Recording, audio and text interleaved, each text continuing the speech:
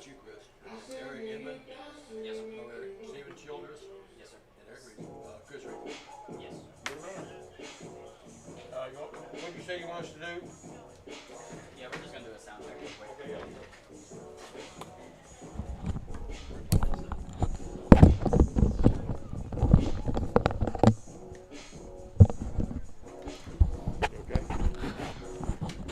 Check 1 2. Check 1 2. Check. Mic check 1 2. Can you hear me, Mr. Dave? I hear you great. You hear me? Yeah.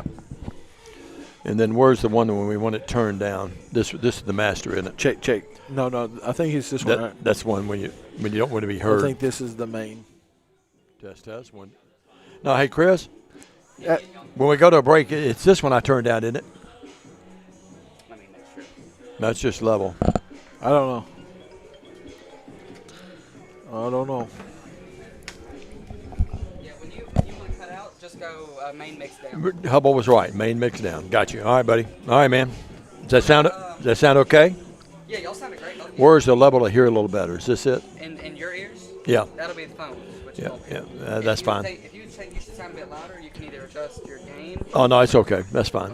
Okay. Head down and grab some food. Yeah, please do. Yes. Hey, Chris. When you go down, bring me a couple little, what is that, donuts and little Oreo cookies or something local dessert. Yeah, some sweet. I will. Do you want a drink or anything? I have one. Thank you. Okay. All right, everybody's good. I'm gonna run down and check the room downstairs. Check it.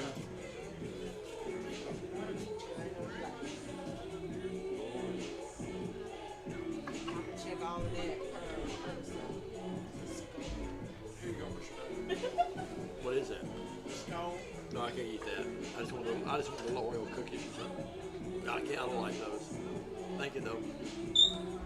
You get that from Sonic? No, Shanta. Oh. Shanta's product.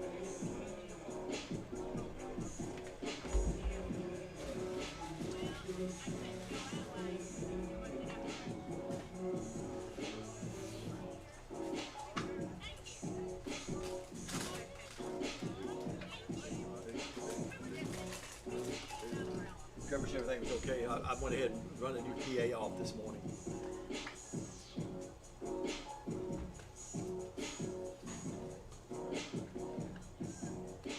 Football.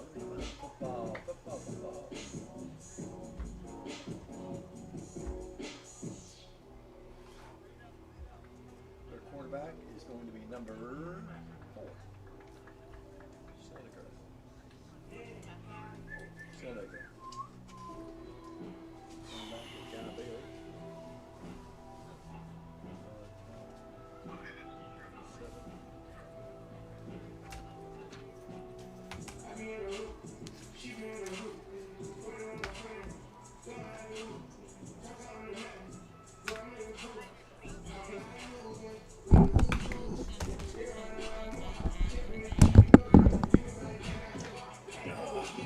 Where you get them wings at? Shante.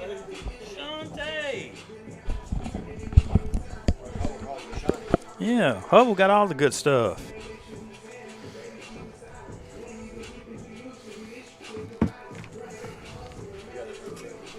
Huh? I said it to you, Dave. So you got that right? Oh, yeah, man.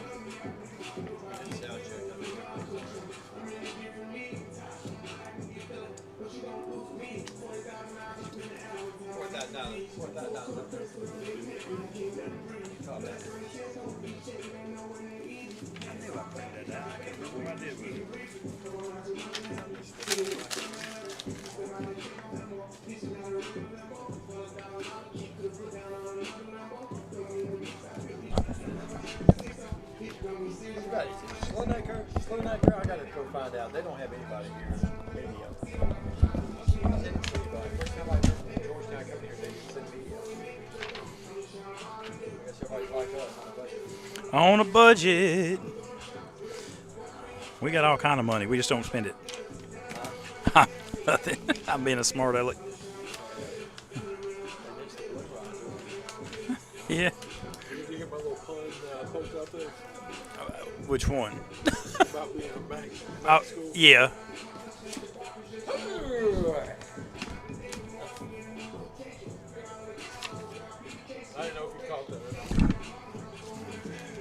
I had not heard that.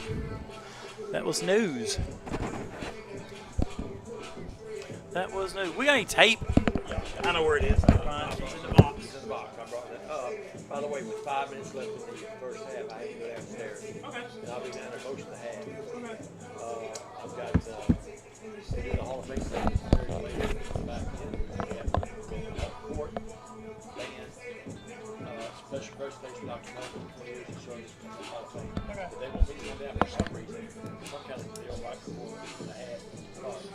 Okay. Yeah. We can do it right now. She said it, Jerry. All right, we can do it now, or we can do it. Okay. All right. Okay.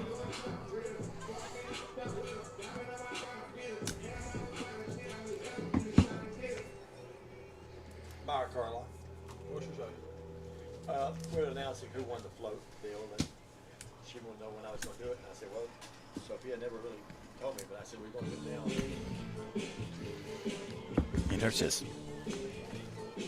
Yeah, just call me. Right now it's 12:30. I mean, I don't know if you ever do it in game. We can do it in game. You can wait to start with the game. It's up to you. Just let me know. I think it's probably going to do it before the game. You know what I take you know? Yeah, man.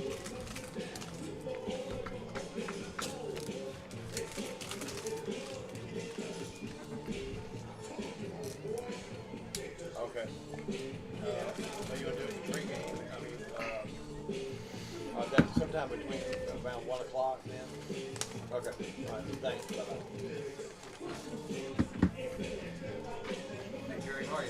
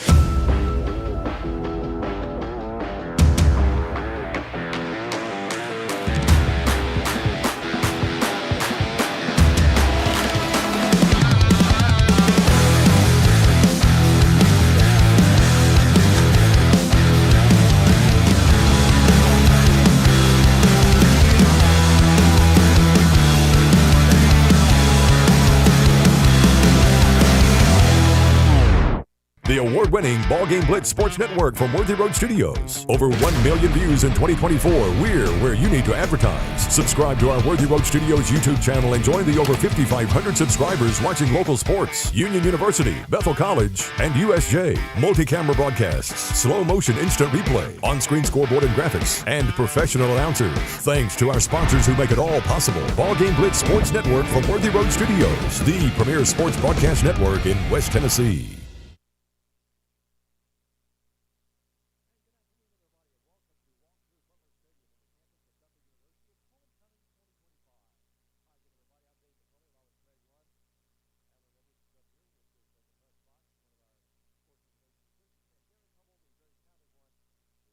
Here, and he is, thank you very much. It works better when the volume is turned up, folks. I'm Dave McCulley.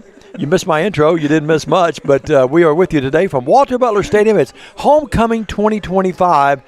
Greg Lund along with yours truly, Diamond Dave, and then in the box with us, Adeline's down there. She's keeping everybody straight, and Derek Hubble is the very infamous one. The guy works more hours than you could ever imagine. But, folks, it's great to have you with us. Been a big week, Greg Lund. It's homecoming. We had the Hall of Fame banquet last night. We have basketball going on, the Chamber of Commerce Classic, football, of course, back in action. And we'll try to rebound today from a tough loss on the road last week at the University of the Cumberlands. Yeah, Cats traveled last week, pick up a loss that, really needed to stay in the thick of things. We need to pick that one up. But like you said, Dave, try to bounce back today against a pretty good Georgetown team who's got a really good active quarterback. Yeah, I've always said that Georgetown, when I started back, of course, I've been in the business a long time. That's academic, but the bottom line is I think my 33rd year of calling college football dating back to my Lambeth days. And when I started, Union was the toast of the league. They were the Yankees of the league, Union up in Barberville. And then it switched.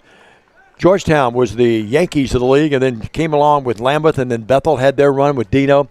So this team, Georgetown, this program, I should say, has been a stalwart program for all these years. Yeah, they're a pretty good football team. We're watching them warm up right now. They're going to run like an RPO look. Receivers out wide, running back in the backfield with a shotgun formation to the left or right of the quarterback. A lot of quarterback pulls, a lot of quarterback reads. Going to see what the Wildcat defense can see if they can stifle that a little bit today. The Tigers just north of God's country. They're in Lexington at Georgetown, coming in 5-2 and 2-1, number 16 in the country. John Perrin, the new coach. Every time I see Georgetown, I think of my good friend Bill Cronin. Bill Cronin, yep. Legendary coach up at Georgetown. I know when Coach Jasper was dear friends with Coach Cronin. He and I would talk about him quite often in our driveway together, how much he admired him. Was really one of his mentors in a way. It's interesting you say that because I was with Vic Wallace for 16 of my 18 years at Lambeth. Of course, Hugh Freeze the last 2 years. I was there, was his 2 years. But Coach Freeze talked highly about him, but Vic Wallace and Bill Cronin were friends. I mean, really good friends. And Dino, I know, respected him as well. You mentioned Michael a moment ago. I mean, when you go against an opponent, and a guy like Bill Cronin, and when you can still call him a friend, that speaks volumes of the character of all the coaches we just mentioned, especially Bill Cronin. Yeah, no doubt about it. And at the end of the day, I mean, a lot of these guys, when you get between those two lines, you're going to butt heads, But off the field, mutual respect, bounce ideas off of you, bounce ideas off of me. Hey, coach, I'm struggling with this maybe, especially if you're a young coach. You want to look to one of those veterans, one of those guys to be that mentor to kind of help you out if you need assistance. Yeah, and I know Vic's wife, Dee Wallace, a lovely friend of mine, they called me yesterday, or texted me actually when I was doing the Hall of Fame banquet last night, him seeing that. And she texted me about wanting to have dinner. We do that about once a month with them. But she and Mrs. Cronin were close friends as well. Homecoming, it's been a lot of activities, of course, in your position, in my position as well. It's a lot of things that we've dealt with this week, but we dealt with it with love, haven't we? We have, on the admissions side, looking at kids coming in, recruits coming on campus, just visitors in general, just kind of showing them what Bethel has to offer here in the small but humbling town of McKenzie, Tennessee. Today's game being brought to you by Worthy Road Studios on the YouTube channel today, and we appreciate Christopher Reasons, who's with us. Chris has been a good friend of mine for a long time, Steve Childress and Eric Inman. We've worked with both of those guys, especially Eric, through the years as well. I want to say a big hello to the athletic director. You talk about a great football coach. How about Chris Oliver and what he did down at Lindsey Wilson? He's the athletic director up at Georgetown, and Andrew Preston is the SID. We appreciate their help with our presentation today as well.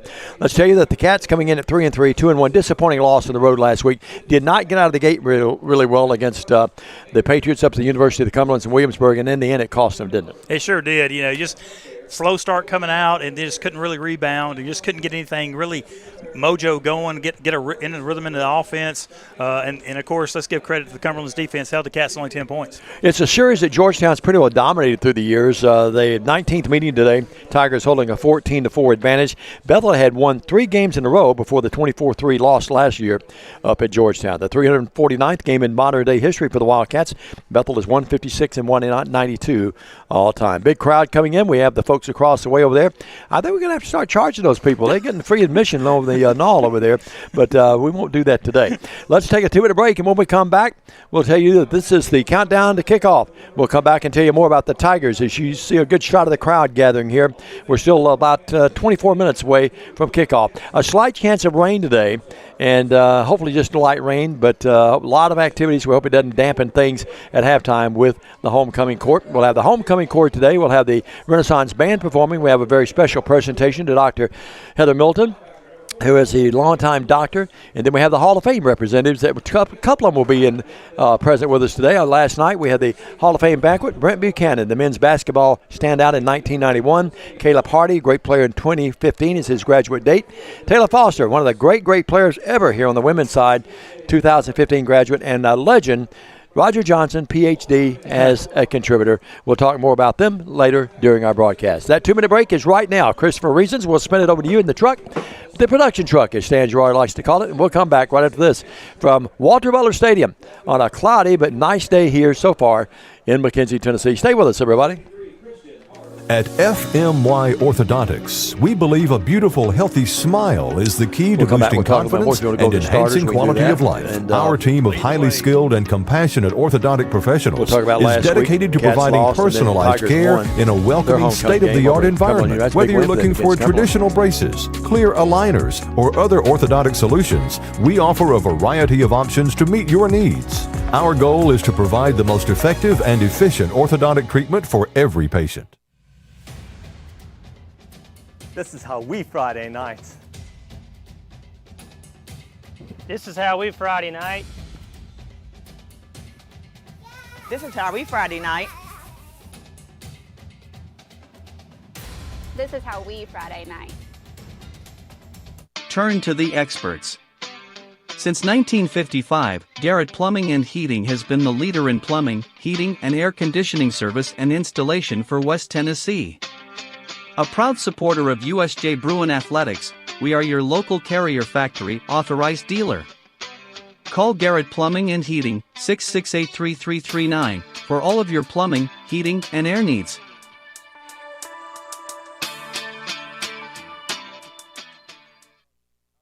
Do you want your smile to say it all?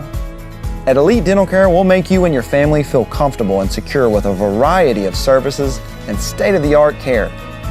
We offer sedation dentistry that will make your time in the dental chair comfortable and relaxed. Come by and see our newly renovated and expanded office in Jackson, or one of our other convenient locations in Trenton or Dyersburg. Trust your smile with Elite Dental Care, and let your smile say it all. An hour ago, Theo airballed the game-winning shot. But at Zaxby's, he's dunking all over these fools. Zax sauce, bang. Tongue torch, boom. Hot honey mustard. My man's putting on a clinic. Welcome to Dunk City. And one, baby. Thanks, baby. Dude. Babe, dude. Who's got the sauce? Zaxby's.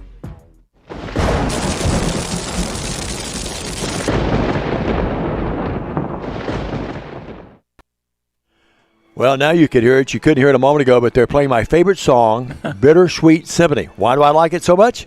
Because when the Kentucky Wildcats come into Rupp Arena, this is what you hear. Craig Lund, big game for you guys today. Tennessee hosting Oklahoma. Oklahoma's defense really, really good. I think you guys in pretty good shape.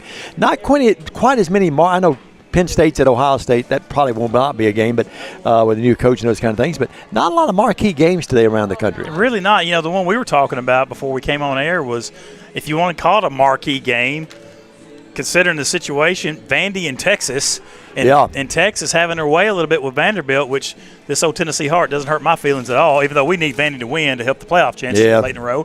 But 24-10, Texas up at half. But you talk about God's country, which is actually Knoxville, Dave. I wanted to correct you on that. It's a matter of perspective. exactly. Just a good, friendly no doubt. right there. Yeah. Of course, my wife's from Oklahoma. Her whole family. What are they? All but one cousin, I think, Oklahoma fans. Sure. She's come over to the good side, obviously. But I always catch grief every year, if it didn't go the right way. Well, you remember, I don't want to down your day here, but you remember we were in this very press box a few years ago when Tennessee had them beat, led them the entire game, and all the folks up here had their phones. All the Tennessee kids had their phones, and I could see them in the background peripherally, and I could see them celebrating. And I had my phone down here to my side, and I saw where Oklahoma scored and beat them at the very end. I said, "Oh, by the way, I don't know the score. Did Tennessee? I'm sure Tennessee wound up winning that game. Did they? Were all beating me up behind me. Other games in the conference today: University of Cumberland's at Cumberland University. Craig, that's a big one. You look at the standings. You look at Georgetown, 5-2 in the league. You look at the Cumberlands. The Cumberlands right now at 4-4 in the league, or 1-3 in the league. And you look at the Cumberland University 1-2. Faulkner's 1-3, and I think Campbellsville will have their way. Campbellsville's there. They're right there with Lindsey Wilson. Lindsey Wilson 3-1, the Blue Raiders, and Campbellsville, the Tigers 2-1. And I bring them up too because next week Bethel travels to Campbellsville. Then they close out the regular season on Senior Day here the week after with Lindsey Wilson. So Bethel's still a player in this whole thing. They could be the spoiler, or who knows, they could win out and have a chance. But the bottom line is that's some big games coming up even after. This is a big one today, but even after that, it's even some big ones as well. Yeah, no doubt about that. Bottom line for Bethel, you got to win out, first of all. And you may have to get some help there. And you're Lindsey Wilson off today, correct? They got the bye week? Lindsey Wilson is off today, yes. Yeah, so, that Chris Wells has a day off. There you go. That Campbellsville game's going to loom huge against Faulkner today. So a lot of things still kind of early to decide in the conference. You got to look at the starters. Yeah, let's go with that. Let's go with Georgetown here. First on offense, quarterback's going to be number 4, Garrick Slicknager. Running back number 0, Guy Bailey. Tight end 87, Luke Olive. Wide receiver number 16, Chandler Godby. Wide receiver number 1, Jamarcus Robinson. Wide receiver number 7, Clayton Davis. Left tackle number 74, Makai Axon. Left guard number 58, Dorian Greer. Center number 64, Gage Cunningham. Right guard 65, Noah Smith. And the right tackle 72, Luke Edmonds. Defensively, the Georgetown Tigers are going to look like this. Defensive end number 23, Jackson Geller. Defensive tackle number 90, Rise Brown. Defensive tackle 99, Jamel Smith. Defensive end number 55, Tyler Snell. Inside linebacker 45, Clayton Melcher. Inside linebacker number 10, TJ Buckman. Safety number 2, Javon Allen. Safety number 27, Ethan Freeland. Safety number 3, John Myers. Cornerback number 6, Javion Martin. Cornerback number 9, Isaiah Willis Jackson. The kicker today for Georgetown, 98, Nate Kraft. The punter, number 44, Drew Rader. Long snapper, 97, Derek Dameron. Kick returner, 16, Chandler Godby. Punt returner, number 8, Colin Bratcher. And the holder, number 8, Colin Bratcher. Here's your starting lineups for your Bethel Wildcats. At wide receiver, number 13, Micah Jones. Wide receiver, number 6, Jaden Cressy. Left tackle, 73, Christian Harden. Left guard, number 74, Aaron Robinson. Center, number 66, Jaden Taylor. Right guard, Josiah Boga. Right tackle, number 77, Sean Farman. Quarterback, number 2, Destin Chance. Running back, number 21, Jarvis Stockton. Tight end, Ivan Arroyo. Wide receiver, number 7, Ray Harvey. The defensive side, defensive end, number 92, Jordan Jackson. Nose guard, 0, Travis Shaw. Defensive tackle, number 54, TJ Hart. Linebacker, Malik Brown. Linebacker, Brylan Jordan. Linebacker, Darian Lewis. He's a good one. Nose, Brandon Hall. Free safety, number 5, Darrell Miller. Strong safety, number 8, Jose Joyner. Cornerback, number 4, Detarius Douglas. And quarterback, KJ Merton. The kicker, number 49, Zach Clutch. The punter, 97, Logan Miller. The long snapper, 46, Jalen Johnson. The punt returner, number 6, Jaden Pressey. Kick returner, number 6, Jaden Pressey. And the holder, number 58, Stafford Roditas. Your starting lineups for today's ball game. Great job, Craig. Now Bethel's only played 6 games. They only played 9. Then we had the forfeit, of course, that the stats didn't count. We were down 7-0 late down at Kaiser in the first quarter before the storms came. But you look at Bethel's 6 games, Georgetown's played 7.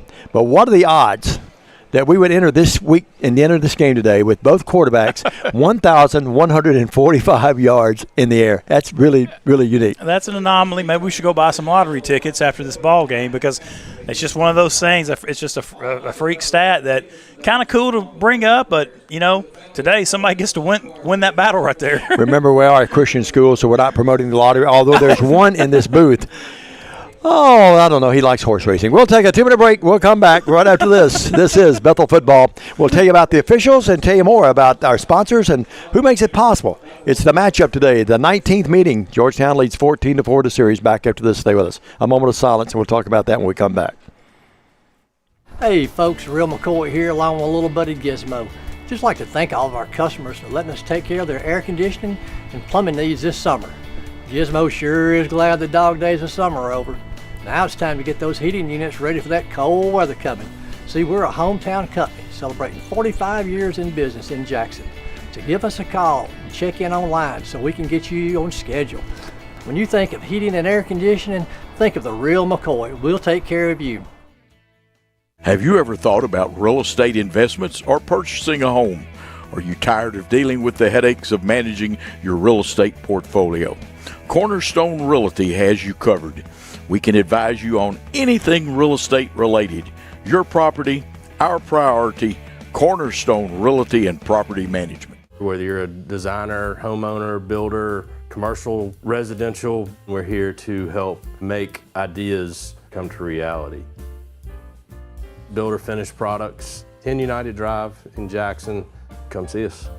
At FMY Orthodontics, we believe a beautiful, healthy smile is the key to boosting confidence and enhancing quality of life. Our team of highly skilled and compassionate orthodontic professionals is dedicated to providing personalized care in a welcoming, state-of-the-art environment. Whether you're looking for traditional braces, clear aligners, or other orthodontic solutions, we offer a variety of options to meet your needs. Our goal is to provide the most effective and efficient orthodontic treatment for every patient.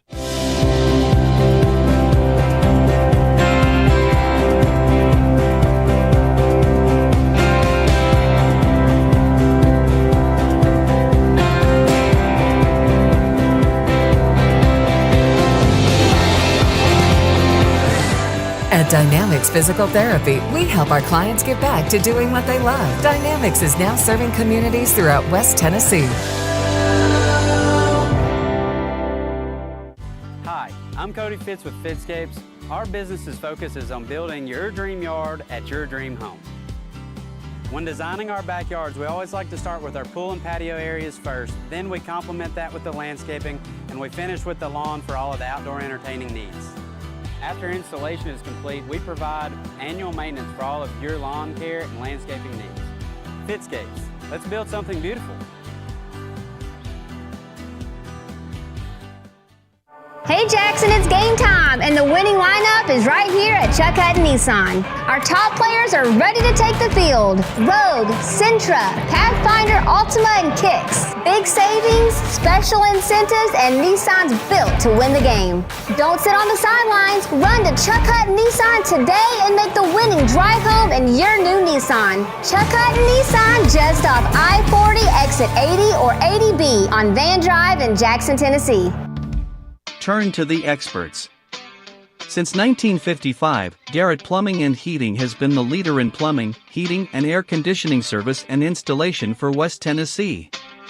A proud supporter of USJ Bruin Athletics, we are your local Carrier Factory authorized dealer. Call Garrett Plumbing and Heating 668-3339 for all of your plumbing, heating, and air needs.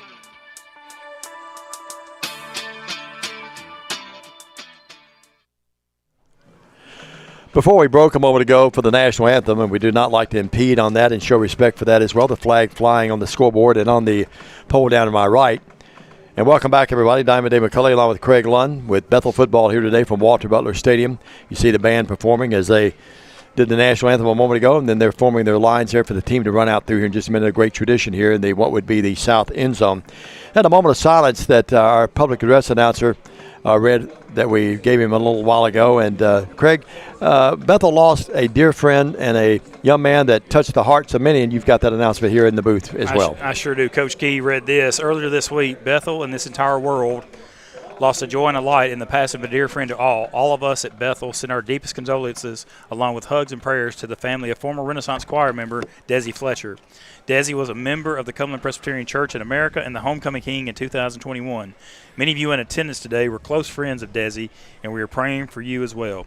Please join us as we had a moment of silence right before the national anthem to honor Desi's memory and his family. Yeah, I'd met Desi a couple of times in passing. We weren't great friends or anything, but I think he was a friend of everyone that knew him, and certainly died in a car accident, I understand, early this week, and certainly our hearts and our prayers and thoughts go out to the family. You see the mascot there, and you see all the cheerleaders. They get ready. We don't probably give them enough acknowledgement as well. Well, we've gone through the stats. Stoneacres had a really good year. Chances had a really good year. Good running backs. You mentioned Darian Lewis when you gave the starting lineups a moment ago, the leading tackle on this team. He is a monster. I've been here now 15 years, and I can't remember a year that we have not had a great middle linebacker, and he's right up there ranking up in the top. He brings the team out down to my right. You haven't seen him yet, but he'll enter your picture as the captains will make their way out to midfield in a minute. But we've done all of that. Craig Lund, your thoughts about the game, and what are the keys for a Cat win to try to get back in the winning column after losing last week on the road? Well, I think two things. I think, one, offensively, you can't come out slow like you did last week. You got to come out clicking, got to come out early and really establish your offense. Secondly, it starts with Darian Lewis in the middle. That RPO read look that they're going to present to you, you got to keep your eyes in the right areas. You can't cheat away. You can't get bought by the fake. You got to play out your responsibilities. And defensively, you just got to make clean tackles. When you hit one, wrap up, take them down, and hopefully that defense can slow down this Georgetown offense. 63 degrees right now, 61 actually. Expected to climb a little bit, then dip back down. No rain right now. That's the good news. The bad news is around 2:30 or 3 o'clock, we expect a 99% chance of rain, although it be a light rain, but we're trying to get this thing in and trying to get to the halftime at least too, so the King and Queen, who I know who they're going to be, by the way, and you do too. Not many people know that. Adeline told me not to tell her who it is, but we hope to get those festivities in without any rain at halftime. You know, game days and rain are bad enough, but when you've got about 400 people planning a homecoming, it's crazy, everybody's kind of on pins and needles, hoping that rain stays away because it can play havoc down there on that field when it comes to homecoming festivities at halftime. KJ Murden, one of the leading tacklers on this team. He wears number 3. He's in your screen there. The other big guy there is going to be Christopher Harden, the senior offensive lineman. Meanwhile, it is Lewis. We talked about him wearing number 44, leading tackler on this team. The 6'2", 235 senior from Brighton, Tennessee, a former Cardinal. And the other guy I missed, who was it? It's going to be number 2. That is Destin Chance, the quarterback. 1,145 yards. He has 8 touchdown passes, thrown 5 interceptions, has a rushing touchdown as well. And 57% of his passes have been to the good side. Chance, the transfer, 6'2", 195 from Auburn, Illinois. You know, I look at him down here, and from up here, he doesn't look 6'2" to me, but we're above him. But very accurate arm, cannon of an arm, can really put it in there. I love when the Cats wear the all black. They've got the all black. And why do I like the all black? Well, I like the black color itself, but you can read the numbers vividly. Last night, my McKenzie Rebels, as I was trying to call that game, they had on the dark grays with the red numbers.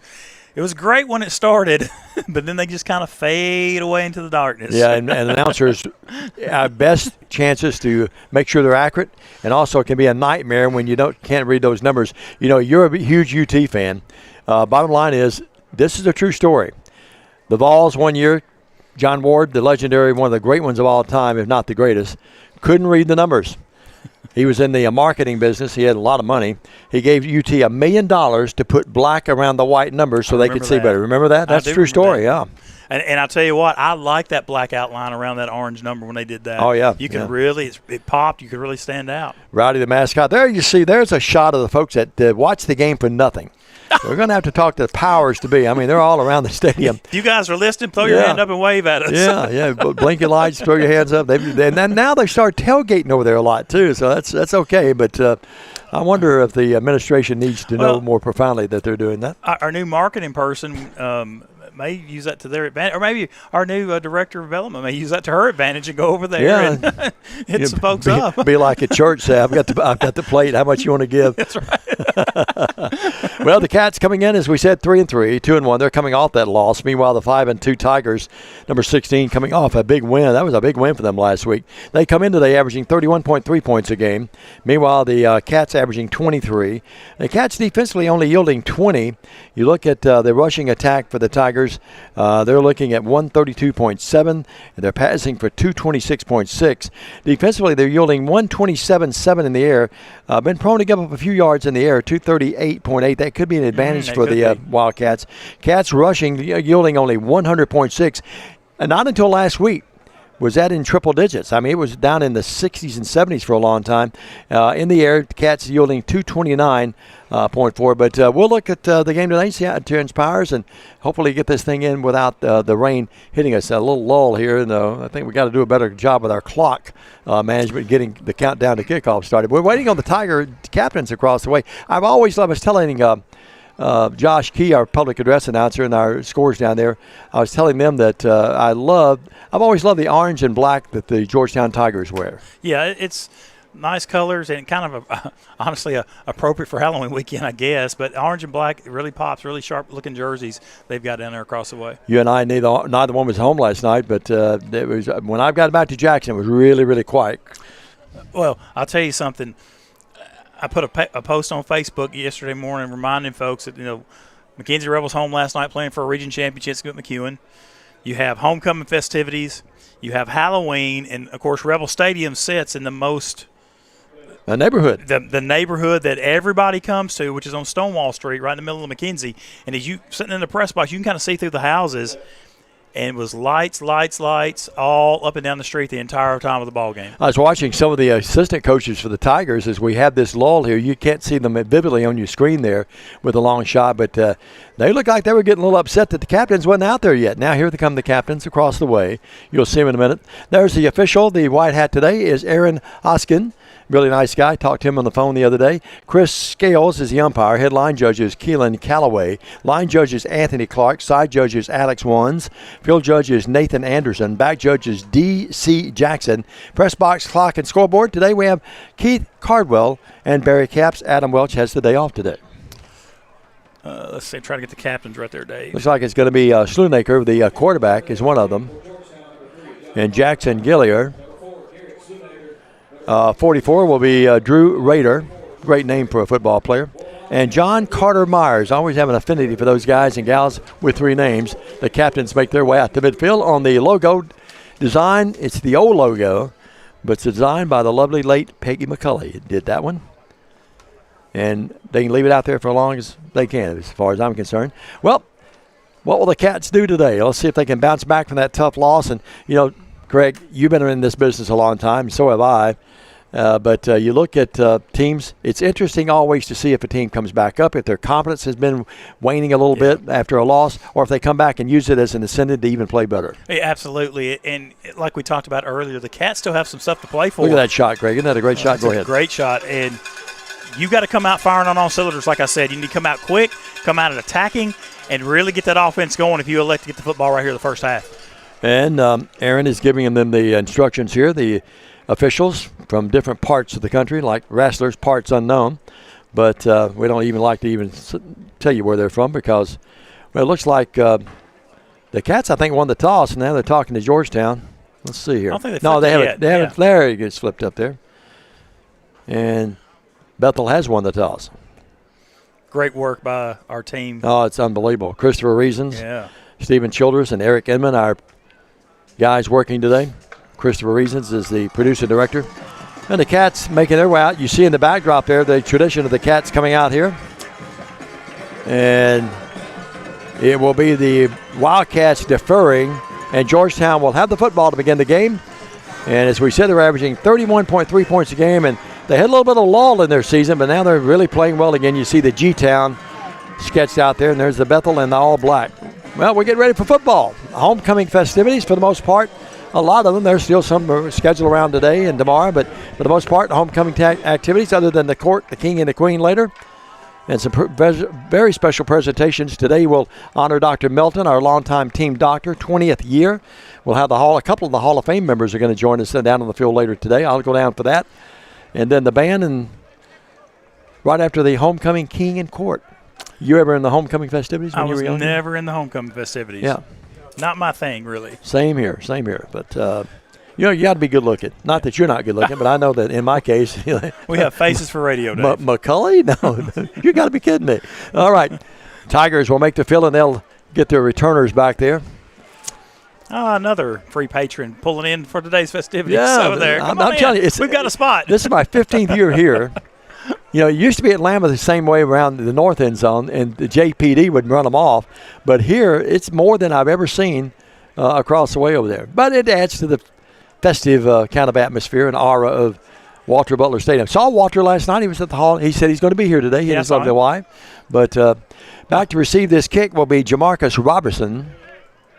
And I can't see this other number right in front of us there, down to our right.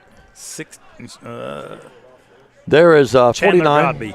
Okay, Zachary Clutch will be the kicker. He's had a good year, 4 or 5 field goals, longest 41 and 13 of 15 in PATs. He'll tee it up here. You see him get the good tee there. Well, it won't be hard to find Javion Edmondson in those shoes. Oh, no. The Cats. Yeah. I call him where is he? I see him. He's over 43. Oh, yeah, I see him now, yeah. So here we go, and here's the kick. And we're underway with Mid-South Conference football from McKenzie today. And it's going to be Robertson. He'll get it right at the goal line. He's to the 10 and making his way. Nice move, but then a nice tackle by the Cats. And coming up with that tackle was number 37, Robert Corbin, the defensive back from Nashville, Overton High School. Great job right there by Cats Pursuit. Here's a replay, Greg. Yep, great job. Take it on the right far side, brings it back this way.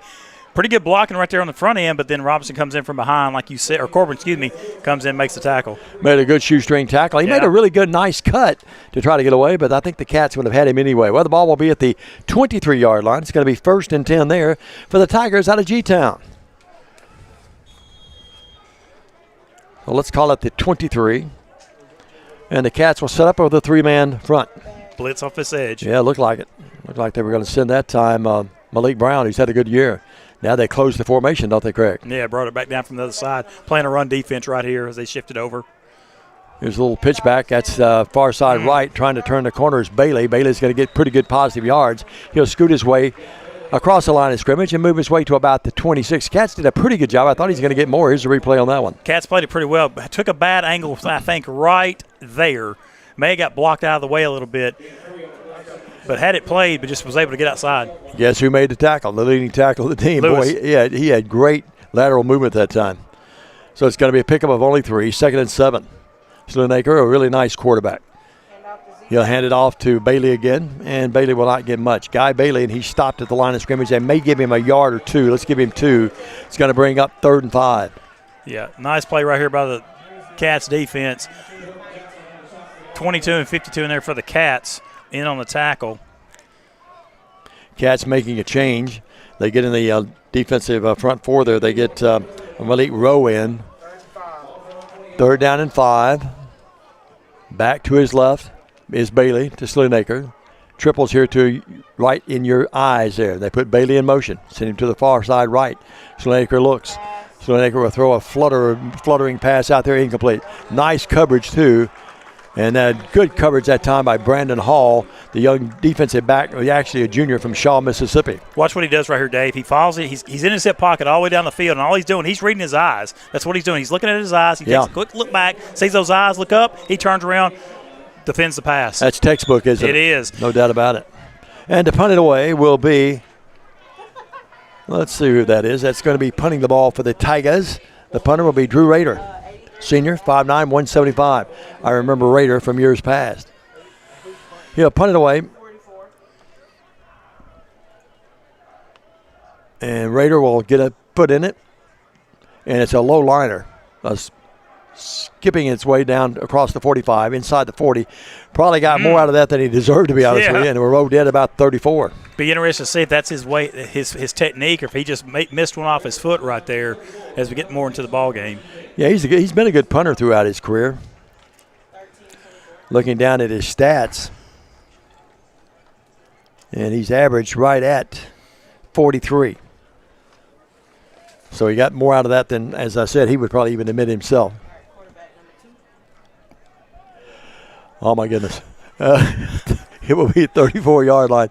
Good friend of mine who's in Knoxville today to see the balls. He went shopping. He may be the best, I guess you could say best dressed. That would be subject to opinion.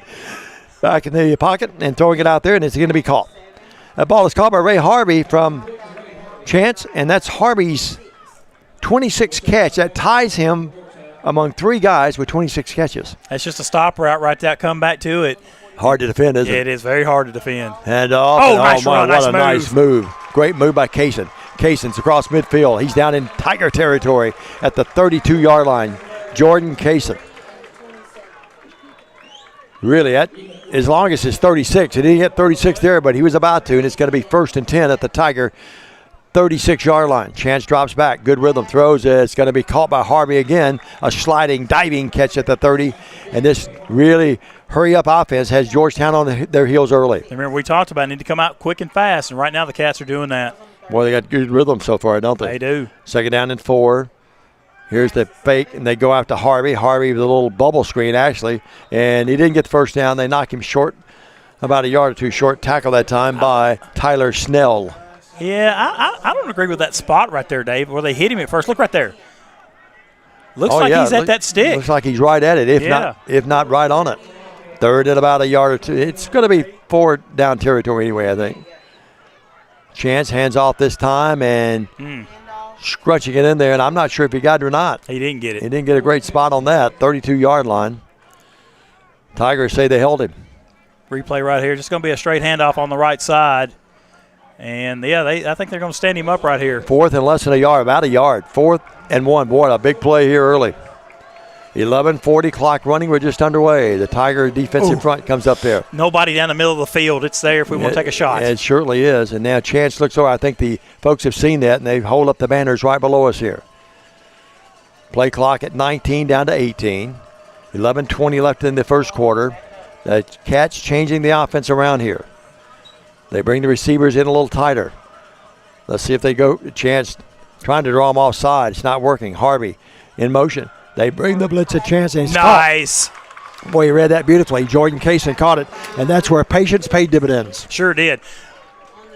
Georgetown showed a 0 look. No safeties back. They adjust to it. Cats change their play. Georgetown adjusts. We hit the out route in the flats for the first down. That was almost automatic, wasn't it? Yeah, Chance it was. Drops, Chance throws, caught. What a nice catch. That one caught by Ethan Bunch, his 11th reception of the year. And he's got the ball down to the 15-yard line. A big pickup there of about 7. It's going, let's call it 6. 2nd down and 4. I like the play call so far by Coach Springer. And Chance's brother, Drew Chance, the offensive coordinator and assistant head coach. Here's Chance dropping. Chance on the little slant in. It's going to be caught this time, and that's going to be Jaden Pressey. He's knocked down short of the first down. Pretty good coverage defensively, but it looked like he might get more. Yeah, he tried to take it back, turn it back to the inside, then go back outside, and they covered it up pretty well. He picks up 1 on the play, but still a positive play nonetheless for the Cats. No wind at all, 61 degrees. The Cats coming out of the gate strong. It's 3rd down and a short 3. The ball at the 21-yard line. They took it at their own 34. They moved the ball efficiently down the field. Chance double clutches, and they've got him sacked back at the 20-yard line. Well, let's see if Clutch comes in and tries the field goal. I think they send in the field goal unit. His longest of the year is 41. He's 4 of 5 in field goals this year. And Clutch, you see number 49 run out there. He has been just that clutch all year. Be a 38-yard attempt right here, Dave. The holder in this case will be Stafford Roditas, a young man from right here, played his high school ball a few hundred yards from here. Sure did. So the 36, it'll be a 36-yard attempt. The snap forthcoming. It is back, ball down, and it goes right through Roditas' hands, and Clutch will be nailed back at the 34-yard line. We'll see the replay. I couldn't tell if it was a good snap or not. Let's wait and see. Looks like it skipped on the initial play. Here's the replay, and we missed it. We missed it, yeah. But Clutch did a good job just falling back on it and not allowing the Tigers to come up with it. So a good offensive start, kind of stalled right there on a good defensive play by Georgetown. Sure, really was. So the defense for the Cats have to step up right here. Well, Georgetown had it at their own 23 to start the game. Now they have it at their own 34, so they get a tad of field position a little bit. The Cats started their drive at their own 34 and looked like they were going to score, but it didn't happen. I'll tell you something about the red zone in just a minute as well, about an amazing figure for the Cats. Hand off Bailey. Bailey, a little bit of running room. Crunches his way from maybe 3 up to about the 37. You know, I was looking red zone scores this year. Bethel is 12 of 12. Wow. And of those 12, 9 have been touchdowns. I didn't realize that, did you? That's a strong stat. It didn't seem like that was the case, but that's the case. Of course, I did that about 1 o'clock this morning after last night's activities on campus. Pick up a 3, 2nd down and 7. Schloenaker puts a man in motion, far side right. Running over there will be Clayton Davis. He drops, he throws, it's caught for the first down, breaks the tackle, on his feet the receiver up to about the 46. And that's caught by Chandler Godby, the young man from Somerset, a home of Reggie Hansen on Rick Pitino's first team. Tackle made by number 5, Darrell Miller for the Cats. I think the Kentucky folks like that when I do that. I think that our Tennessee brother here they don't care. We're just getting a history lesson about Kentucky basketball. Whether you want it or not. Yeah, that's right. First down, though, and it's at the 46. That's a nice play by Schloenaker that time. Drops his time, rolls right.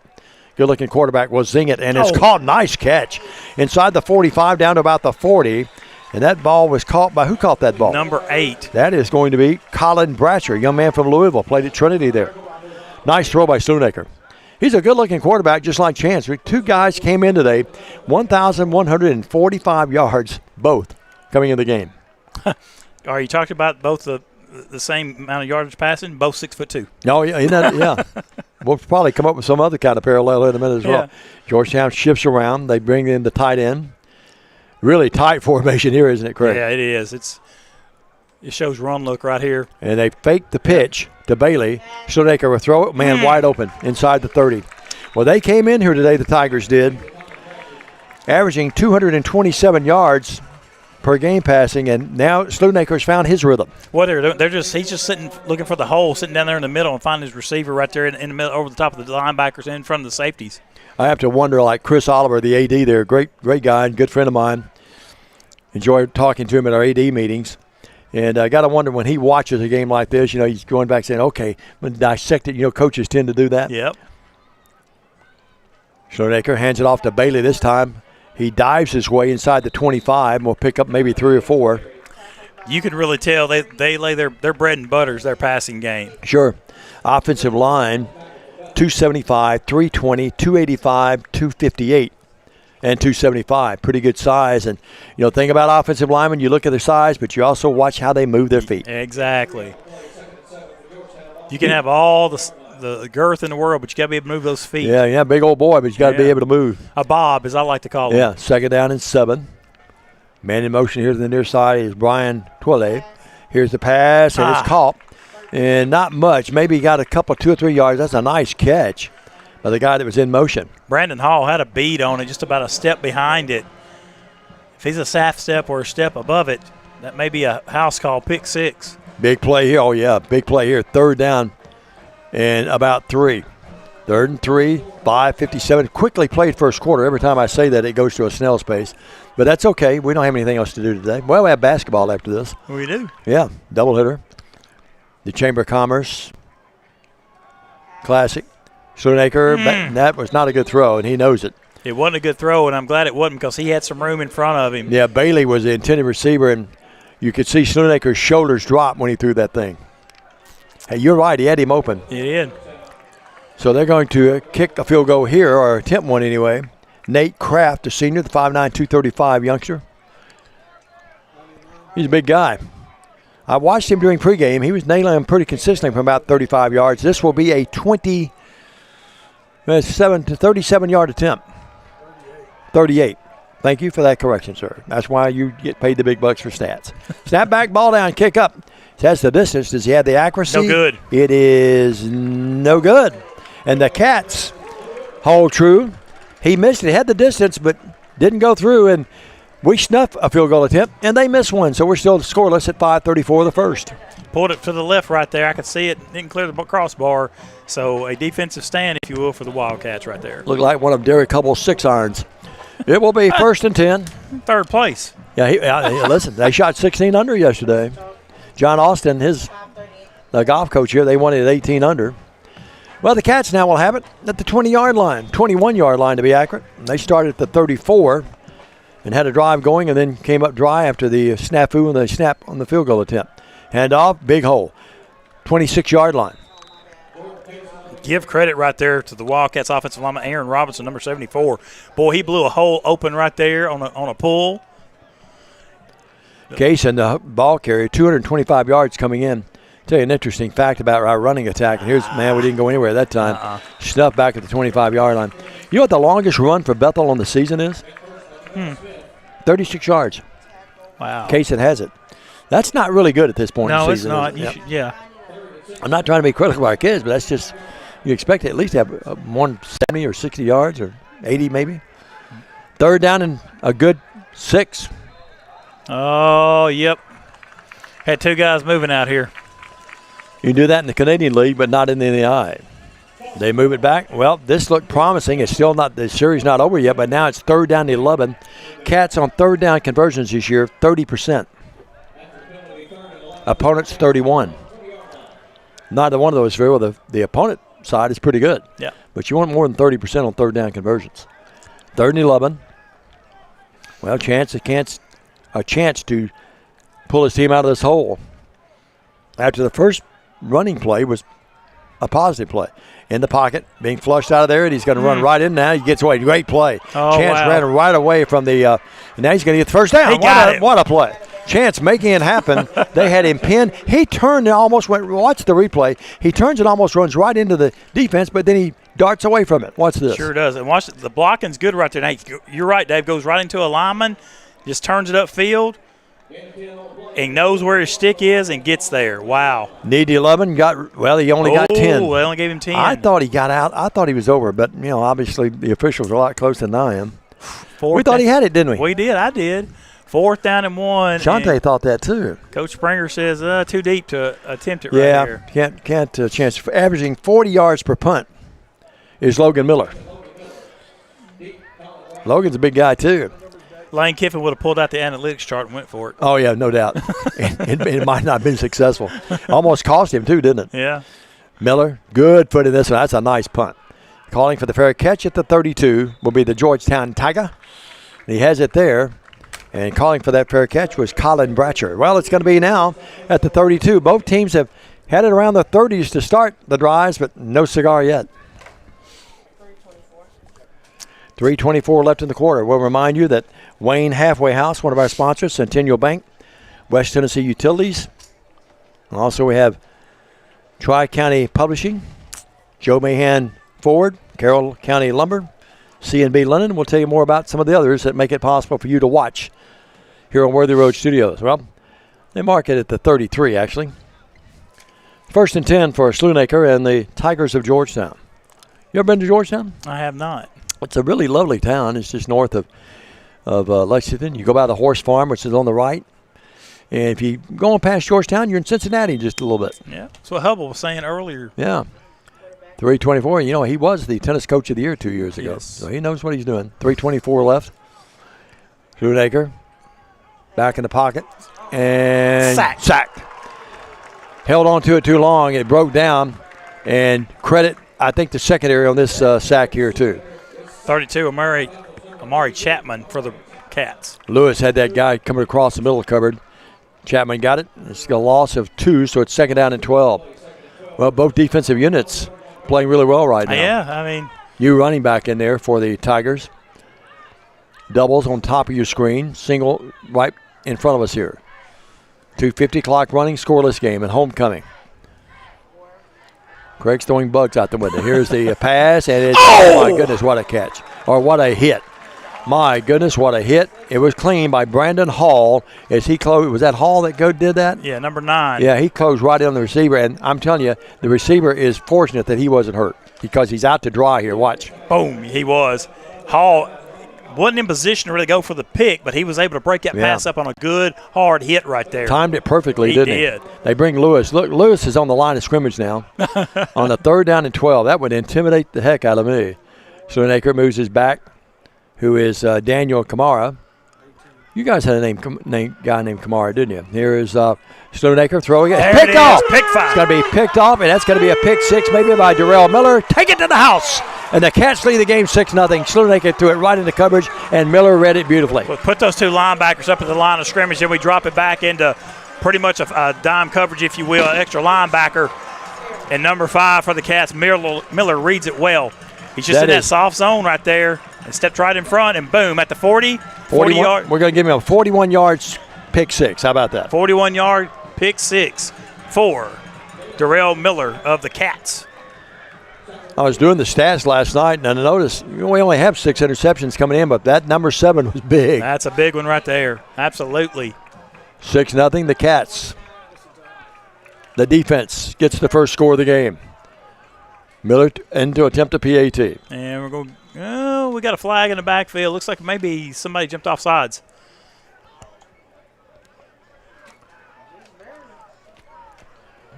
Oh, that's excuse me. That's not Miller. That is Zachary Clutch.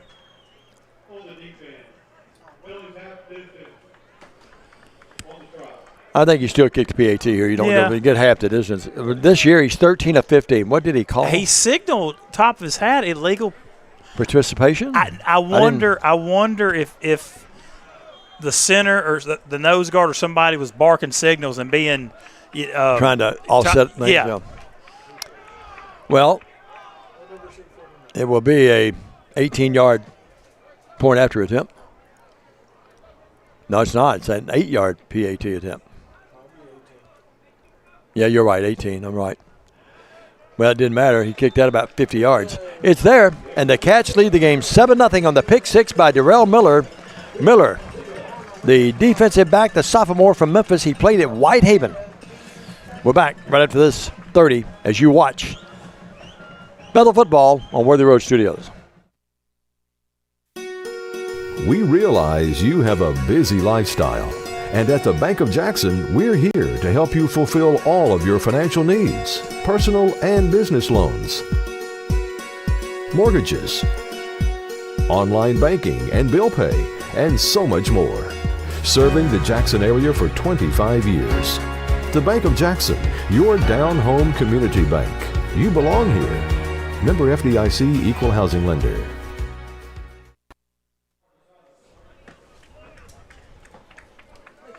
And welcome back to Walter Butler Stadium. Has the Cats off the pick six by number 5, Darrell Miller. Lead this one 7-0, 2:30 to go in the first quarter.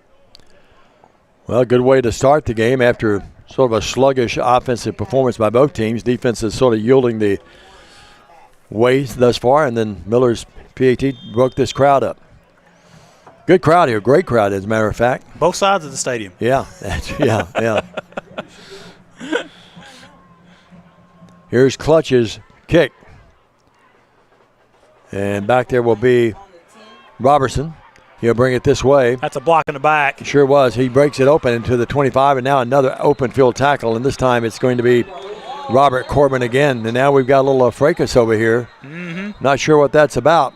No flags I saw fly up in the air, but Georgetown and Cats both doing a little smack talking. Cooler heads prevail. Darion Neal out 37, there. Corbin made the tackle. 37, yes. We'll help our stat crew out. Derek Hubble. I'm sorry, Craig. That's okay. There's a block in the back right there they missed. And sure did. Good tackle, though, by the Cats 37. I thought they missed one on us earlier on a punt, but so I guess it evens out that they didn't call either one of them. So a 24-yard line, 1st and 10, Sloanaker in the game. As the Tigers trail 6-0 after the, or 7-0 after the pick six by Darrell Miller. Neither team's had sterling field position thus far. The best by either team thus far was 34 by both teams at once. Both drove it down the field, just got stymied. Yep. Here's a Kamar running the football up to about the 30-yard line. Good run that time. He broke off the right there. Was a good run off the right side. Centerfield, Ohio. They have a lot of folks being the proximity of Ohio. They have a lot of kids from Ohio. And Ohio turns out a lot of great football players, don't they? They sure do. Absolutely. Kind of looking at their list now. Yeah, I guess they and that state in Florida. You know, Florida turns out so many great ones too. 2nd down and 5. Kamar directing traffic, puts a receiver in motion here to the near side. That's Bratcher. And he gives it to Kamar after all of that. Kamar gets the handoff, and he's stopped. And he gets back to the line of scrimmage with second effort and maybe gets a yard after all of that. I thought maybe his forward progress was stopped behind the 30 right here. They didn't blow the whistle, though. I mean, he's basically stopped there, yeah. Look, he's going backwards. So it's going to be 3rd down and 4 now, or 3rd down and a long 3. The ball at the 31-yard line. You see a great shot. Look at Lewis directing traffic there, calling the defensive signals. Another huge play, 3rd down. Kamar's in motion, coming right at us. Stoneacre throws the floater out here, and that didn't have a chance. Incomplete. I'm going to tell you who made that. He's out of rhythm right now, isn't he? I'm going to tell you who made that play right there. It was 22, Malik Brown for the Cats. He came on an inside blitz on a 1 technique and got in the quarterback's face, and he wanted to throw it. Watch it right here. There he comes on the inside, and he throws it before he wants to, before his receiver's able to really break out. And it adjusted his throw, threw it high, out of bounds. And, of course, great call by you, Craig, but he's a young man, the linebacker from Birmingham. They bring out Raider. And back to receive this punt will be Antonio Henry. He's had a couple of really big returns this year. Yuba City, California. Sierra College transfer. Long way from home. Oh, a long way. Here's another low liner. That thing takes a great Georgetown roll. Yeah, you wanted to tell Henry, go down there. I'm telling you, it'd be like a yo-yo. Coach Springer would have a string on him and say, come back. The shoes of the year is Javen Emerson, the linebacker from Summertown, Tennessee. He's got bright yellow on, school bus yellow, doesn't he? He sure does. Not hard to find. Well, we had Marquez and our other running back, McKenzie, had a couple of years. They both wore lime green shoes. They were very easy to find. That had to be a sight to behold. Oh, it was. Well, the Bethel Wildcats will have it now with 44 seconds in the quarter. They'll have it back at their own 17, 1st and 10. Poorest field position Bethel's had thus far in the game. They lead the game 7-0 on a pick 6. Chance in the pocket, throws Harvey, yes. Harvey dives his way after the catch of about 3 yards to get about 3 more yards. He's up right near the chain. It's going to be 2nd down. Actually got about 4 more. It's going to be 2nd down and 2. If we could ever catch that and keep our feet and turn it up, we've got a sideline to run for days. Oh, good read right there. Great block right there. 35, 40, 45. He's going to run out of bounds at about the 47-yard line. Chance having a big first quarter. All right, 2 things right there. Great read by the quarterback, but a fantastic block right here by number 6, Jaden Pressey out here on the edge. Good read right here. Then watch Pressey right here on this block. Seals 5, springs. Chance a little bit more to go down the field. Great job right there by the offense. Georgetown was saying he was being held, but I don't think that's the case. He just had a great block on him. 1st and 10, Chance in the pocket, that's drops. A hold. Chance is going to be tackled and sacked. Yep. Back at the 43. Going to lose 5 yards. Yeah, we got away with a hold too. If you'll watch it right here, right there, our outside tackle. Oh my goodness. Yeah, but they'll take the sack any day of the week over that hold call, guarantee it. Yep. Aaron Robertson must have had a nice blessing this morning. He didn't get called for that. Well, we're within the first. When we come back, it's going to be 2nd and 15 for the Tigers, or the Cats, I should say. The Cats lead those 7-0. Back up to this. Stay with us. Hey, folks, Real McCoy here, along with a little buddy Gizmo. Just like to thank all of our customers for letting us take care of their air conditioning and plumbing needs this summer. Gizmo sure is glad the dog days of summer are over. Now it's time to get those heating units ready for that cold weather coming. See, we're a hometown company celebrating 45 years in business in Jackson. So give us a call and check in online so we can get you on schedule. When you think of heating and air conditioning, think of the Real McCoy. We'll take care of you. Here at Walter Butler Stadium, former president was with us last night for the Hall of Fame banquet. We'll see 2 of those inductees down on the field later today. We'll have a chance to be a part of that ceremony. Well, the ball at the 43 is going to be 2nd down and 15, and the Cats lead the game 7-0 on a pick 6 if you're just joining us, and great to have you aboard today. Some of those other great sponsors, Nicky Joe Stafford, weeklyauto.com, Weekly Motors up in Martin, Hometown Health Clinic, Anchor Transportation, the official carrier of Bethel athletes, student athletes, when we hit the road. More later. Chance in the shotgun. back to his right, doubles each way. Get a great look at it on your screen. Chance will drop back in the pocket. And here's the flyer downfield, and it's going to be Micah Jones incomplete. The Cat fans thought he was shoved in the back. We'll watch the replay and see if he did that. Micah Jones, 26 receptions, almost had 27. Here's the replay. Great looking throw, and I agree with the Cat fans. If you watch right here at the end, I think he was too. Right there. There was some contact. Maybe not enough, but when you extend those hands out, Maybe got fortunate the Tiger that time, so it's 3rd down and 15. Bethel now 30% on 3rd down conversions. They had one earlier today, a couple of big ones actually. Chance, Tigers jumped off sides. They don't throw the flag though. Now they get back. It's not high school. Yep. You can get back as long as you don't encourage them to move. And the crowd murmuring about that, but they're still on the rule there. And now what do we have? The play clock expires. Or did Wildcats get a timeout? The side judge says timeout. Yep. May have got a break there, to be honest with you. 7 seconds into the quarter with pause for a 30. The Cats lead 7-0. This is Bethel football.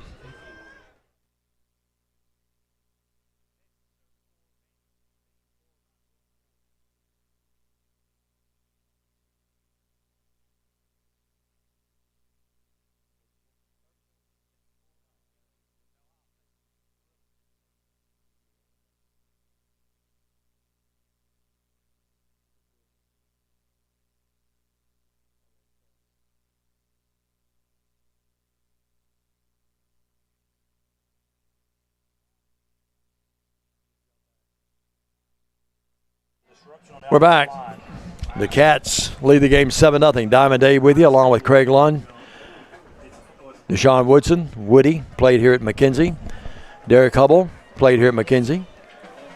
Although I wouldn't say he's in the Hall of Fame at McKenzie, but both guys did their part. Some people change their colors after so many years. I think he's only over in Huntington. It's going to be 3rd down and 15. He loves it, though. He loves where we pick on him, folks. Oh, he does. He knows it's all in fun. In motion, far side right will be in Russell. Chance steps up in the pocket. Now he wants to run. He's been pretty effective running that ball today. He's going to get the yardage back that they lost and more. He dives his way and almost came up. It might put the thought in the head now that Bethel's going to go for it. It's going to be 4th and about 2. Flag in the backfield, Dave. Oh, I didn't see that. Yeah, we're going to pop for a hold right here. Boy, Chance has done a great job today with his legs, hasn't he? He sure has. I mean, look at him. Look at the wheel here. He just didn't want to go down, and it is holding. So instead of being 4th and 2 and a chance to maybe think about going for it, and I think Bethel would have, it's going to be the replay of 3rd down, and now it's going to be 3rd down and a long way. Not quite to Henry, but. That's right. They still have the radar set up there in the dummy car. And they do. Yep. And there's usually a guy sitting in the car. Oh, really? Yeah, I was going to say another word, but. Well, I got one time, and someone told me don't pay it. And don't pay it. About 10 years ago, and I hadn't paid it yet. 3rd down and a long way. 3rd and about 25. Well, Chance back there. Gives it off to Kaysen.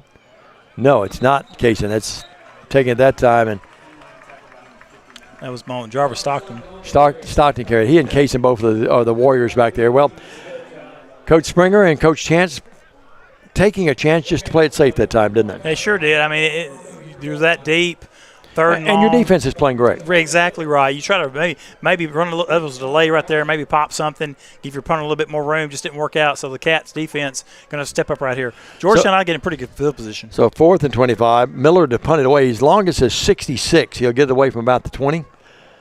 And he kicks it straight up in the air. And let's see if it gets about the roll. It does not. It'll be down at the 40-yard line. So it's 1st and 10 there for Sloonacre and the Georgetown offense, which has not a lot going on today. No, credit to Cats defense. They've played pretty well. A little bit bend but don't break, but they've made the plays when they needed to. Both teams had the chance to score the first quarter. We had a snafu and a field goal attempt. Then they just missed.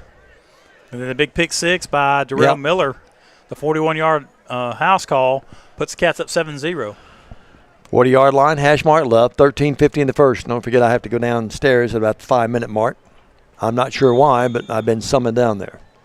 That could be good or bad when you're summoned somewhere, you know? 1st and 10, Sloonacre. And I have no earthly idea what it's about. Hand off Bailey. Bailey will grope his way literally to about the 45.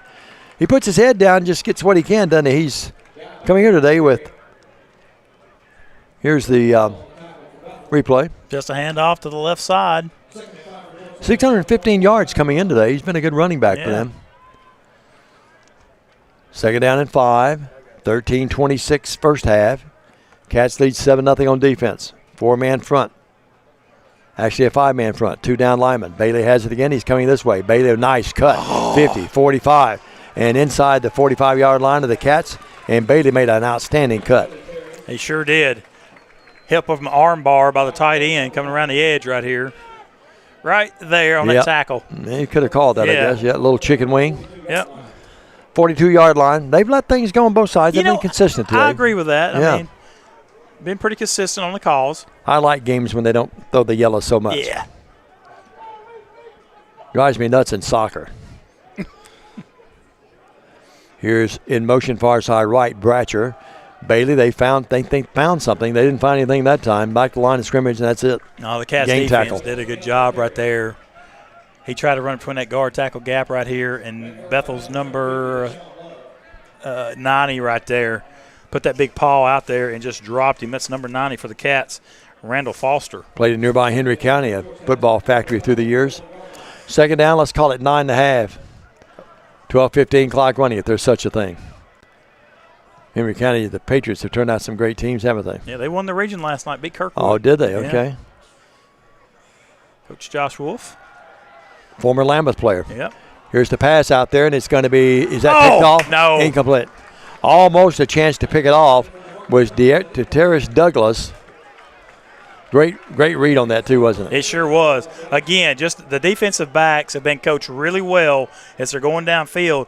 They read those eyes of those D-backs, and when they look up, they look back, and the ball was right there. Just couldn't pull it in. Well, you knew coming in this game, you knew they liked to throw the ball.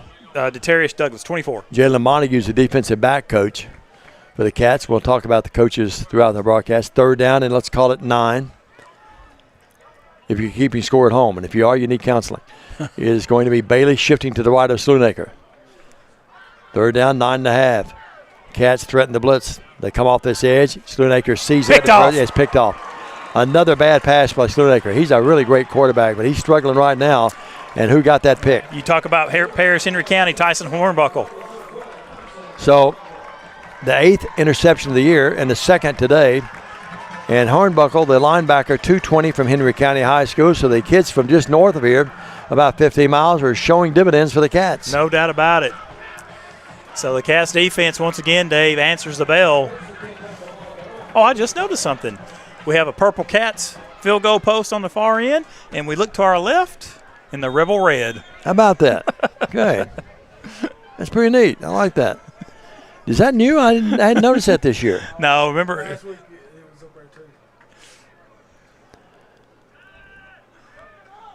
Pass out in the flat by Chance. Caught by Alonzo Butler. Nice play call right there. Just a little sit-down route by Butler. We got a really good quarterback there with a strong arm, and that's hard to defend on top of that. I mean, you're going to complete that most of the time. Here's a handoff, and that's going to be running the football this time, Kaysen. And Jordan will scoot his way up near the first down chain. Let's see if he got it. It's going to be right at it, it looks like, Dave. No, they're going to move him. He got it about a yard, didn't he? Offensive line doing a really good job pass blocking and also moving the pile a little bit right there for the running backs. This kind of offense, too, can wear a defensive line down. Yes, sir. Second down and 10. The ball at the 48-yard line. They're on 48. Hand off again. The Cats now think they can run the football, and they crunch it for a few yards, maybe 3 or 4. Pick up a 4 right there. Any football coach in America will tell you, give me 4 yards every carry, and we'll be successful. You won't see any better camera work around this area, for that matter, around the nation than you see with Worthy Road Studios. You can be sure and subscribe to them on their YouTube page. You can watch a lot of different things in the archive that they've done, including this game later, today and tomorrow. Here's Chance dropping back. Chance throws, wheels and deals, and it's incomplete. Intended that one for Harvey. He's one of his favorite targets. I'd like to see the replay. Yeah, here we go. I thought he caught it, but he may have been out of bounds when he caught it. It was close. Bethel's developed an array of receivers. You look at Pressey, Harvey, and others. Third down now and about 6. The ball to Georgetown 47. Chance claps the hands and then backs off. Wonder what the old timers think about that. You know, they never did that, did No. they? They just got up there and said, "Hey, snap it to me." They ran the play. Let's just run it. Yeah. It's that new wheelie deal. You know, you go back and remember this no hurry offense. Here's the blitz on, and he read it beautifully.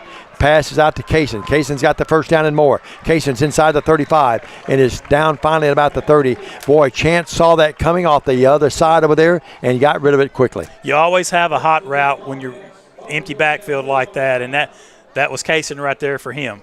You know, a quarterback's eyes have to get really big on a play like that. You know, Jarvis Stockton in the game now for Kaysen. Sorry, Craig. Well, on that route right there, you're not necessarily looking at it. You know it's there, and if you see that backer coming like that cornerback was, you know where to flip it out there to. You throw it over the top of him, and he's always open. Under 10 minutes at 9:50. Hand off Stockton. And doesn't get a lot. The 31-yard line, they're going to give him maybe to the 29, I think. Let's wait and see. They untangle things. Yep. Actually, they give him the 30, only a yard. Second down and 9. Thought he maybe got more. 9:35 clock running. Rain has held off, thank goodness for us. Watching Jordan Case down here on the sideline, he has to come out right here, and they're kind of looking at his back a little bit. May have just got twinged up when they made that tackle on him in the last play. Chance drops, Chance throws, Chance diving catch. Is Ethan Bunch? Did he come up with it? No, they say incomplete. Say incomplete. Here's a replay right here. Just a little in route. Yep. Almost came up with it. Close. Third down and 9. Right now it would be a 47-yard field goal attempt if you had to go for it here. Third down and 9. 9:17 clock running. Cats lead 7-0, pick 6. The only difference in this game by Darrell Miller back in the first quarter. A 41-yard pick 6. May have that bubble route out there to the sideline. Nope, they dropped people back now. It's gone. They saw it too, didn't they? Yeah. Chance drops back. Pursuit. Directing traffic. Now running for his life, and he's just got to throw it away, and he does just that. And one of the assistant coaches caught it over there. Sure did. Well, probably a good position, or good. At least you have a chance for a 47-yard field goal. And coming in to attempt this field goal will be, of course, Zach Clutch. We mentioned earlier, his longest on the year is 41. And he's 4 or 5 coming in. Ooh, this will be a big one right here. Sure would be. They're reminding me to make sure I come down on the field. I have not forgot. Although I did miss downtown, Melissa Brown cuts my hair.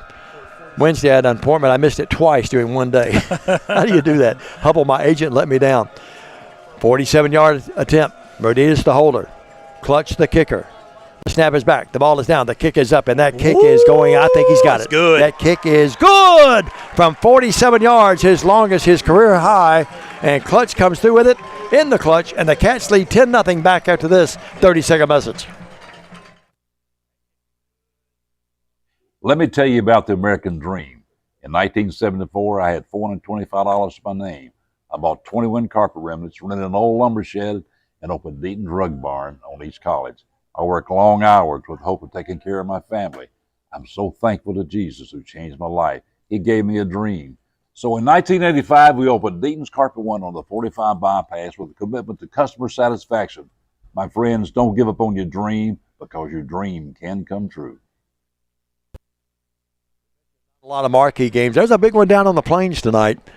It's big because it's, well, my Kentucky Wildcats, but it's also big, Craig, because they're billing that as the loser go home.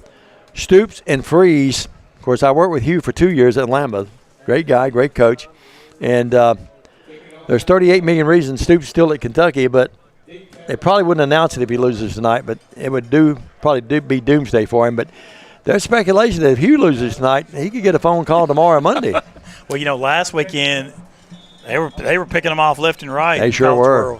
Brian Kelly, you could tell in his face, either in that game on the national televised game, you could just tell he knew he was out. He was done. And you hate that, but it's the patience right now. Here's the kick return, and with a head of steam coming back up with it is Robertson. He had a good run at it. Then the Cats special teams closed him down.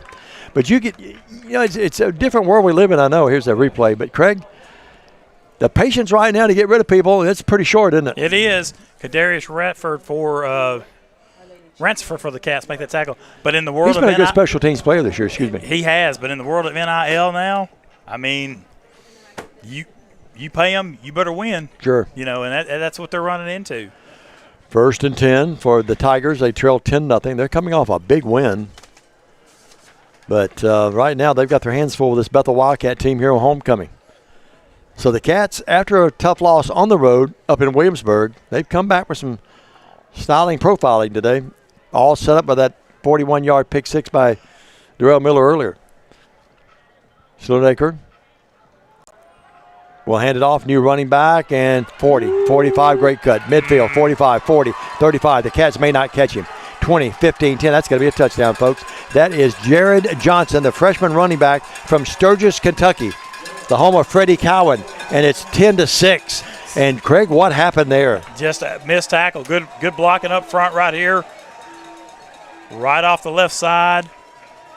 He just finds a little crease right there. Missed a tackle, too, didn't he? And then he just faked. Spin move. Yeah, Brenton Hall, good defensive player, but he couldn't catch him. And then to attempt the PAT will be Nate Kraft. Well, that changed the whole complexity of this first half, didn't it? It's 10-6. Could be 10-7, 8:44. 68-yard run. Here's the PAT attempt. High snap.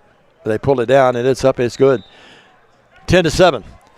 Georgetown, not that they were ever out of it. It's very early in the first half even still, but they're right back in it if you want to say that. 10-7 back after this 30 with 8:44 in the half. The Cats back on offense. Stay with us.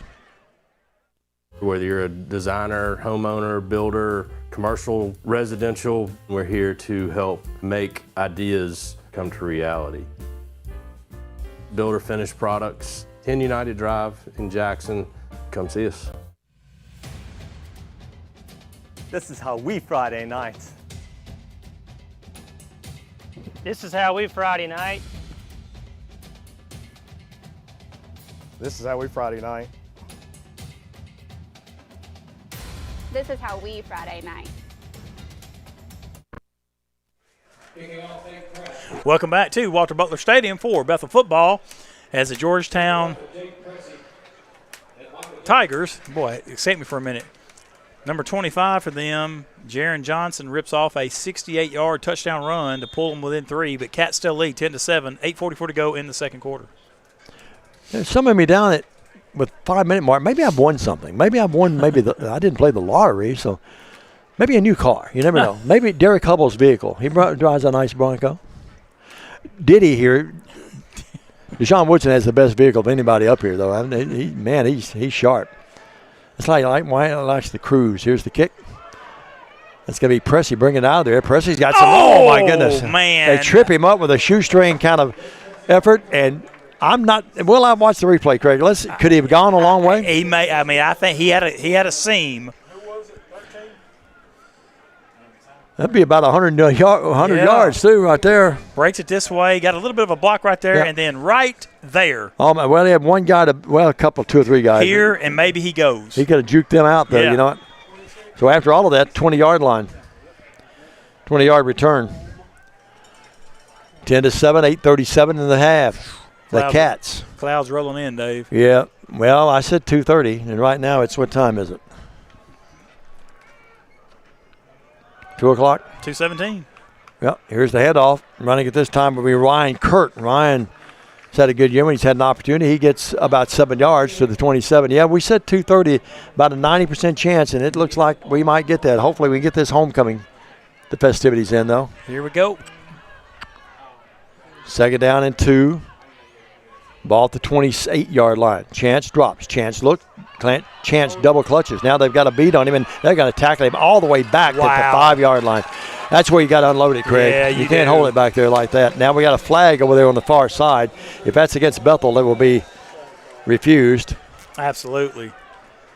Yeah, you got to get rid of that. He's had a great game. He's a steady and smart kid, too, but he just held on to it too long, trying to make something happen. I didn't catch it, Hub. Can we get that replay again, Chris? We're trying to spot that tackle for our stat crew. See if we can get that replay again. If you know, I know Bethel fans don't want to see it, but we need to see it here if you can. Chris, can we get that replay? Okay, that's fine. No problem. Well, the officials are talking it over. Bethel's offense staying back inside the 5-yard line, so I don't think it's going to be against the Cats. Let's wait and see. Now, they are walking it back, Dave. Oh, they are. Yes, they are.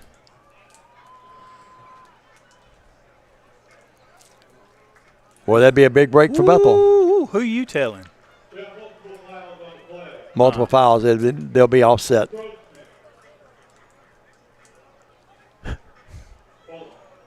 He said, hold on. He said encroachment. You know, that would make the blooper on ESPN. I like Aaron. He's a great guy. I talked to him a couple of times this week, but he said, oh, that's right to do that. Just on the air every once in a while, you and I would say, hey, hold on, folks. Hold on, of course, we can go to a break, too. You know, Yeah. He's out there in the open, bless his heart. Now, here we go.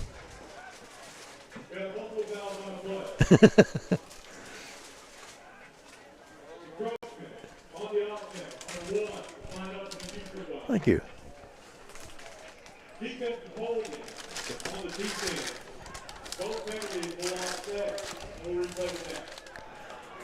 So after all that, it went pretty well the way we thought it was going to go. Yeah. Offsetting penalty. That was a great shot of the crowd. Good crowd. That's the open spaces where the band was sitting. So now after all of that, it's going to be 2nd down and 2? Yeah, right? 2nd and 2. That's but like you said, that's big better. break for the Cats. That's better than 40 yards to have to get for a first down. 7:59. Chance throws out here to Harvey. Harvey caught it. Harvey's going to get the first down with second effort, and then they knock him out of bounds finally at about the 34-yard line. Harvey's become the favorite target today, the young man from Pittsburgh, Pennsylvania, and played at one of Derek Couple's favorite schools of all time, Slippery Rock University. We've been on a few slippery rocks, haven't we? 7:49.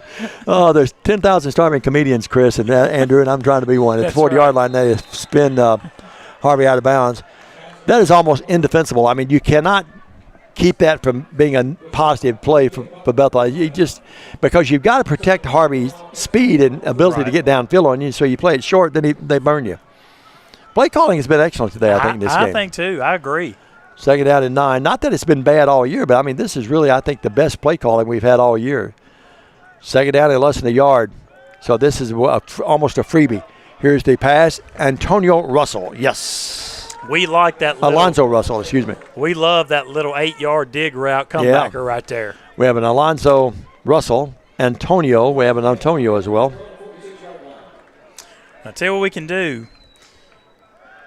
Pass out here to Harvey, incomplete. I thought I heard a whistle before the ball was snapped, but I guess not. 2nd down and 10. We can set that up and keep hitting it a couple more times and then do a little pump fake and let him go upfield. Yeah. Wide open. Good pressure by Tyler Snell, by the way, for Georgetown. 2nd down and 10. Clock arrested at 6:54.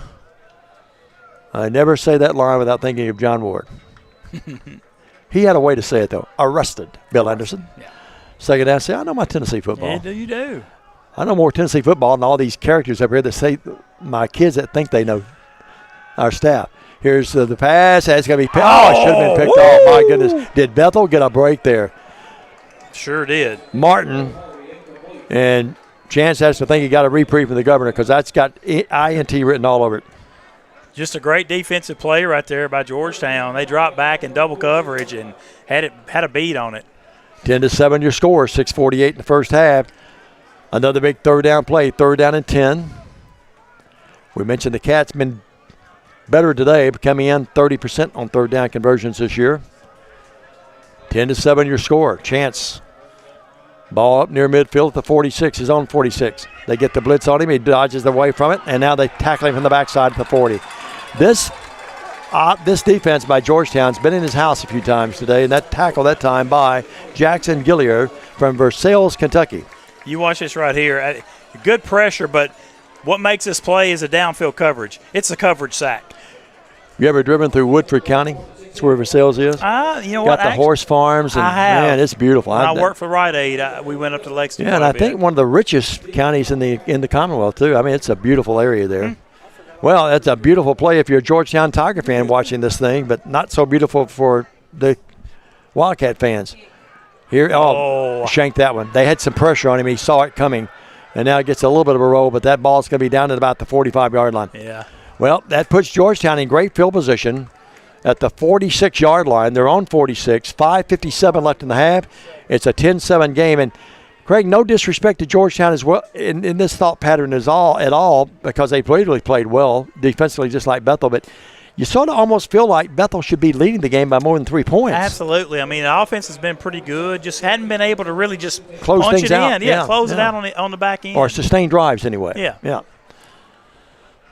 Every once in a while, we sound like we know what we're talking about. 47-yard line, 1st and 10. Of course, you're great. You're a great analyst. I mean, you're really excellent. I'm more play-by-play. I lead the analyzation to other people. Great to have you aboard, Craig. Thank you, sir. McBride in Knoxville. He'll be the showcase of Neyland Stadium today. Should see what he's wearing. Somebody's going to tell him what I'm saying. Here's that freshman again running it, and he's running it effectively again. He's at the 40-yard line and knocked out of bounds. And, again, the guy that scored, Jared Johnson. It's not Jared, it's Jaron. And look at this replay. He's got something going here, Craig. Good run right here to the outside. He bounces it, and then I thought we may get a flag, right? Well, they didn't show it. I thought he was going to get a flag for a late hit out of bounds. I will tell you, though, the climate of the game for the officials would let that go. That's the way they've called it all day, though, I agree. haven't they? And they've been consistent both ways, They I think. sure have. I think they've done an excellent job. 1st down and 10 at the Cat 41-yard line. In motion is Chandler Godby. Hand off again. Here's same freshman, and he's at the inside the 40, down to about the 38. Tackle made by number 23, Brenton Hall for the Cats. Well, Craig, I'm not going to go down yet. My cue was to wait to see when the homecoming – is the court out yet? I don't see him anywhere, Dave. And in the VIP room. So I'm going to wait out a little bit more here, a couple more minutes. Sometimes it takes 25 minutes to play 5 minutes, so we'll hold out. Not that you wouldn't do a great job with the play-by-play. I just too anxious to see what's going to happen here. 2nd down and 7. Ball at the Cat 38. Now they go up top. Here's the play down there, and that ball is going to be caught. No, it dropped. My goodness, did Bethel get a break again? It would have been a tough catch because we had pretty good coverage. You'll see the replay here, but probably a ball that should have been caught. Pretty good thrown ball, too, by the quarterback. Didn't hang it up too much. Tried to drop it right over the top of the defender. Well, I don't know. You know, that was a better play by Ransford that I think we gave him credit for. Did he get a hand on it or at least screen it a little bit? And it was legal what he did, too. 3rd down and 7. But a Georgetown coaching staff would say that ball should have been called. Oh, that's right. Exactly 3rd down and 7. Bratcher's a good player, but let that one get away. 4:48 first half. Cats trying to protect a 10-7 lead. They threaten the blitz as Lewis comes up in the – well, it's not Lewis. That's actually coming up in there is Jordan. Here's the pass, underthrown, incomplete. That ball had a different wobble on it, like he gripped it reared or threw it too far down. It may have got tipped, but I'm not sure. Let's wait and see. Here it is. And it did get I think it was tipped, yes. Who tipped it, Shante? I was going to say it was not 92. That's going to be one. Jordan Jackson from Danville, Georgia, Northeast Mississippi Community College. Well, Bethel will send out the punt return, and that's going to be Antonio Henry, the Californian. He's probably like a lot of other folks. Glad to be out of there. 4:42, 10-7. No political. Not trying to make a political thing out of it. but they've had their problems, no doubt, no matter if you're a liberal or a conservative. I'm trying to cover my bases here. Yeah. Here's the punt. The more you talk, the more you get in trouble. I thought he was in the end zone, but they say he knocked it out. I thought he was in there. Boy, we got to see this replay, Chris. Yeah. Christopher Reason's our producer and director. Can we challenge this? Yeah, I think they can. Yes, let's wait and see.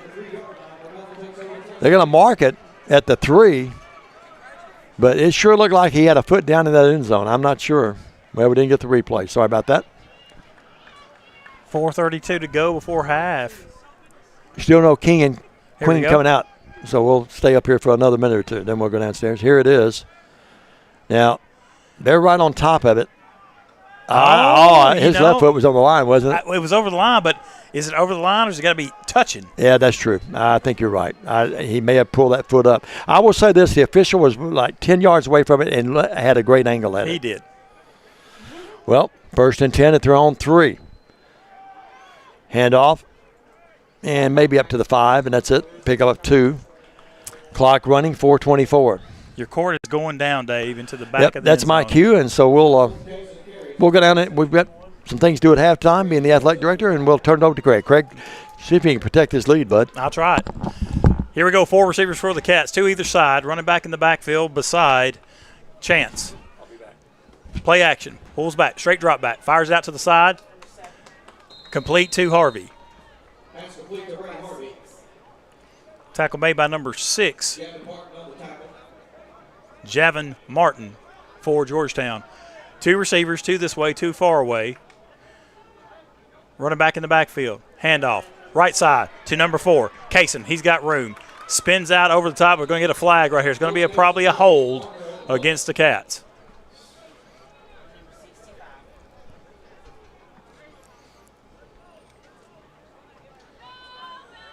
Here's the official with a call.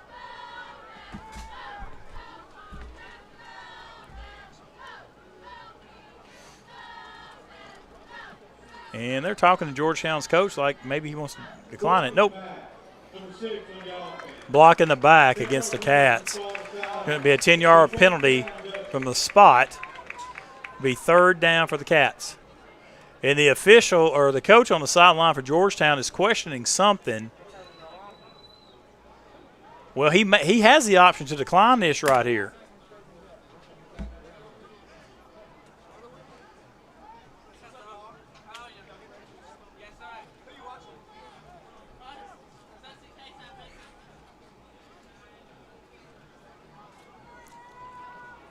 Just sitting there just talking, and now the officials are going to get together again. This is going to be an official's timeout.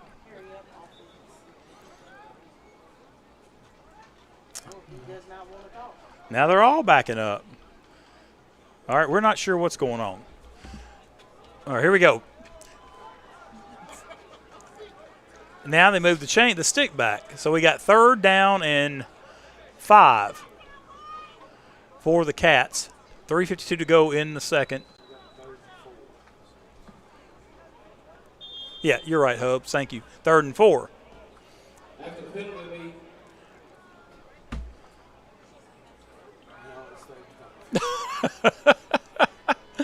Oh, my goodness. Even Coach Key, the PA, is confused. Yeah. Back to throw the football. Going up top, down the sideline is incomplete. Good defense right there by number 3, John Carter Myers for Georgetown. And that's going to force the Wildcats to punt it away with 3:30 to go before halftime. Leading this ball game 10-7. So back to punt for the Cats. Oh, where'd she go? Will be Zach Clutch. Or excuse me, Logan Miller. Back deep will be Pressey. Or Bratcher for Georgetown. Snap's good. Punts away. Going to hit at the Cats 42 and take a Georgetown roll where it's going to be killed at the 42-yard line. So Georgetown will have it 1st and 10 at the Wildcats 42 with 3:20 to go in the second quarter. But the Cats lead this one 10-7. Miller's punt down at the 42, where Georgetown takes over 1st and 10. So the Cats defense caught on once again. Plenty of time to get the ball back before halftime, and the Cats will get it coming out the second half as they deferred on the kickoff. So if the defense get a quick stop here, get a quick score, then turn it around on coming open and kickoff the second half, be like a 2-score advantage. Here we go, Georgetown. 2 receivers this way, 1 to the far side. Running back sits to the left of the quarterback. Snap, handoff, right side, number 25. Coming this way. No, that's 0. Guy Bailey. He's going to be tackled, taken out of bounds by a host of Cats. Number 10, Brylan Jordan on the tackle for the Wildcats. A pickup of 11, enough for a first down. Ball spotted at the 31-yard line of Bethel. 2:52 to go before halftime. Cats lead 10-7. Same formation, halfback to the far side. Two receivers over here, running back to the right. Motion goes away. Now it's a doubles on the other side. Snap, play action, straight drop back, throwing it up top. Flag on the play. It's going to be incomplete, broken up. There's a flag on the play on the sideline. Let's see what we got. The Cats have an injured player down in the end zone. Let's get the flag right here. Illegal motion on the offense, number 16. 5-yard penalty from start foul. Repeat 6 out. So an illegal motion by Georgetown will back them up. So an official's timeout right here. Here's the replay. Play action, straight drop back. Had him open. Just underthrew him a little bit. And then the Cats number 3, KJ Murden, goes down, stands up, then falls back down. Rob Eldridge still out there checking him. Christopher Reasons, let's take a quick 30-second break as they tend to the injured Wildcats. Back in 30 seconds. An hour ago, Theo airballed the game-winning shot. But at Zaxby's, he's dunking all over these fools. Zax sauce, bang. Tongue torch, boom. Hot honey mustard. My man's putting on a clinic. Welcome to Dunk City. And one, baby. Thanks, baby. Dude. Babe, dude. Who's got the sauce? Zaxby's. Welcome back to Walter Butler Stadium for Wildcat football. The Cats lead 10-7, 2:32 to go before halftime. Cats have an injured player on the field, number 3, KJ Murden. He went up and defended a nice play against a long pass by Georgetown, and when he came down, he stood up and then went immediately back down. So I don't know if he's got like a leg injury or the way he hit the turf earlier could be an issue with the back. With trainers and Dr. Melton out there looking at him. Jason Estuary, Bethel's athletic trainer, now making his way out to the field.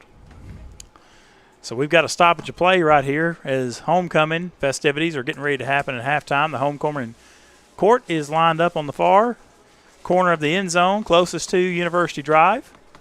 Getting ready to make their presence out on the field as they still trying to help KJ Murden up. Christopher, let's go back and take a 1-minute break, and we'll come back with Bethel football back in 1 minute. We would like to thank the following sponsors for supporting this broadcast. Snyder Equipment, 1311 Lower Brownsville Road, exit 74 on I-40.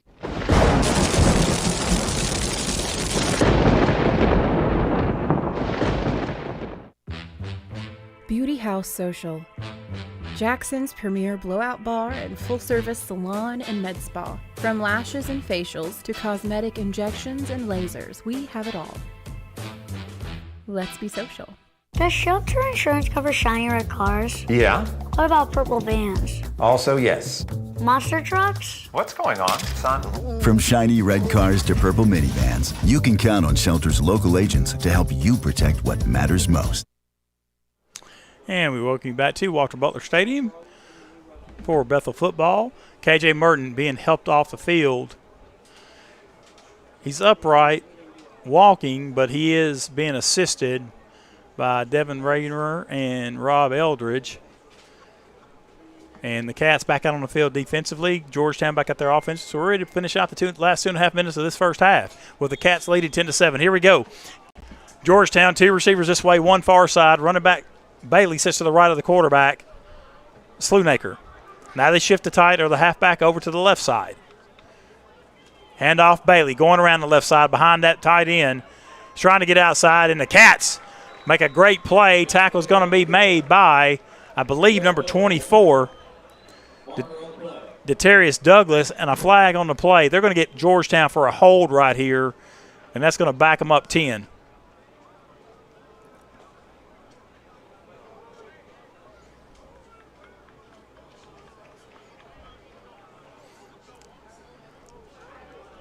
Asking Coach Springer what's he want to do. He's going to take the penalty yardage right here.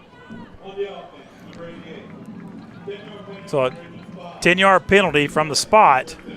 Still remains first down. So it'll be first down. Ooh. And 25 for Georgetown.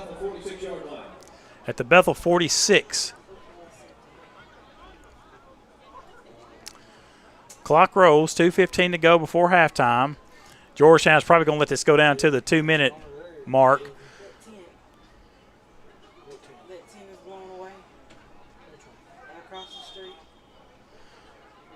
And that's going to be the two-minute, what we'll call a 2-minute warning. They don't call it in college football that, but we call it a 2-minute warning.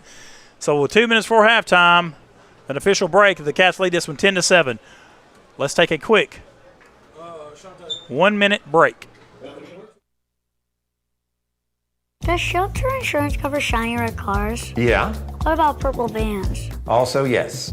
Monster trucks? What's going on, son? From shiny red cars to purple minivans, you can count on Shelter's local agents to help you protect what matters most. Whether you're a designer, homeowner, builder, commercial, residential, we're here to help make ideas come to reality. Builder finished products, 10 United Drive in Jackson. Come see us. Hey folks, Real McCoy here along with a little buddy Gizmo. Just like to thank all of our customers for letting us take care of their air conditioning and plumbing needs this summer. Gizmo sure is glad the dog days of summer are over. Now it's time to get those heating units ready for that cold weather coming. See, we're a hometown company celebrating 45 years in business in Jackson. So give us a call and check in online so we can get you on schedule. When you think of heating and air conditioning, think of the Real McCoy. We'll take care of you. And we welcome you back after that 2-minute break or 2-minute timeout break. Cats lead 10-7. 2 minutes go before halftime. Georgetown with the ball. First down and 25. Ball spotted on the Cats' 46-yard line. Twin receivers away for Georgetown. Here we go. Play action. Straight drop back. Throws the ball up deep. He's open. Incomplete. In and out of his hands. Pass was intended for number 7, Clayton Davis. The ball was thrown outside. He looked inside, tried to shift his headgear around, just couldn't put his paws on it. Deep ball, good thrown ball by the quarterback, Slackner.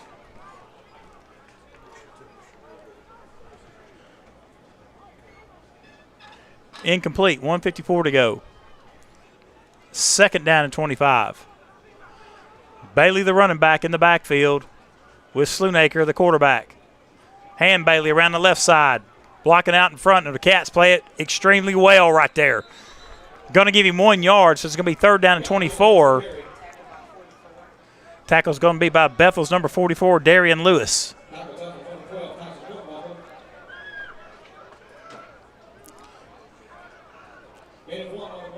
Gain of 1. Third and 24. 1:25 to go. Georgetown in no hurry right here. Cats get the ball coming out the second half. Tied in this side, 2 receivers away, 1 flanker down here. Handoff, Bailey coming around this way. Gets the outside, missed the hole right there. Tackle's going to be by number 5's Bethel, Duriel Miller. 5 and 9 on the play, Brandon Hall. So now I think, and Georgetown has an injured player, number 58. That young man's holding his right knee. Trainers out there to work on him. Georgetown's athletic trainers come across the field. Rob Eldridge, our trainer, out there as well. So with 56 seconds to go, Cats lead this one 10-7. And you would think they're going to get the football back. So Coach Springer will have some decisions to make. Cats have 2 timeouts left. Leading this contest by 3. Coach is coming out now to take a look at the Georgetown player, injured as well. So Christopher Reasons, while they're working on him, let's take another 1-minute break. Back in 1 minute. Have you ever thought about real estate investments or purchasing a home? Are you tired of dealing with the headaches of managing your real estate portfolio? Cornerstone Realty has you covered. We can advise you on anything real estate related. Your property, our priority. Cornerstone Realty and Property Management. Hey Jackson, it's game time, and the winning lineup is right here at Chuck Hutton Nissan. Our top players are ready to take the field. Rogue, Sentra, Pathfinder, Altima, and Kicks. Big savings, special incentives, and Nissan's built to win the game. Don't sit on the sidelines. Run to Chuck Hutton Nissan today and make the winning drive home in your new Nissan. Chuck Hutton Nissan, just off I-40, exit 80 or 80B on Van Drive in Jackson, Tennessee.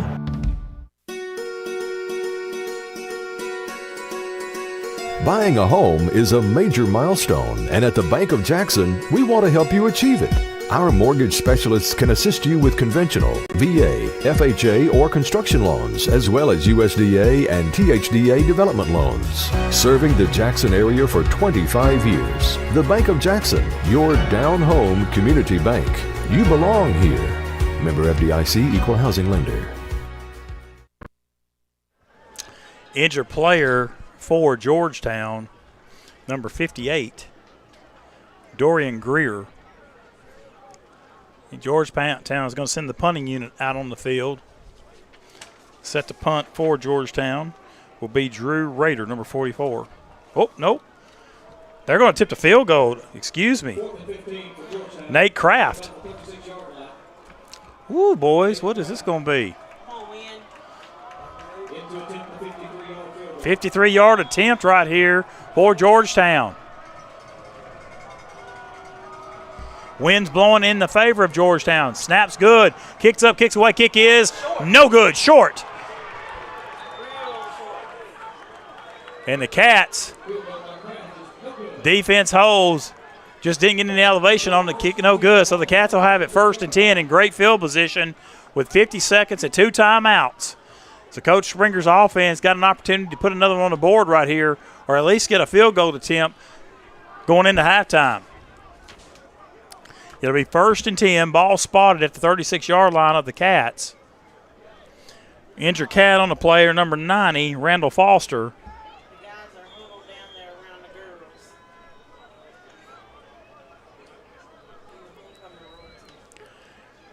Snap, straight drop back. Swing out pass out there is complete. They're looking for help. Georgetown's trying to say he was juggling it.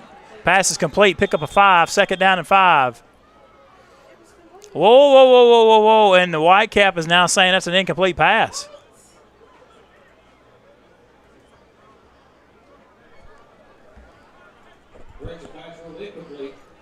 Boy, that came from way backside. Nonetheless, they're going to say it's incomplete, so the Cats going to send 2x2s. 2 this way, 2 far side. Ray Harvey, Micah Jones over here. Jaden Pressey, Ethan Bunch to the far side.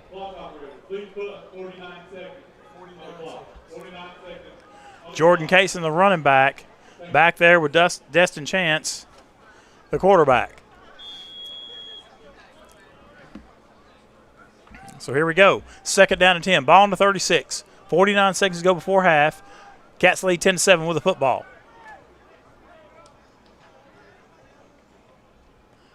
Middle of the field open. Linebacker coming off the blitz on the backside. Running back picks him up. Good block right there by Cason. It's going to be incomplete. And the coaches want a flag, and I can't argue with them. Out route pass right here. Oh, that was all day. That was pass interference. No call.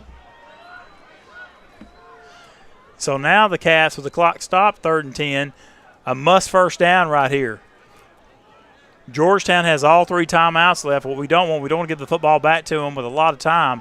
In the football, 40 seconds is a lot of time with 3 timeouts. 4 receivers for the Cats, 2 either side. Running back sits to the left of Chance, the quarterback. Handoff. Cason. And he's not going to get much. So the Cats are going to be forced to punt the football away. And Georgetown's going to burn one of their timeouts right here to stop the clock because the Cats are just going to let it run down. So timeout Georgetown, timeout us. We'll take a timeout as well. Back in 30 seconds. An hour ago, Theo airballed the game-winning shot. But at Zaxby's, he's dunking all over these fools. Zax sauce, bang. Tongue torch, boom. Hot honey mustard. My man's putting on a clinic. Welcome to Dunk City. And one, baby. Thanks, baby.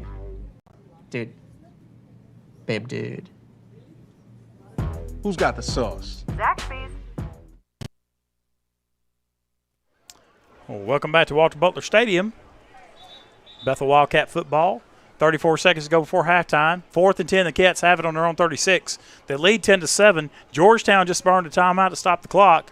Cats going to be forced to punt it away, and Georgetown's going to get an opportunity right here, right before half, to maybe try to put a scoring drive together. Back to punt for the Cats, number 97, Logan Miller. Really needs to get a good clean punt right here and get a high kick. And he gets a good end-over-end kick. It's going to take a Wildcat roll inside the 20 down to about the 18-yard line. And the Cats are saying, why did you touch it? Let it go. So Georgetown's going to have it 1st and 10 inside the 20. They're going to spot it down. It looks to be about at the 19 hub. 27 seconds to go. Georgetown may just be content to run this thing out right here. Derek Hubble says he's content with that.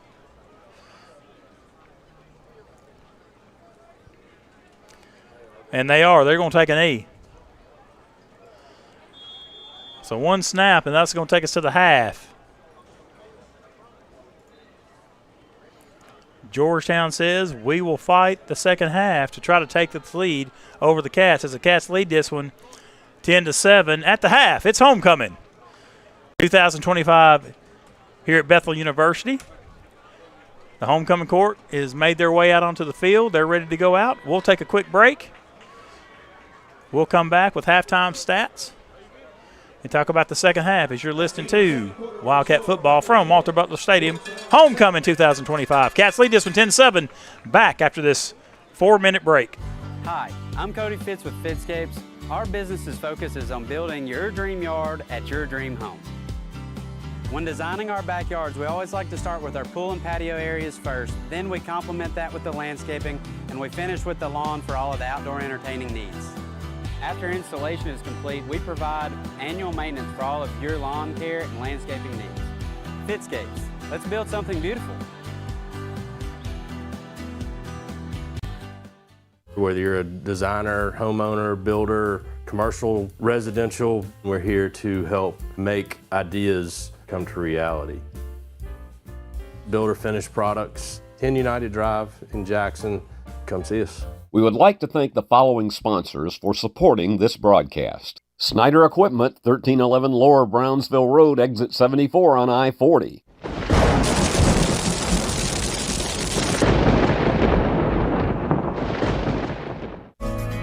Do you want your smile to say it all?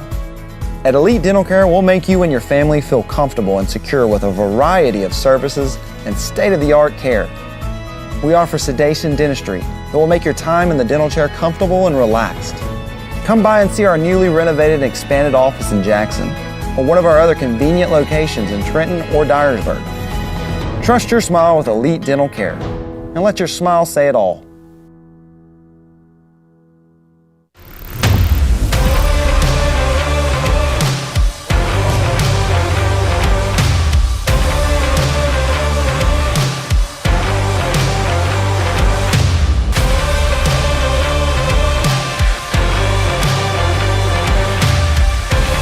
Dynamics Physical Therapy, your elite provider in sports medicine and performance. Now serving communities throughout West Tennessee. We would like to thank the following sponsors for supporting this broadcast. Snyder Equipment, 1311 Lower Brownsville Road, exit 74 on I-40.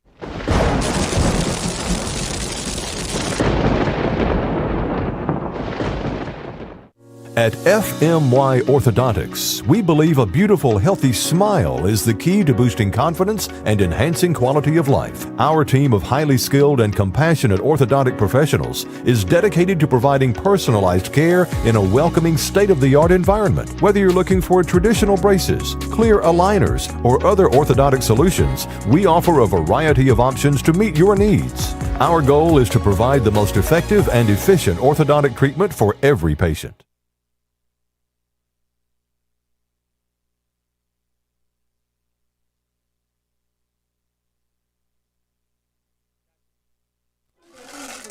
And we welcome you back to Bethel Wildcat football.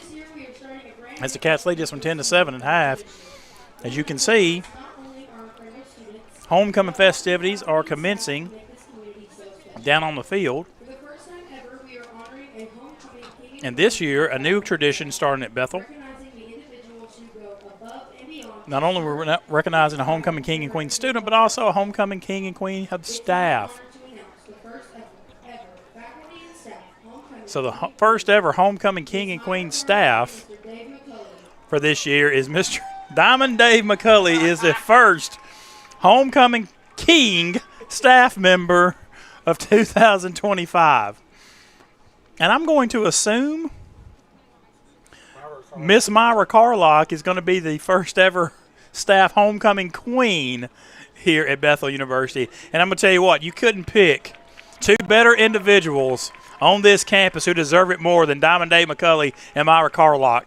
They do so much for the university. Dave, of course, on the athletic side, being interim athletic director, his SID years. Of course, Myra Carlock, any event that happens on this campus, she's at the forefront of putting it all on. So congratulations to King Diamond Dave McCulley and Queen Myra Carlock on your voting by the staff, students, faculty for this year's new tradition, staff homecoming king and queen.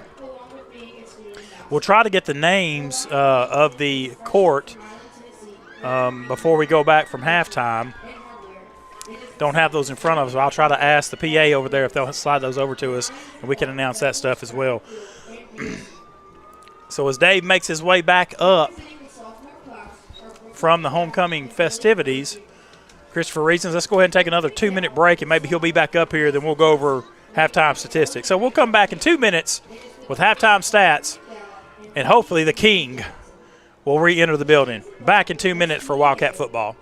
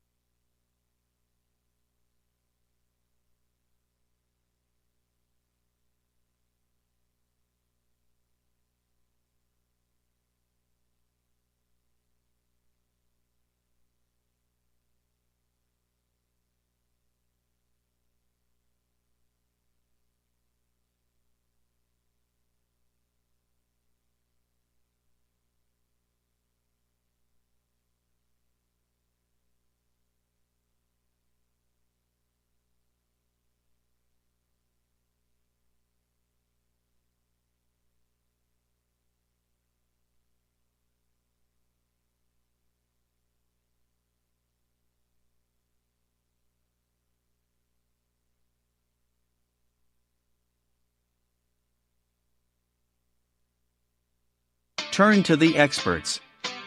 Since 1955, Garrett Plumbing and Heating has been the leader in plumbing, heating, and air conditioning service and installation for West Tennessee. A proud supporter of USJ Bruin Athletics, we are your local Carrier Factory authorized dealer. Call Garrett Plumbing and Heating 668-3339 for all of your plumbing, heating, and air needs.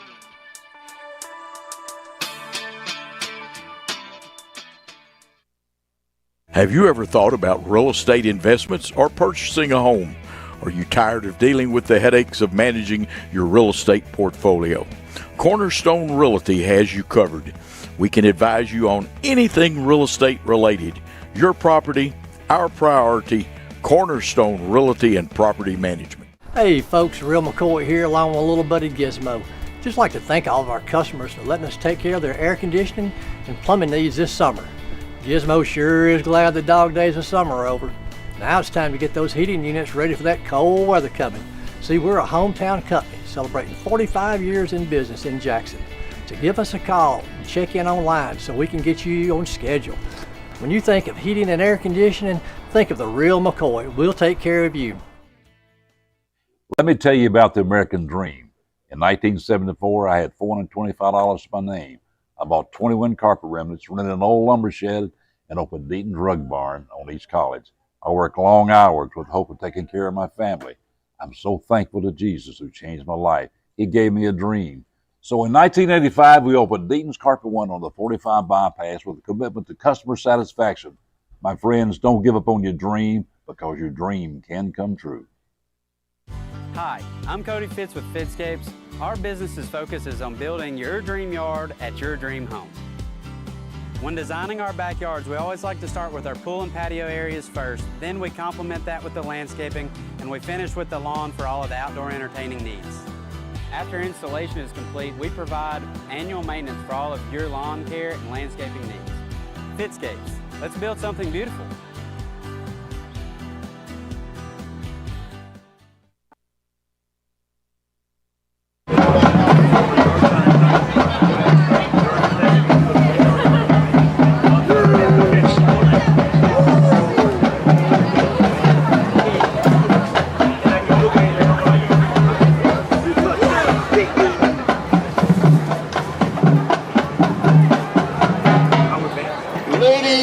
Gentlemen, please welcome to the field your 2025 Bethel University Renaissance Regiment.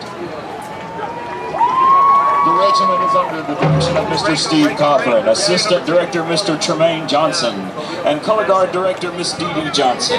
They are under the field direction of Drum Major Olivia Arnold. We are proud to present this year's production entitled British Invasion, featuring the music of British bands and artists including the Beatles, Queen, Harry Styles, Radiohead, the Rolling Stones, the Animals, and more.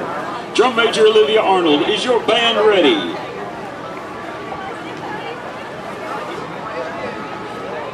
Renaissance Regiment, you may take the field.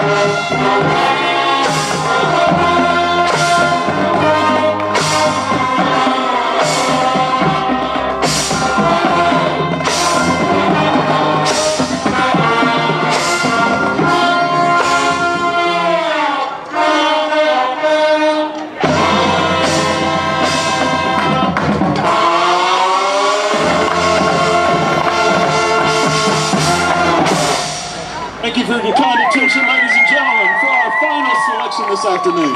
A medley of songs from the British supergroup Led Zeppelin. Take it away, band.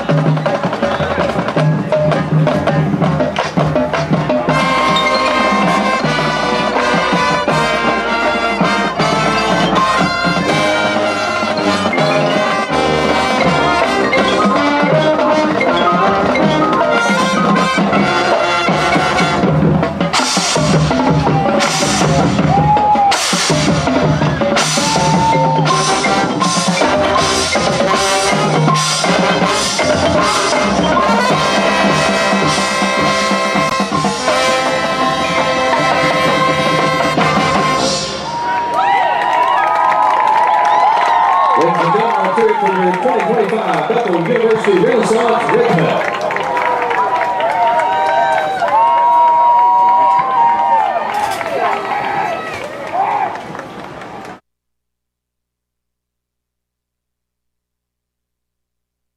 Hey Jackson, it's game time, and the winning lineup is right here at Chuck Hutton Nissan. Our top players are ready to take the field. Rogue, Sentra, Pathfinder, Altima, and Kicks. Big savings, special incentives, and Nissan's built to win the game. Don't sit on the sidelines. Run to Chuck Hutton Nissan today and make the winning drive home in your new Nissan. Chuck Hutton Nissan, just off I-40, exit 80 or 80B on Van Drive in Jackson, Tennessee. Beauty House Social.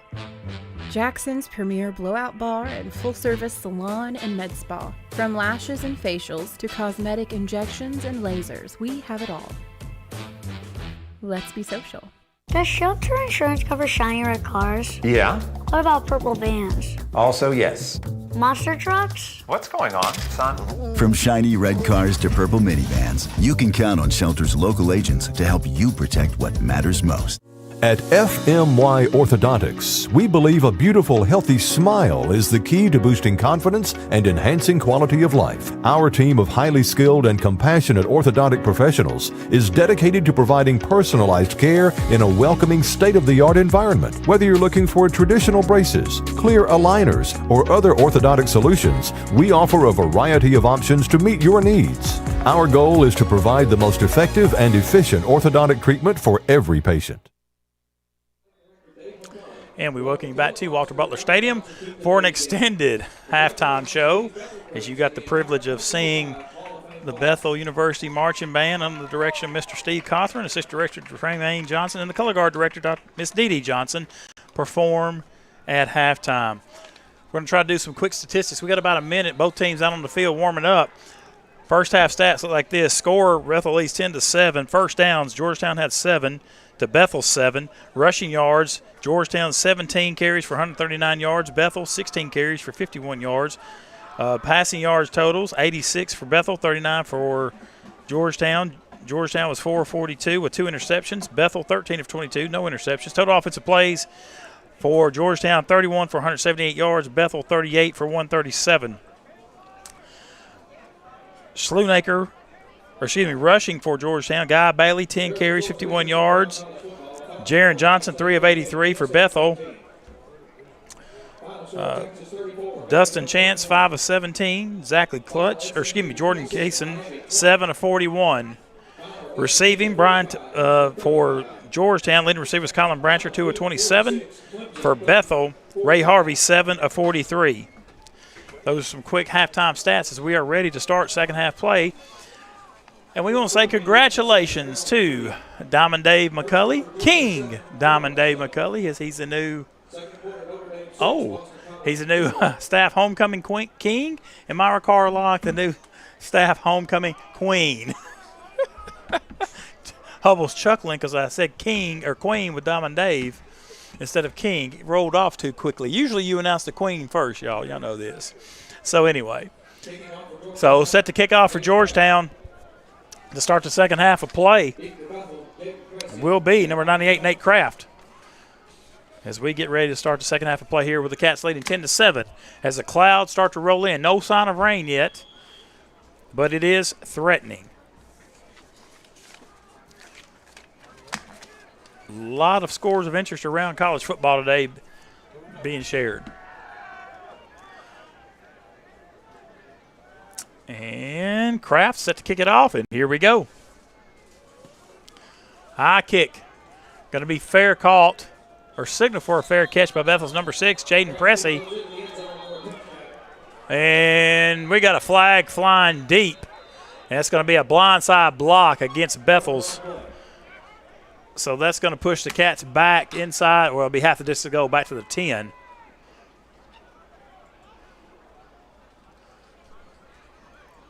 As an injured Tiger is on the field.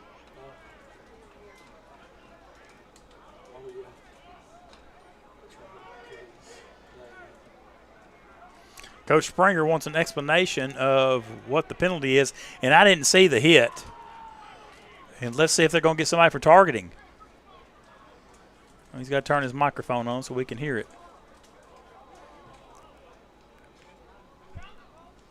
The official still down there talking about it. Now your mic working.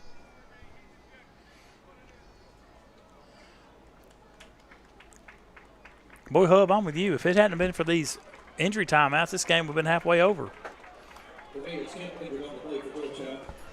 Diamond Dave, King Diamond Dave has returned to his throne amongst the top of the press box, amongst his many peons.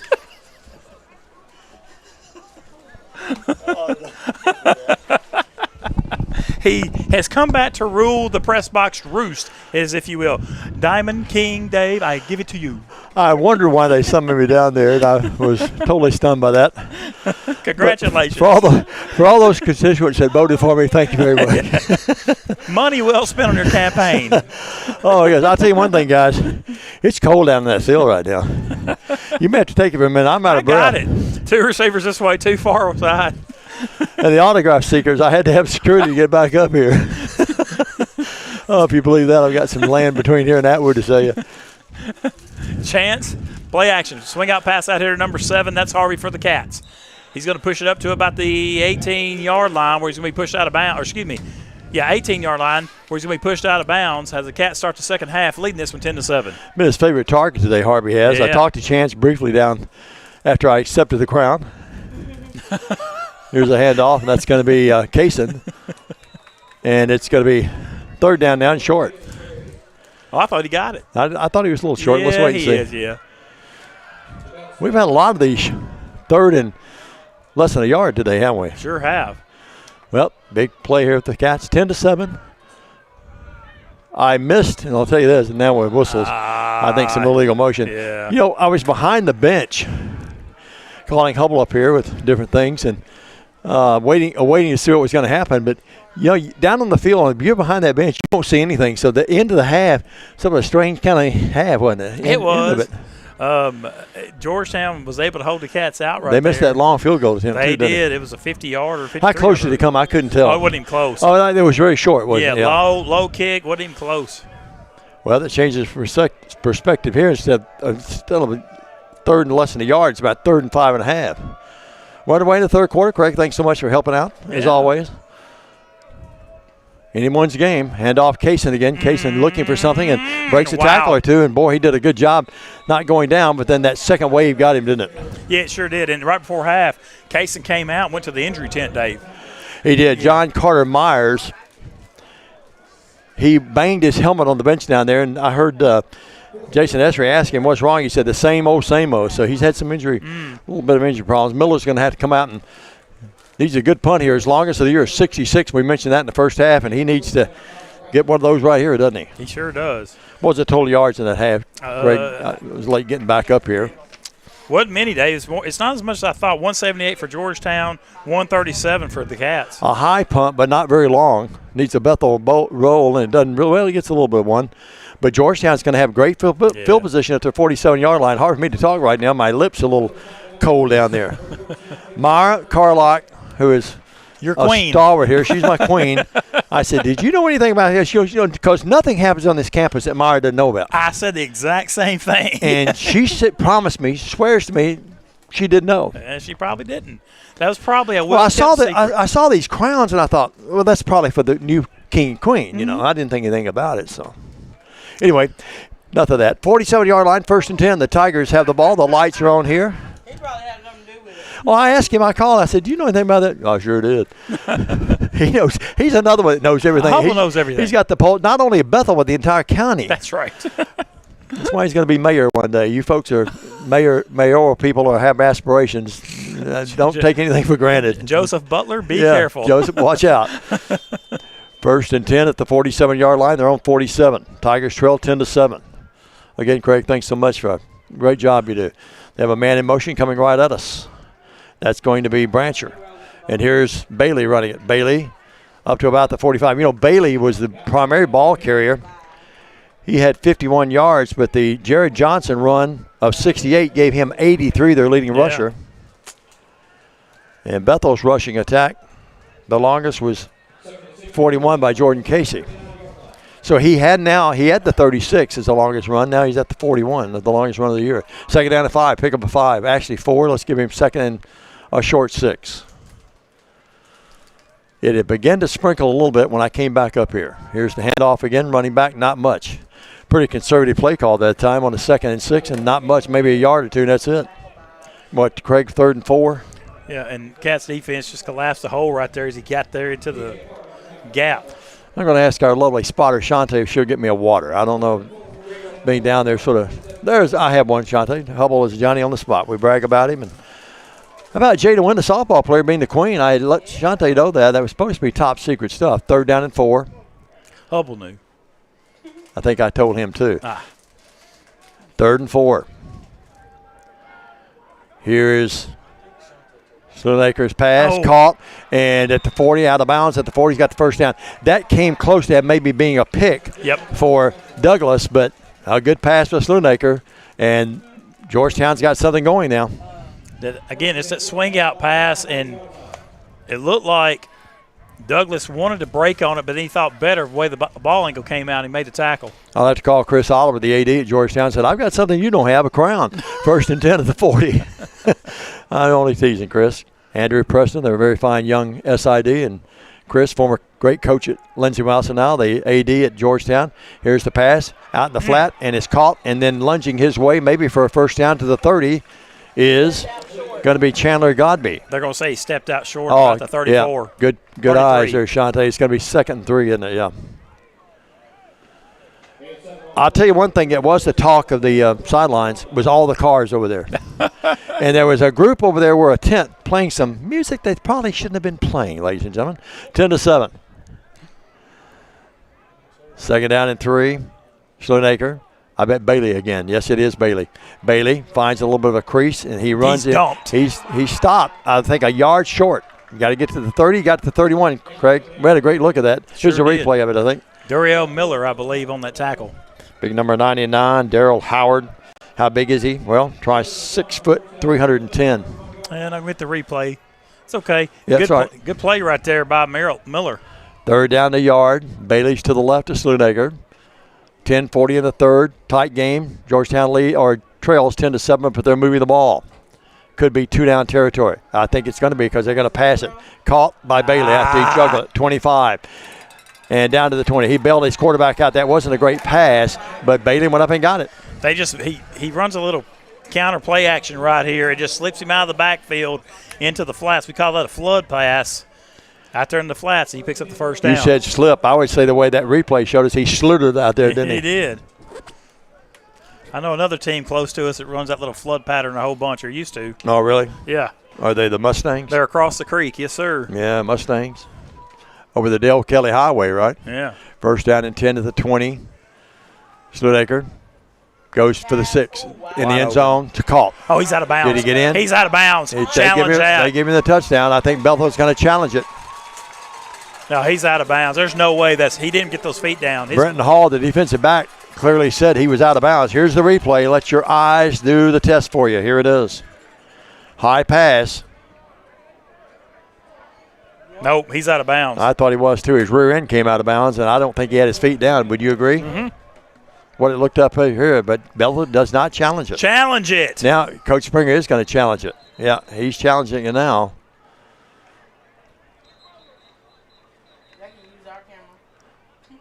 Yeah, that's a good point, Shante, because we had a great angle and look at it. Worthy Road Studios, subscribe to their YouTube channel. They cover Union. They're covering Union soccer today, a doubleheader. They cover USJ, other schools, do weddings, everything. That's Worthy Road Studios in Jackson, Tennessee. Paul Schultze, the owner and producer, executive producer and director. Well, the Cats, Coach Springer was trying to challenge it, and they wasn't watching him. He ran out there at about the 20-yard line and said, we got to look at that, guys. I don't know what the issue is. He requested. Did he not have a challenge flag?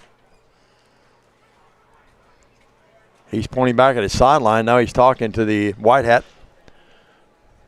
area. And any scores from around? We didn't have but 2 other games. Any other scores that we got from anyone? No, not really. Vandy came back, made a game out of Texas. I saw the 34-31, yeah. Georgia and Florida tied up 7-7. MCMU beat Clemson. Boy, Dabo's having a tough time. Miami, okay. I was going to say Dabo's had a tough time already. Well, they are going to challenge it, and they're going to look at it. Now they're going over to talk to the Georgetown staff. Coach Perrin's coming out to talk about it now. 9:46, here's your scenario. They put the points up there yet, but they may have to take those down. We'll wait and see. The scoreboard reached 13-10. And, yeah, they're going down to the north end zone, and they're going to challenge this. Now the mic's not working. Yeah, he's had trouble with his mic all day. Yeah. Rain was supposed to hit at 2:30. We got a break on that for the homecoming. I was so proud we got that in. You can play football in the rain, but when you're a kid growing up, the muddier it was and the rainy more, moms hated it and kids loved it. Well, Bethel will be on the road next week at Campbellsville. That is at 12:30 Central Standard Time. We'll not be there with you, but you can watch the folks at Campbellsville do a tremendous job with their production of things.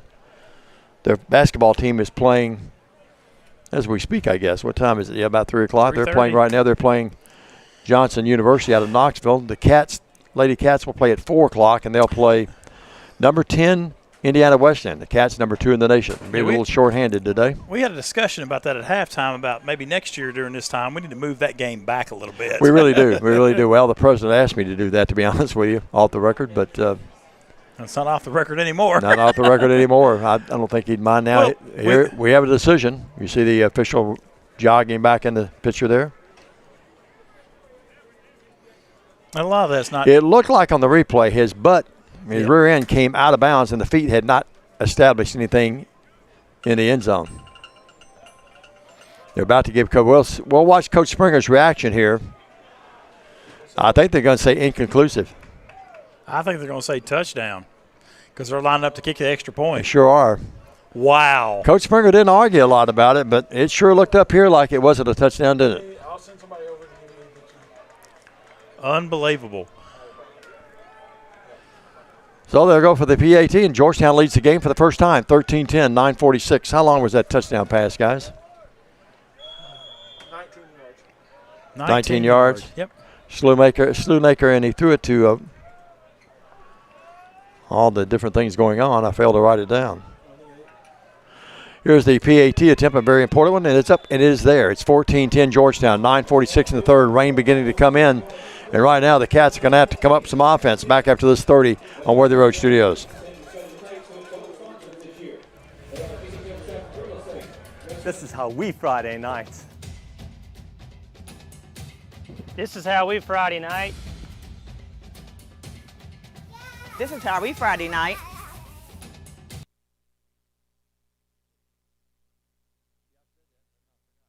Turn to the experts. Since 1955, Garrett Plumbing and Heating has been the leader in plumbing, heating, and air conditioning service and installation for West Tennessee. A proud supporter of USJ Bruin Athletics, we are your local Carrier Factory authorized dealer.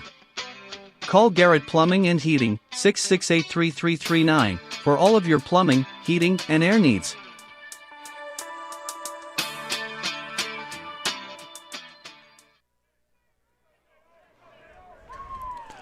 Well, Craig Lund, game has changed. 14-10, Georgetown, the first lead of the game. On a questionable, from our viewpoint, touchdown catches, it looked like the receiver, when he came down with it, his rear end was out of bounds. Didn't see the toe tap or a foot go down from our excellent camera view. I'm assuming from the end zone cam. Inconclusive? Inconclusive because it's all the way the opposite end zone. It had to be what it was, but we had a great look at it here. Well, just got to come back. Rain beginning to come in, and the Cats trailing for the first time. Bethel led the game 7-0, 10-0, 10-7, and now they trail 14-10. Well, good news is there's still plenty of time even in the third. Graff will put a toe in it, and it's going to be called for the red. That's going to be come out. And the Cats decided not to bring it out. Tell you one thing, too, guys. I was downstairs, and I told number 79, who is not playing, Theo Tucker, from Memphis Kirby High School. I walked by him, and I used my favorite line, 6'7", 320. I said, son, if I was as big as you are, I'd be dangerous. No, we're good, Christopher. Thank you. He is a big guy. Christopher Reasons, Steve Childers, and Eric Inman on the production today. Chris is our executive producer and director of our broadcast. On Worthy Road Studios out of Jackson. Chance. Yeah, he was yelling at the referee about something. One of our coaches out on the field. In the gun, hands it off, and running that football will be Jarvis Stockton. And not much. Both defenses at times have been salty today, haven't they? Yeah, and when you get a score like Georgetown just got, that's going to infuse that defense with some energy right here. Absolutely. Second down and 8, a gain of only 2. Lights have been on for a little while now.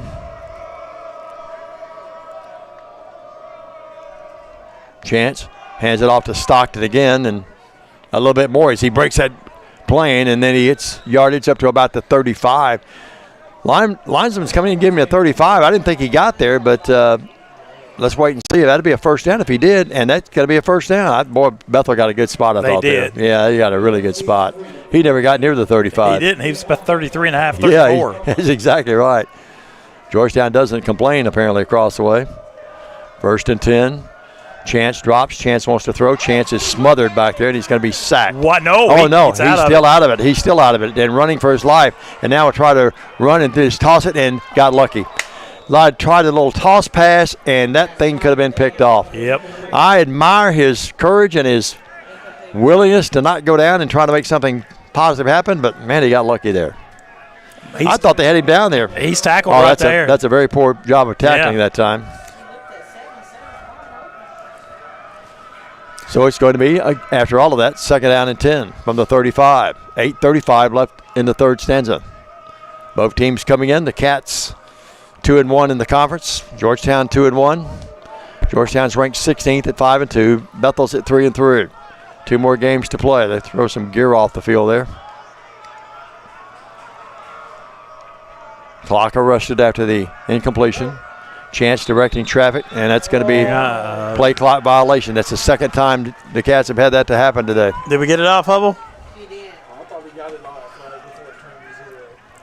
Hubble says he snapped it beforehand. That drives the coaching staff crazy. Of course, Coach Springer, his first year, did a great job. Drew Chance, offensive coordinator, assistant head coach. Riley Reed, Jalen Montague, Brett Peterson, Michael Salerno, Adam Fry, Terrell Jackson, and Chris Beauchamp, along with Zach Young, the coaching brain trust. Second down and 15 after that. 8:33 now left in the third. Chance drops back and out in the flat, tries to hit Stockton and just missed him badly. Rushed it a little bit, didn't he? He sure did. Just a low throw right there. Pressure was coming off his backside. He just kind of short-armed it right there. So Vanderbilt's dream of getting to the playoffs took a nosedive today, didn't it? Sure did. Shucks. In Miami as well. You guys get them at Knoxville or in They're in Knoxville. Yeah, Knoxville. But as a Tennessee fan, we actually needed Vandy to win today. You did. You sure did. It pains me to say it, but I had to. When would you ever think Tennessee would pull for Vandy? Yeah. It's like Kentucky pulling for Louisville. Here's Chance dropping back. They get the blitz on him, and that ball is deflected up in the air, and that's going to be incompletion. So people scramble around for it. That's great pressure. It is. And again, the defense just feeding off that offensive touchdown right there. They really stepped it up on that possession right Tremendous play by Tyler Snell, defensive lineman from Bowling Green. Went to South Warren High School. That's where we played the tournament, isn't it, Hubble? South Warren?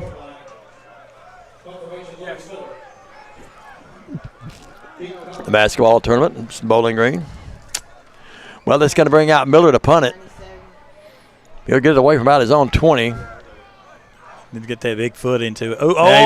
He bobbles it, picks it up, and they're going to tackle him all the way back at the 12-yard line. We've had a snafu and a field goal attempt, and now special teams on the punt. He just dropped it. He did. Let's wait and see if it's a good snap. A little bit low, but. A little low, yeah. It is a low snap.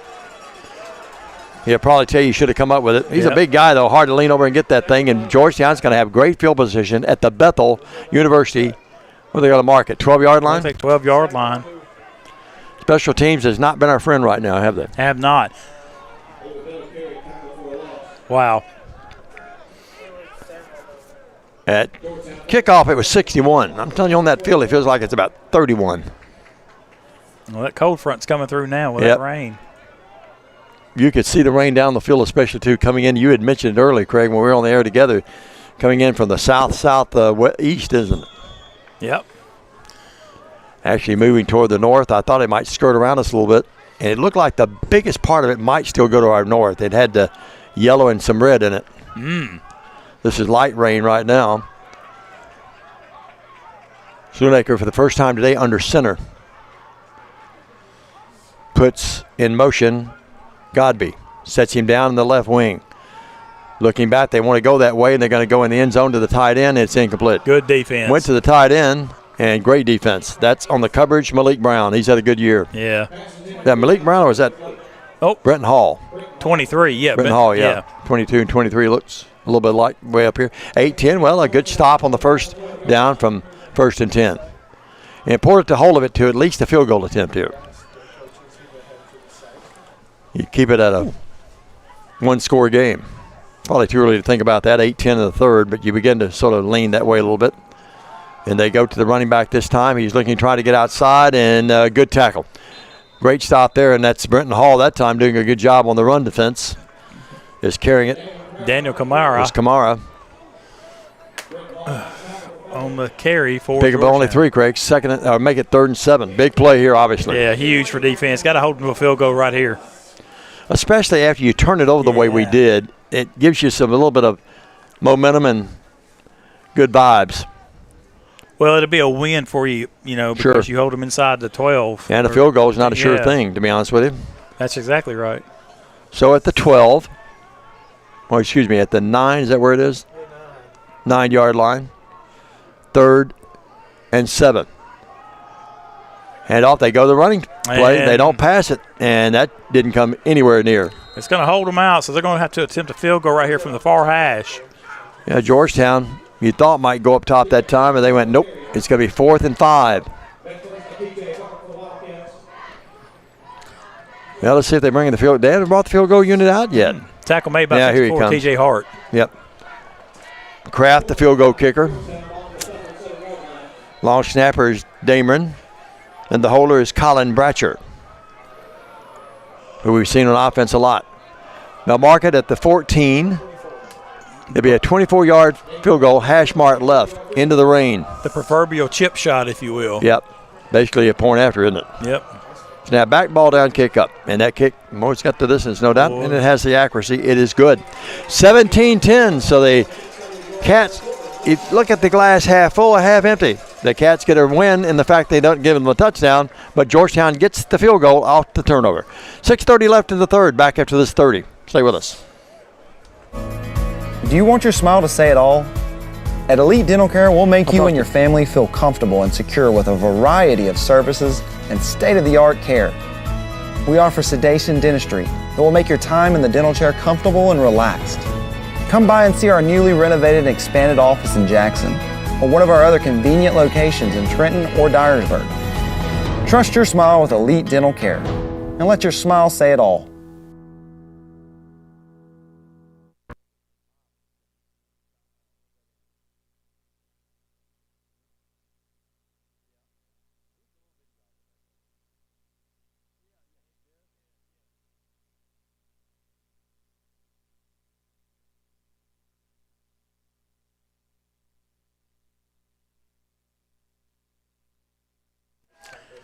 And we welcome you back to Walter Butler Stadium as the Georgetown Tigers put a field goal on, lead 17-10, 6:30 to go in the third. Well, the Cats now will have to get the momentum back. Big series here, but nothing else. If confidence and stay in the game, not that you're out of it, you're only down by a touchdown, but you just don't like the way the things are flowing right now. You really don't. And, 6:30 to go in the third, down 7. Not really the feel you must score right here, but the way the offense hasn't been able to sustain drive, it's a must score situation. Boy, Georgetown's defense, too. Yeah. They ran that beautifully, that defense, a moment ago. They smelled things out in that last play where it was Snell knocking that ball up in the air. Big play. He's right here on the end. You see him, number 55 there. Chance hands it off Stockton. Stockton breaks loose and gets good yardage. Came squirting out of there, didn't he? Sure well, that's did. not Stockton. That's actually, is that Kirk? Number 20, Ryan Kirk. Ryan Kirk, 20 instead of 21. Bethel goes to the hurry-up offense. This has been the best offense they've run today. 2nd down and 4, pick up about 6. Chance clapping those hands. There's Kirk again. Bulldozes his way, puts his helmet down, but then they stop him at about the 33. Going to be just short. Going to be 3rd and 2. 5:50 and the clock running in the third. Bethel led at one time 10-0 in this game. Now it's 17-10. Well, obviously we stacked the receivers up right in the bottom of your screen there. 2 up top. Kirk back there with Chance. Remember, Kaysen went out hurt late second. Chance throws. Chance got a man wide open. He's picked off.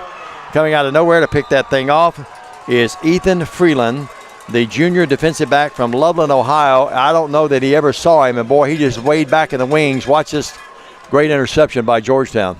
Sure did. That safety just drops back, played zone coverage, saw it all the way, and rolled over the top, picks it off. If he hadn't fallen, he would have had even more yardage. Sure would have. An interception has given them the ball back. How many times have we said Georgetown at their own 47 today? A ton. 1st and 10. Well, now it's the Cats' defense that has to step up. Flag on the play, Dave. And it's probably going to be a dead ball foul. Yep. Mic not working. I'm not sure why that mic's not working. Unsportsmanlike conduct against Georgetown. They're going to back them up. So instead of the 47, they'll move it back to the 32? No, it'll be at the 34. I guess they got him for that little bit of a shimmy dance he did after he stood up. Well, I didn't see that. Did he do that? Oh, is he mouthing Hub? Hubble has folks deep into every category of the area. He does. 34-yard line, 1st and 10. Well, that helps a little bit, but it doesn't erase the substitution or the interception. 5:24 to go in the third. 17-10. Georgetown leads with the football. Sloanaker in the gun. Bailey hands it to Bailey. Bailey runs up to about the 35 and across the 35 up to about the 37. And the Cats have a player shaken up back at the 35-yard line. Here's the replay of the game, or the play. Hand off around left side. They're just doing the pulling guards, trying to get lead blockers out there. And the injured Cat is number 9, Brandon Hall. Rob is out there along with Caden. Really nice to see Dr. Melton. We honored her. You guys saw it, I'm sure, on the screen here. Yep. And Taylor Foster, one of the great players of all time here in women's basketball, along with Robert Johnson, Ph.D. Dr. J. Dr. J. He's an institution here, isn't he? He is. 5 decades. I remember taking a DOS class with him, MS-DOS, if you can believe that, people listening at home. No floppy disk and the old computers. Yeah, I remember those things. Oh, me. I was working with a guy named Steve Heyman. Everybody in this area knows him, and we use all those kind of things. And I remember when the internet came out, he said, "Diamond, it'll never catch on." I promise he told me that. Dr. Melton's walking out there, too. You see her with the hood on. I always used to listen to you guys. He always used to talk about, when he went to school, Sister somebody. It was Sister, what was her name? She's, bless her soul, she's in heaven these days. He had so many sisters, he thought he knew. What was it? Lady of the Lake, something of the Lake. It was, and he would go up to see the Cardinals, and they'd give him some kind of discount because he was Catholic. And he would say, "Oh, Diamond, I got that for $37 a night." Oh, my goodness. Well, it's going to be second down in about 6. Well, let's hope that Hall is okay. He's a defensive back, the 6', 185 youngster from Shaw, Mississippi. I don't like the way it's taking so long on him either. Hopefully it's just a breath knocked out of him. Oh, he's gingerly getting up. Yeah, it's not good right there. They're going to try to help him off right here. Yeah.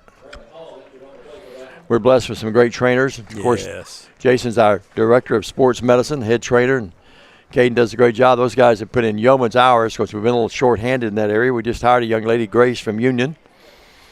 Welcome aboard. And still walking pretty gingerly. Bethel's, I, of course, wasn't on the Georgetown sideline because we were over here waiting that ceremony, but Bethel, I'm telling you what, I was down behind the bench. We're sort of banged up right now. Had a lot of injuries here early in the first half, too. Just a little nicks and bruises here, but obviously Kaysen is one that's a concern, and now Hall right here for the Cats. In motion is Matt Hintz. They set him down with a double wing there. Now they go to Bailey. Bailey, after all of that, will scoot his way across the 40 to about the 42. He's going to be short, but he's going to be third and short, third and about 3. Yeah, ran a little crossbuck action right here. Ran one man under, one man over, and they headed to the underneath man right there on the crossbuck. We mentioned Andrew Preston watching up in Georgetown, the very fine young SID. We mentioned Chris Oliver, the outstanding coach, great guy. Love Chris. And then, of course, I'm sure Bill Cronin may be tuned in. He came up for a ceremony, they said, a couple of weeks ago. Third down and 2. In motion again is Hintz. They give it to Bailey, though. Bailey's going to try to turn the corner. He's going to get the first down. They scoot him out of bounds across way, but not before the Tigers get a first down. They use Bailey a lot, don't they? They do. He's got a quick first step, and when he bursts to the sideline, he just can't turn it up and turn the corner before the pursuit comes and gets him. Zach O'Kelly says that he sent me a message here, see if I can find that. He says he's watching from his office while writing a volleyball recap. He and the back judge, D.C. Jackson, referee Alabama high school football together. How about that? And Zach, appreciate you tuning in, bud. Zach O'Kelly, former SID assistant, play fake to Bailey. And now they've got Sloonacre. They've got a beat on him. He's going to get back the line of scrimmage, and that's going to be it. He might get 2 or 3 yards, actually, to about the 48. But he was smart. He didn't take a sack right there. Sure didn't, and then that's great pressure. That's good defense by the Cats. Look, going through that gap there, and there's 2 guys chasing him. And that's going to be on the chase, Randall Foster and Malik Rowe. Sloonacre made not only is he talented, but he's pretty smart. He said, I'm not having the 290s come after me like that. The rain picking up here. You can really see it coming down now. You notice on the back of my chair, guys, I was smart. I brought my rain jacket today. Here's Sloonacre. Gives it to Bailey. Bailey jukes his way away from that. Oh, what a play. He juked his way away from 2 different tackles and gets the first down for the Tigers. Just pirouetting across the field right here, Dave. Oh, I like that. Spell that for me, would you? No, I'll say it. Pirouetting. Yeah. Hand down, spins again right there. Wow. That's a tremendous effort. Well, the Cats had him on the hook, too, didn't they? I mean, he was about to run right into him, and he just made a really outstanding football move. More importantly, first down for Georgetown. Rain really picking up now. Pretty steady. Not heavy, but steady. Eric Arnold, our SID member down there with the line judge, he said, why did I get this duty today? 1st and 10 at the Cat 42. Schoonacre to Bailey again. Bailey trying to get far side left. He's going to turn the corner, and he's out of bounds across the way. And a big tackle, big block over there in the Tiger bench, loving it. You know, Craig, your thoughts on this? When he first gets the ball, which is a replay, it doesn't like he's going to get a lot. No. Then he does. It seems like he hits our defender right here, knocks him out of bounds, and he keeps going. That's exactly he does. what happened. That's why they were celebrating over there. Yeah, I think that play was designed to go to the right. He cuts it back and got what he could get, and he gets a lot of yardage right there on that play. 2nd down, he picked up 5 yards. 2nd down and 5. Clock running, 2:06. This helps Georgetown, too, because it keeps Bethel's offense off the field. Yeah. They're using a lot of this clock here late 3rd quarter. They put Robertson in motion, bring him back. Here's the pass, and it's going to be caught. And it caught at the 15-yard line and wide open. He came back. I think we fell down. We did. I think Miller Durrell lost his footing, and it's caught that time by 24. It was 16 Chandler Godby. Yeah. Fell down. Yeah. Godby, number 16. Number 16. He's had some catches today. Well, that changes. It was tackled 24. by 24. Well, the ball inside the 20. Now at the inside the 15s at the 13-yard line, 1st and 10. They get a first down without scoring, obviously. Here's the handoff this time, and nothing there at all. The Cat defense stymies them that time and stood up. And Georgetown has a player down, Dave. One of the big linemen are down, so it's a physical game down there. You don't get a chance to really see until you go down on that sideline how physical this game is, or any game is. Up here that you know, but down there you get a different perspective, and it's not good news. It looks like one of the wheels. Let's take a timeout and pray for the guy from Georgetown, if you would. 1:02 left. It's a 17-10 game. Georgetown leads with 1:02 in the 3rd, and they're inside the red zone right now, and we'll find out what they do when we come back. This is Bethel football. An hour ago, Theo airballed the game-winning shot. But at Zaxby's, he's dunking all over these fools. Zax sauce, bang. Tongue torch, boom. Hot honey mustard. My man's putting on a clinic. Welcome to Dunk City. And one, baby. Thanks, baby. Dude. Babe, dude. Who's got the sauce? Zaxby's. Hey folks, Real McCoy here along with a little buddy Gizmo. Just like to thank all of our customers for letting us take care of their air conditioning and plumbing needs this summer. Gizmo sure is glad the dog days of summer are over. Now it's time to get those heating units ready for that cold weather coming. See, we're a hometown company celebrating 45 years in business in Jackson. So give us a call and check in online so we can get you on schedule. When you think of heating and air conditioning, think of the Real McCoy. We'll take care of you. Have you ever thought about real estate investments or purchasing a home? Are you tired of dealing with the headaches of managing your real estate portfolio? Cornerstone Realty has you covered. We can advise you on anything real estate related. Your property, our priority. Cornerstone Realty and Property Management. Christopher Reasons tells us we're back, and we are back with you. Dave McCulley, Craig Lund, Kerry's up here, Shantae's up here, along with the infamous Derek Hubble. And at the 13-yard line, it's 2nd down. Scoreboard says 2nd 8. It's actually 2nd and still 13. Yeah. 1:02 left in the 3rd. A rainy afternoon now, late rainy afternoon. Don't forget to turn your clocks back tonight, folks. Ooh, extra hour sleep. Yeah, that's right. Which means I wake up at 4 o'clock instead of 5. Yeah, same here. Schoonacre drops, wants to throw, and throws back over and incomplete. Great coverage. Lewis had that receiver covered like a blanket. He sure did. It was great coverage and great pressure coming also from number 92 for the Cats, Jordan Jackson. Yeah, Jackson was in his wheelhouse. Yeah. And then you look at the Dave, we were talking right there before that timeout how physical this game's been, and both these teams want to get it over with just so they keep getting banged up. Absolutely. 17-10, 51 seconds now. Boy, this would be another win in the red zone if the Cats defense could stop them here. Schoonacre back there. Shovel pass to Bailey. Bailey has blockers in front of him, but nowhere to go. Great tackle from the backside. Who got him? 20. Is that Brandon Hall? Let's wait and see. 5 got him? 25. Okay, that's going to be in this case. No, 26. 26. That's Kalen Justice. Defensive back from Riverdale, Georgia. Peru State transferred. Well, that brings out Kraft again to attempt another field goal. He nailed one a moment ago from 24 yards to give them the touchdown lead. This would make it a 2-score game, and now a little confusion. Yeah. Georgetown may have to burn a timeout. They don't have all the people out there they need to have. That's coaches will tell you that's they're going to call a timeout, I think. Down to 7, down to 6, down to 5, down to 4, and they're going to call a timeout. I saw Coach Perrin out there. He's not happy. He was waving his hands at the 10-second mark saying, hey, guys, and that's a good timeout because you just don't want to try to rush that. We'll take a quick 30. Georgetown leads 17-10 over our Wildcats. 16 seconds in the third. Georgetown attempting a field goal. The ball's at the 9-yard line, so this would be a 26-yard attempt. We'll be back right after this. Stay with us. At FMY Orthodontics, we believe a beautiful, healthy smile is the key to boosting confidence and enhancing quality of life. Our team of highly skilled and compassionate orthodontic professionals is dedicated to providing personalized care in a welcoming, state-of-the-art environment. Whether you're looking for traditional braces, clear aligners, or other orthodontic solutions, we offer a... I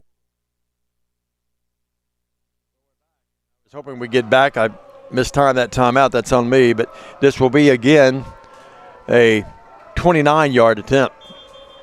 Well, excuse me. It's at the 21-yard attempt. I was writing down. What do we have now? Oh, we got the replay tents on the field down here. Blown over? Yeah. Oh, my goodness. There goes replay for the gate day, folks. Yep. Well, they'll mark the ball at the 16-yard line. Is that where they're going to put it down? I'll get my yardage right here. Ball's on the 8. Well, they're going to mark it at the they'll move it to the 16. Bradshaw will hold it there. And Kraft will try to knock in a 26-yard attempt. Was good a moment ago from 24. Hash mark left just inside the left hash. Snap is back. The ball is down. The kick is up. He's got a good leg. He booms it through there, and it's a 20-10 game. Georgetown makes it a 2-score game with 12 seconds left in the third. Back after this 30. Stay with us. At FMY Orthodontics, we believe a beautiful, healthy smile is the key to boosting confidence and enhancing quality of life. Our team of highly skilled and compassionate orthodontic professionals is dedicated to providing personalized care in a welcoming, state-of-the-art environment. Whether you're looking for traditional braces, clear aligners, or other orthodontic solutions, we offer a variety of options to meet your needs. Our goal is to provide the most effective and efficient orthodontic treatment for every patient. Welcome back to Walter Butler Stadium as the Georgetown Tigers puts another field goal on the board to lead 20-10 over your Wildcats with 12 seconds to go in the third quarter. Has the rain, not a hard rain, but a steady, pesky rain, if you will. One that you wouldn't want to be just walking out unless you really had your rain gear on. Of course, it's football. It really doesn't bother them that much other than maybe slipping and sliding, a defensive back maybe slipping down. We had that early in this quarter, but it hurt Bethel. Because the receiver pretty well knows where they're going to go. DB doesn't know. I've always noticed those guys up in Buffalo and up north playing the snow with no sleeves. Yeah. I was at Lambeth, and we went up to Dixon State. Flew out of Memphis, 70 degrees. Got to Fargo, flew into Fargo, drove over to Dixon State. Blizzard came through the next day, but when we got there that day before, it was still really cold. We're on the bus, and we're bundled up. All the guys are out by the dorms, all the football players, and had sleeves cut or no shirts at all on. I think they were sending us a message. I'll tell you how cold it was. My late wife Peggy had to use the key card for our room just to scrape the window where I could see. Wow. Snow plows. And now here's wide open. Running that football will be Kaysen. Kaysen back in there, and he gets great yardage up to the 35. He picks up 10 yards. And he made a great cut here, Craig. Here's a replay. He sure did. He made a great cut, a great run. And John Carter Myers made a great tackle, but a great run by Kaysen to bring the third quarter to a close as the Cats trail by 10 to Georgetown, 20-10. Back after this. Stay with us, everybody. The decisive 15 minutes coming up. Have you ever thought about real estate investments or purchasing a home? Are you tired of dealing with the headaches of managing your real estate portfolio? Cornerstone Realty has you covered.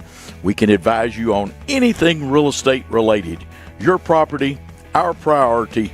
Cornerstone Realty and Property Management. Whether you're a designer, homeowner, builder, commercial, residential, we're here to help make ideas come to reality.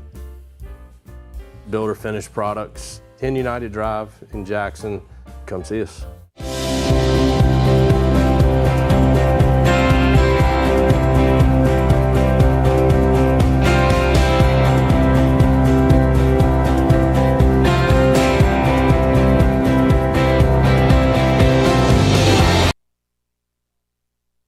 Welcome back, everybody. Diamond Dave along with Craig Lund. The Cats have it. Second down and 10 from their own 34. Hand off this time. Case in the end, a big hole. He's up at the 45, and finally they tackle him in the backside, not before he gets the first down. And Case now coming back after being out with the injury, and he's come back with some vigor, hasn't he? Yeah, sure has.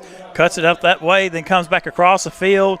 Backside, had to come in and tackle him. Like he said, I've been sitting out too long. He's got it again. He's going to run it this time, and they tackle him and lasso him down right at about the 47. Get up.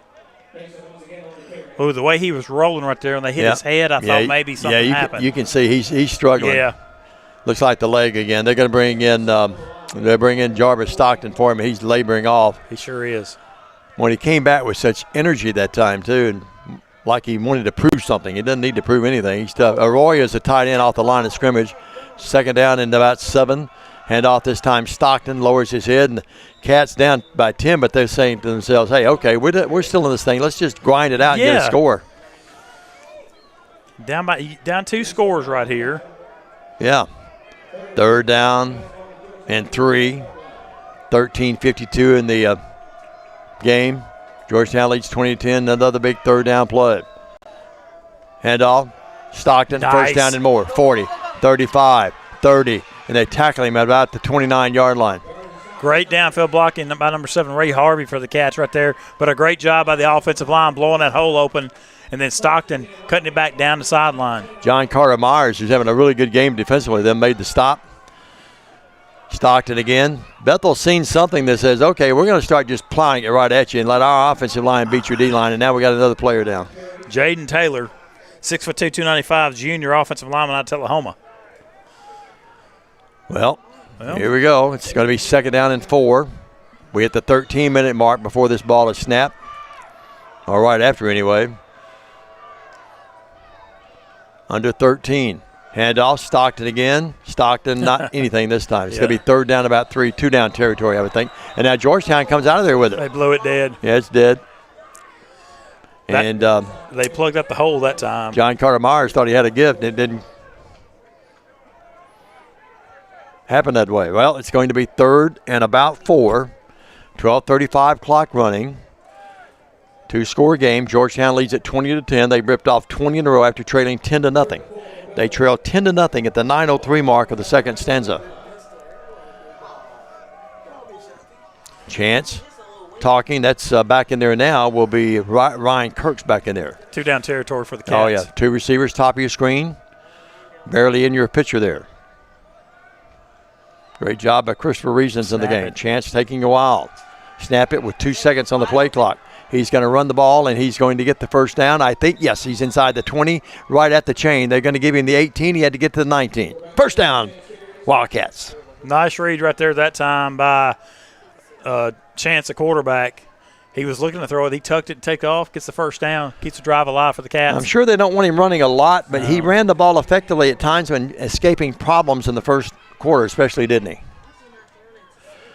And off this time, Ryan Kirk. Ryan Kirk was able to skip his way and jump over a couple of guys and moves down to about the 12. Good pickup, though. Pickup of about 8 on the play. Yeah. So a nice pickup by Kirk. Let's give him actually 6. They say where his knee went down. It's going to be second and 4. Yep. 11:25 clock running. The Cats moving now. Trying to stay in the game. Down by 10. Kirk to the left of Chance. Chance.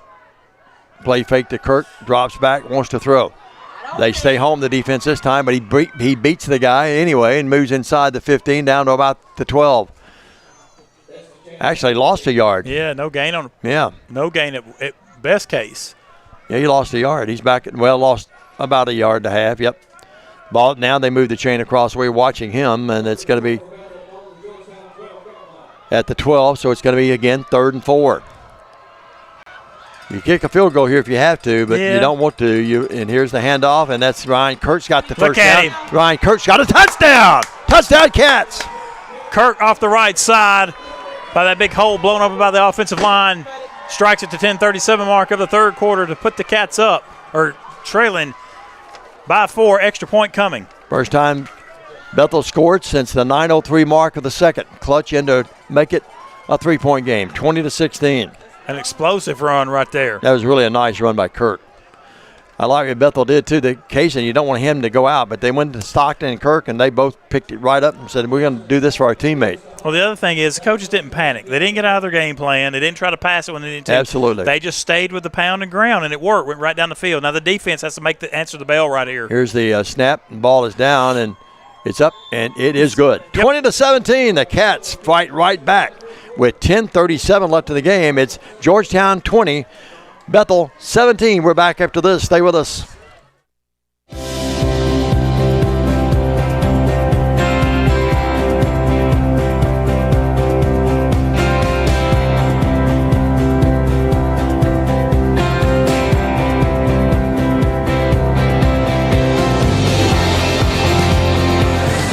At Dynamics Physical Therapy, we help our clients get back to doing what they love. Dynamics is now serving communities throughout West Tennessee.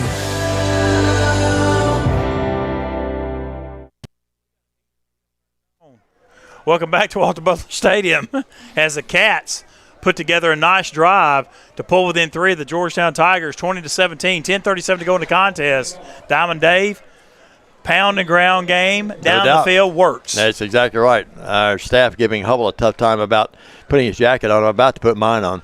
It's 20-17. It's getting cooler. I bet it's dropped 15 degrees. The King can do what he wants. Well, I don't know about that. Now they're going to bring it out of there. Slowed down a little bit, then came out of there with it, and that's going to be Robertson. Robertson 40, Robertson 45, Robertson 46-yard line. He hesitated ever so briefly and then brought it 46 yards out to the 40, actually the 36-yard line. Excuse me. I do that too. Yeah, it just I don't know. And you and I have been doing this for a long time too. My partner Johnson, 36. Yeah. Thanks, John. You were giving me the hand signals that time. Yeah. 36-yard line. You can see now the field taking that's a turf field, which will be replaced when the season is over, by the way. But 36-yard line, 1st and 10. But you can see the rain has done a little bit with the pellets coming up around there a little bit, aren't they? 36-yard line, 1st and 10. Georgetown now. Their offense trying to pick it back up after Bethel's offense did just that for the Cats and their fans. I can't see with the frame. Is a lot of fans still here or they left? Oh, still pretty good stands. Not as many as the first Kamara half. with it. Kamara, and that's going to be a hole. 40-yard line, 45-yard line, 47-yard line. But that's going to come back. I think they're going to get the tight end, Chase Benner. He held his hands up in the air, so I didn't do anything wrong. Well, Mr. Benner, we see differently. So instead of being a 1st and 10 all the way up, well, he would have been a little short, I think. But anyway, that's going to negate what was a positive play and move them back, move them, being Georgetown. That'll move them back to the 26, 10-yard penalty. It's going to be 1st and 20 with 10:19 left in the game. In regulation anyway, 20-17. I tell you what, if I had a 6'7" tight end, I'm going to try to throw to him a little bit. People don't throw to tight ends much anymore at any level. Hand off Kamara. Kamara slashes his way for a few yards, gets some of the yards back. They lost by only about 3 or 4. I see it in high school, and of course I watch Kentucky all the time and watch the SEC games, almost every one. But tight ends have become a lost art to some degree, and I don't understand that. Now Tennessee will throw to Klitzman and to Ethan Davis quite a bit. Yeah, that's part of the offense for Tennessee. Heupel's pretty. He's got a great imagination. 2nd down and about 17 now. Ball at the 28. He may throw one to Tim McBride tonight in that outfit. Well, he wouldn't have any trouble spotting him. Here's Bratcher. Have y'all seen the picture of Shante? Here's Kamara again. Kamara. It's like a scrub as they move the ball up to about the 34. They have to get to the 46. So it's still long, 3rd down and 12. Now we got some, not sure what was going on there. This is exactly what you want if you're the Cats defense. Oh, You got to hold right here. Yeah. Because if you can go back to that ground and pound game with under 9 minutes, maybe pushing under 8, that's advantage Cats if you can push it in. With the front coming through, the wind's picked up a little bit, but not a lot. It's a sort of crosswind blowing toward the Georgetown bench across the way. Schoonmaker, they go stay pretty conservative. They go to Kamara, and he's knocked down at the 34. Number 12 for the Cats, Tyson Hornbuckle. That big 6'7" tight end took him on to block him. Hornbuckle fought it off and made the tackle from the backside right here. And then Douglas was waiting on him if he doesn't make that tackle. Yeah. Well, that's going to send back Antonio Russell. He'll stand back about his 25-yard line. And with the clock running at 8:23, here's your scenario. The Cats offense about to come back out there. Georgetown leads the game 20-17. Rader will come out to punt it. Drew Rader from Wooster, Ohio. He'll get it away from about his 25. The Cats look like they might be coming at him. No, they don't. Here's the kick. He's kicked him low all day long and hoped for a roll, and that almost hit somebody. It may have hit the Bethel player. I think it hit the Bethel player. Let's wait and see. No, I don't think it did either. Well, the way the Georgetown folks were reacting, now Bethel says, no, that's not going to happen. 39-yard line. It was close. And here's the replay. And the ball was bouncing behind our player going toward him, and I was scared of it too. Sure looked like it. That might have hit him, but let's thank the good Lord it didn't. Oh, I don't know. The left foot may have hit it. It may have. His close. left foot. And I don't know if Georgetown's going to challenge it or not. They do not. You don't have a challenge, can't challenge it now. Yeah, camera's gone. 39-yard line, 1st and 10.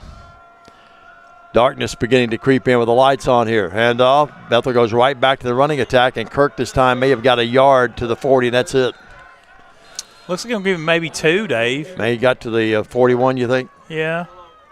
I'm looking at the down marker over there. Yeah, they gave him the 41. Yeah. 2nd down at 8. Clock running, 7.5 left. Right where you want to be if you're the Bethel Wildcats. Now, if you're a Tiger fan watching it, it's on your defense.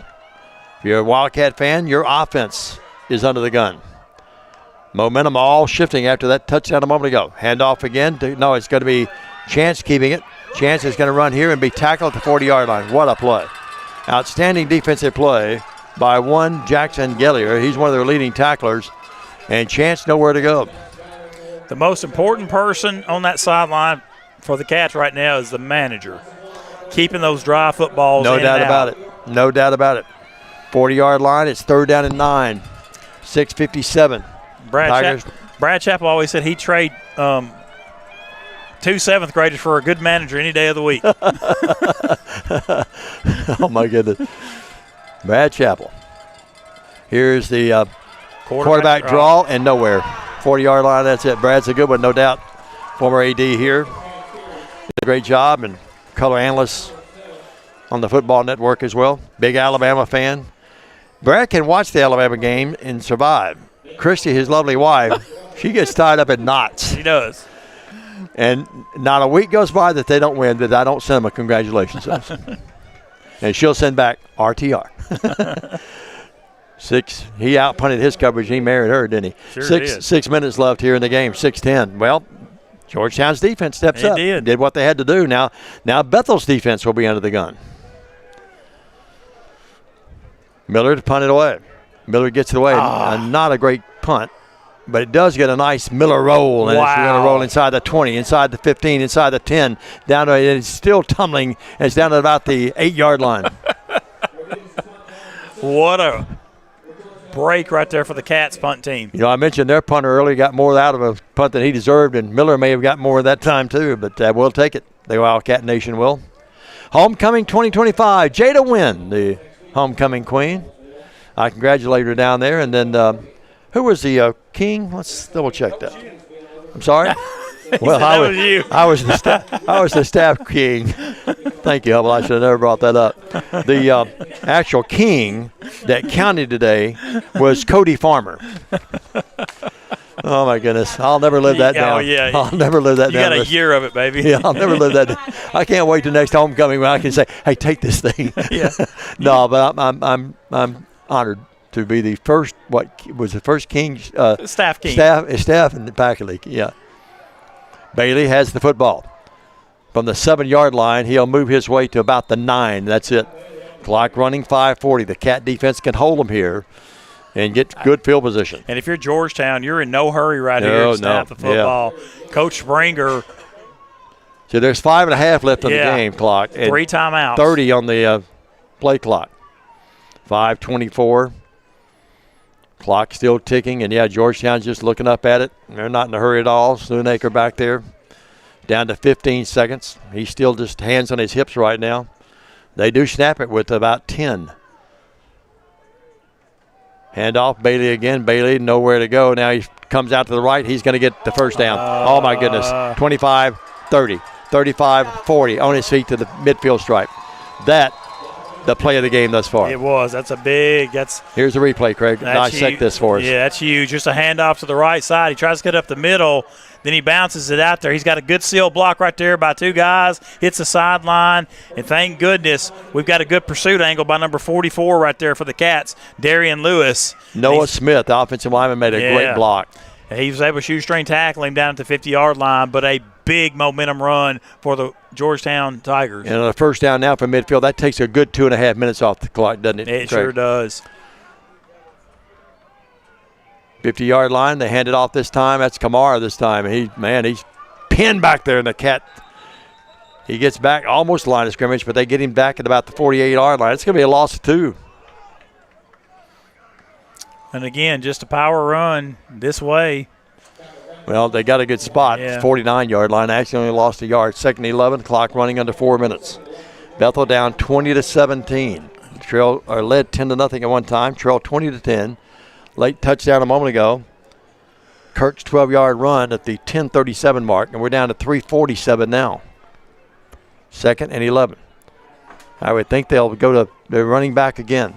And there's some movement. Yeah, he moved. Sure did. Defensive line making adjustments. The guy that made the great block a moment ago, we bragged on Noah Smith. Well, that time, the young man from Cincinnati, Landmark Christian School, came out of that, didn't he? Sure did. Defensive line just shifting down, and that made that offensive lineman jump. They could be talking if now they're going to back him up. Yeah, move it back to the 44. And say, a coach over there is saying, that's what he's saying. He said the defensive line moved. That made our offense jump. Well, it had to have been encroachment, but I didn't see that.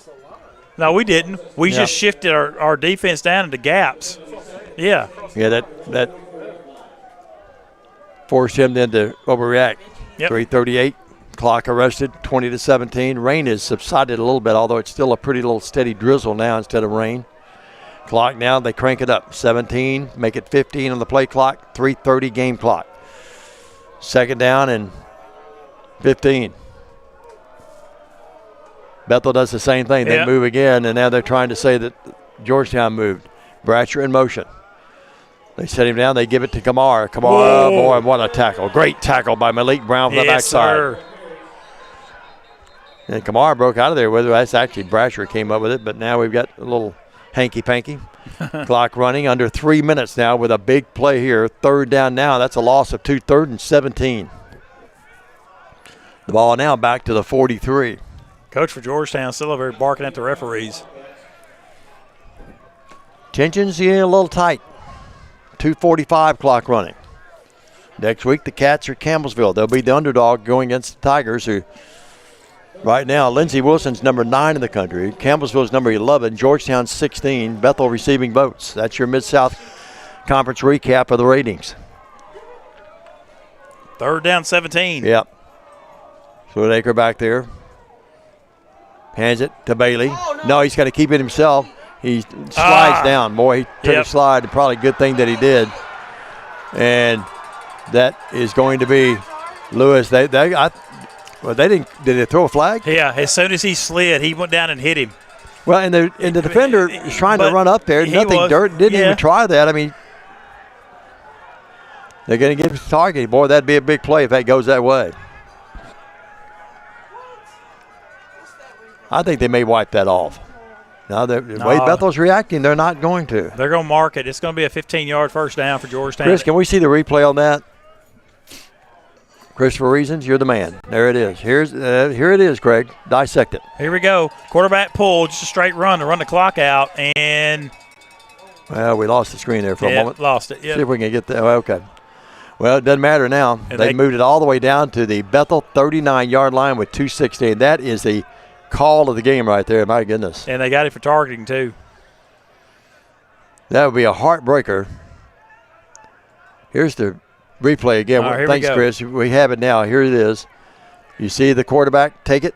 He's coming right down, and he slides down. And I don't know that they ever even hit him in the helmet. That's not a good call. Got him around the shoulder pads, and I don't know about that call. I do know about the call. I think it's a bad call. And trying to be as fair to both teams as I can possibly through the years, but that's just not a good call. That kills Bethel right there, doesn't it, Craig? Yeah, it does. And Coach Springer is out there. He's livid. And he was asking for replay, and I saw the official point to the 10 and said, we don't have it, Coach. It blew over. It blew down. Yep, we do have replay. Well, we may not now, but. Yeah, we have it up here.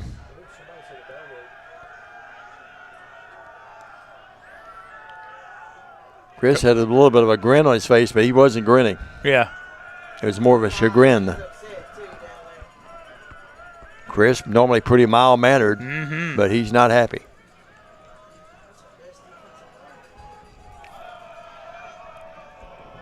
Well, now they're going to go over and talk to the Georgetown folks. We have a replay up here. Yeah. No, they're not going to talk to the Georgetown folks. They're going to crank the clock up. Boy, what a tough way to lose if you lose this way. Yep. They're going to run it down to 2 minutes, and they'll get to the 2-minute. And, Craig, for the most part, I think the officials have done a good job today. I think they missed that. Yeah, Georgetown's just going to let it run down to 2 minutes, and there it is. 2 minutes left of the game. Tigers lead 20-17. They'll have it 1st and 10 at the Cat 39. Not over, but not looking good. Stay with us. Hi, I'm Cody Fitz with Fitscapes. Our business's focus is on building your dream yard at your dream home. When designing our backyards, we always like to start with our pool and patio areas first, then we complement that with the landscaping, and we finish with the lawn for all of the outdoor entertaining needs. After installation is complete, we provide annual maintenance for all of your lawn care and landscaping needs. Fitscapes, let's build something beautiful.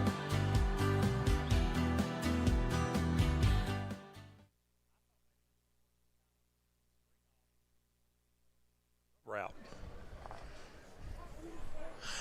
Back to Walter Butler Stadium.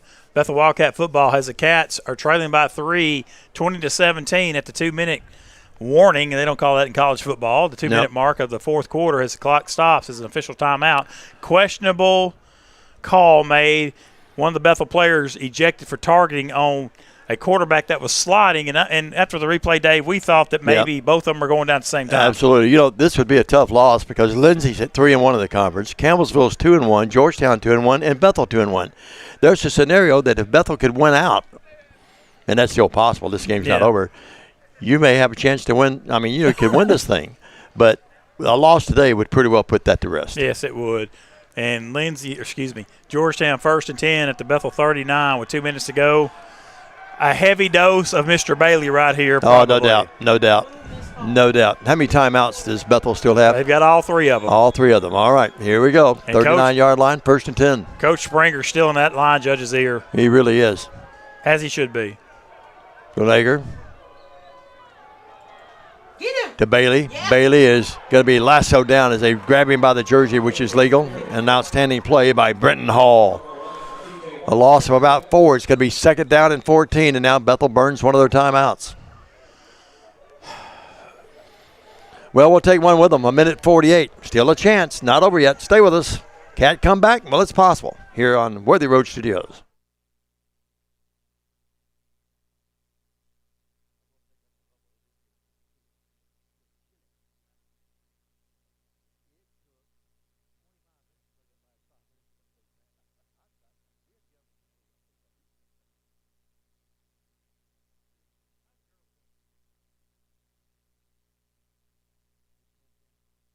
Hey Jackson, it's game time, and the winning lineup is right here at Chuck Hutton Nissan. Our top players are ready to take the field. Rogue, Sentra, Pathfinder, Altima, and Kicks. Big savings, special incentives, and Nissan's built to win the game.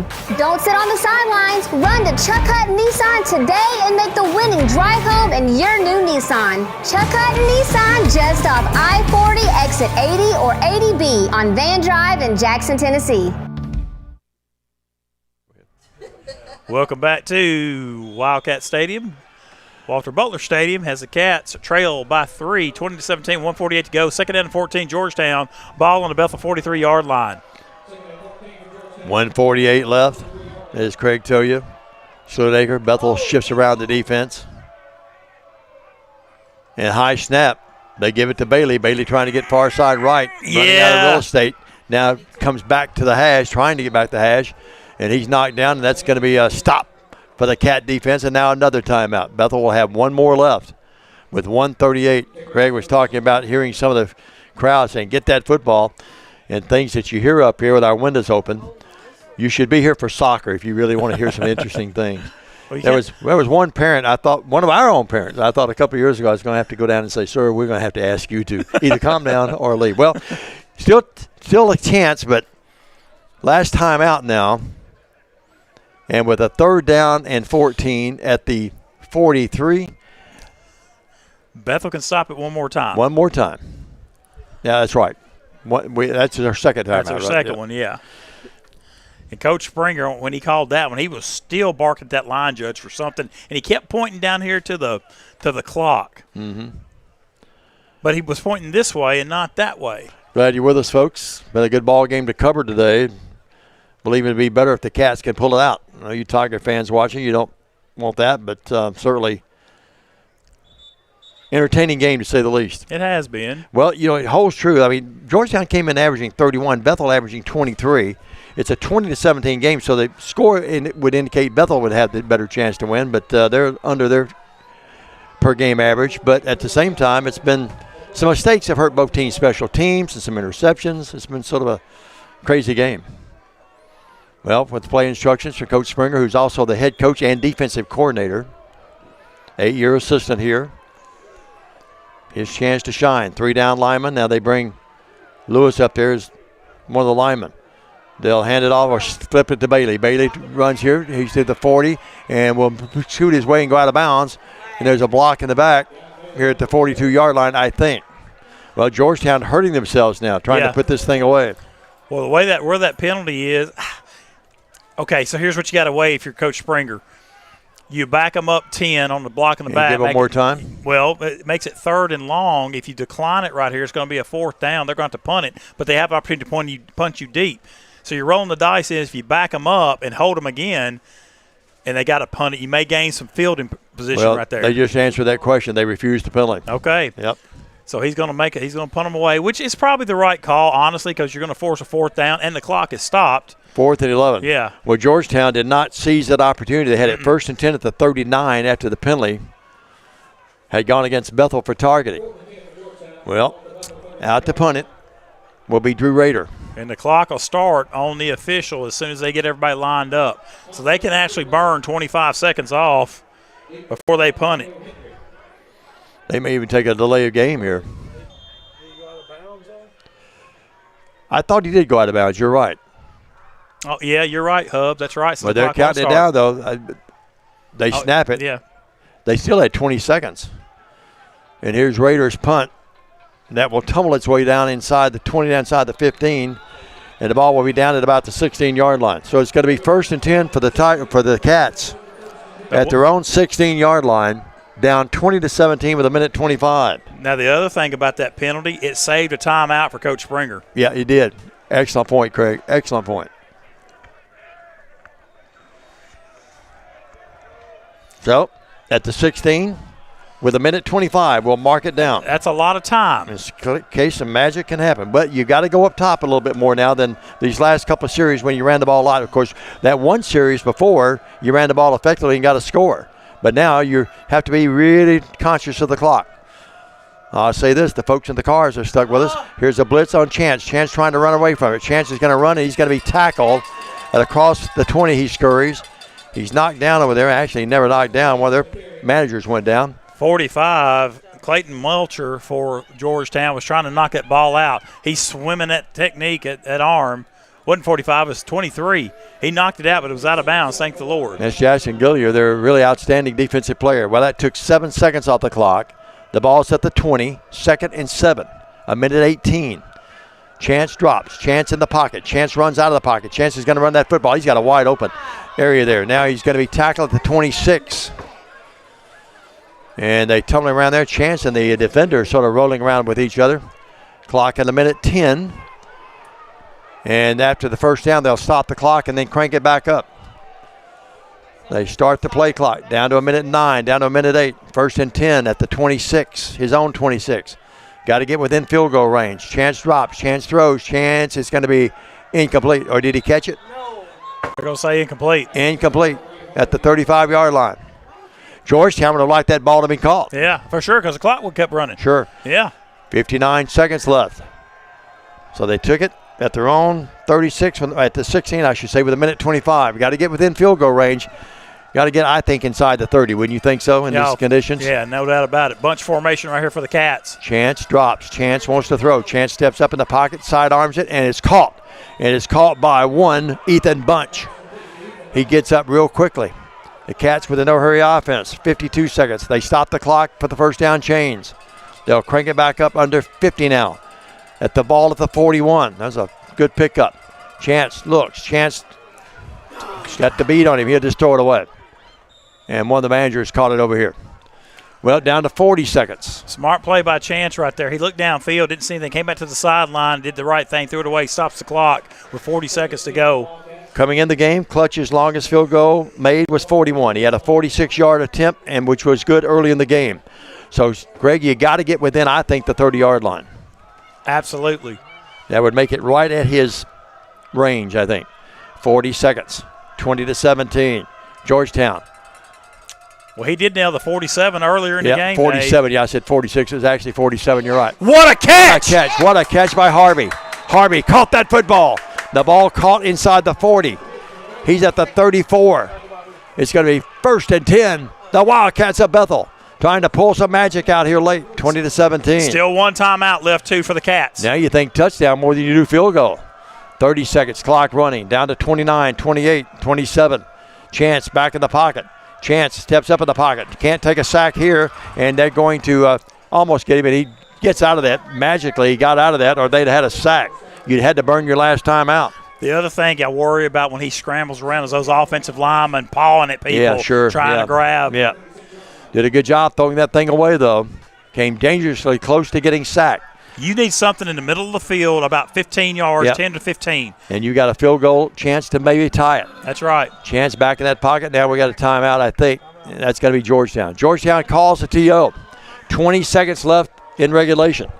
The Tigers lead 20-17, but the Cats have it 1st and 10. We're going to keep it here, Craig, at the 36-yard line of Georgetown. If you're Coach Springer and Coach Chance, the offensive coordinator, what do you call here? I mean, again, you're 3rd down and 10. You got to hit something to either down the middle, get a quick timeout, set up a field goal, or hit something on the sideline and get out of bounds. Stop that clock. You got maybe 2, possibly 3 on a quick throw on the first play right here. You might get 2 more shots at it. How close did he come to getting sacked? Here's the replay. Well, this is the play that Harvey caught. That's the play of the game right there. That's a great play right there. That's a great catch. And that's not bad coverage, to be honest with you. He just went back up and got it right over Isaiah Willis Jackson. It was an underneath throw. The receiver came back to, concentrated, pulls it in, and got out of bounds. Harvey has been the leading receiver in this game. Came in right at 1 reception behind being the leader through the first 6 games. If you've got anything in your playbook that's going to be like a rub route where you can cross 2 receivers and get one down the sideline or one cut across the middle on a slant, if you got it in your playbook, right here's where you want it. This is where that last timeout still in your pocket really helps you too. Yeah. Your hole is right there around the 35 with that linebacker's up top, and you got 4 down here. Sure. So if you can cross one of these down the middle right there, you got it. Chance drops, Chance throws over the middle. There it is. Caught, and it's caught, right? You caught it, and he caught it. And that catch is by Micah Jones. And he's knocked down inside the 30 at about the 29-yard line. It's going to be 1st and 10, Cats down to 10 seconds left. And, boy, clock management here ever so important. Well, if he had to kick it from here, it'd be a 46-yard attempt. Tackle made by number 5 for Georgetown, a reception by number 13, Micah Jones, and they ran that rub to perfection right there. Exactly what you needed. Wind not a factor. The Old Glory wisping around a little bit. That's still crosswind toward the Georgetown bench as you watch the game. The flag is down to our right. Who used that? Okay, we use that timeout. Okay, so you got 2 shots right here. You make one throw. It's either a completion or it's something out of bounds deep, away to stop the clock. Then you send your field goal unit out. Yep. But you cannot take a sack if you're case or chance. 47 is his longest in his career. He had that earlier in the game. 41 had been his previous longest made coming in the game. Georgetown's D-line has to be just spent because they've had a lot of injury trying to get to him, and Chance has done a good job of baiting most of it. So the ball's on the 36. He needs really 29, yeah. 29. Yep. Oh, I'm looking at the clock up there. It'll be a 46-yard attempt if he goes from here. They send Micah Jones far side left. Harvey's out there with him. Field goal team is ready on the side. Got to be. Yep, got to be ready. 3rd down and 4 at the Georgetown 29. It's coming down to the wire here on homecoming. Chance drops, Chance looks, Chance throws, and it's going to be called by Harvey. He got out of bounds. And Harvey spun out of bounds at about the 24-yard line. That's exactly what you call. Now you look at the 20. The ball's at the 24. You kick the field goal right now. Be a 41-yard attempt. Is that right? Balls, and here comes the field goal unit. They're going to bring out the field goal unit. Here's Clutch. Can he be Clutch again? Ball's on the 24, 34, a 41-yard attempt right here. He's nailed a 47. That would have been good for 50. No win, Dave McCulley, on the left hash. The snapper. 41. Is Johnson. Roditas the holder. 41-yard attempt to tie the game with 8 seconds. And now Georgetown's going to call a timeout and try to ice him. Had to know that was coming. Yep, had to know. Well, 41 had been his longest made coming in the game. He had a 47-yarder earlier in this one. And we're going to step out real quick for a 30, Chris. We're back right after this. Stay with us. Turn to the experts. Since 1955, Garrett Plumbing and Heating has been the leader in plumbing, heating, and air conditioning service and installation for West Tennessee. A proud supporter of USJ Bruin Athletics, we are your local Carrier Factory authorized dealer. Call Garrett Plumbing and Heating 668-3339 for all of your plumbing, heating, and air needs.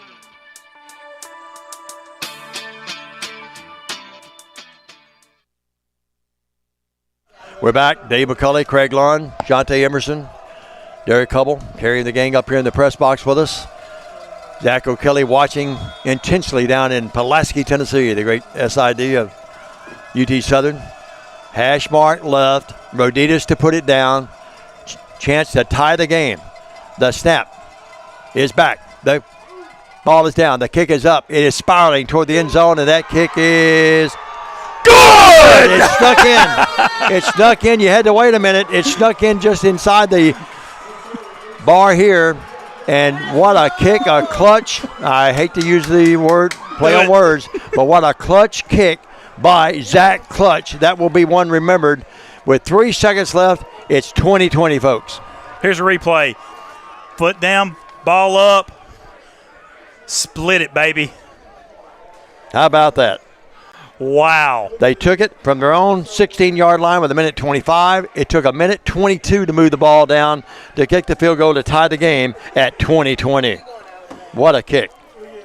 Good snap and a good hold. That penalty that Georgetown got was key to that right there. Sure was. Because it saved a timeout for Coach Springer, and it forced them to punt the football.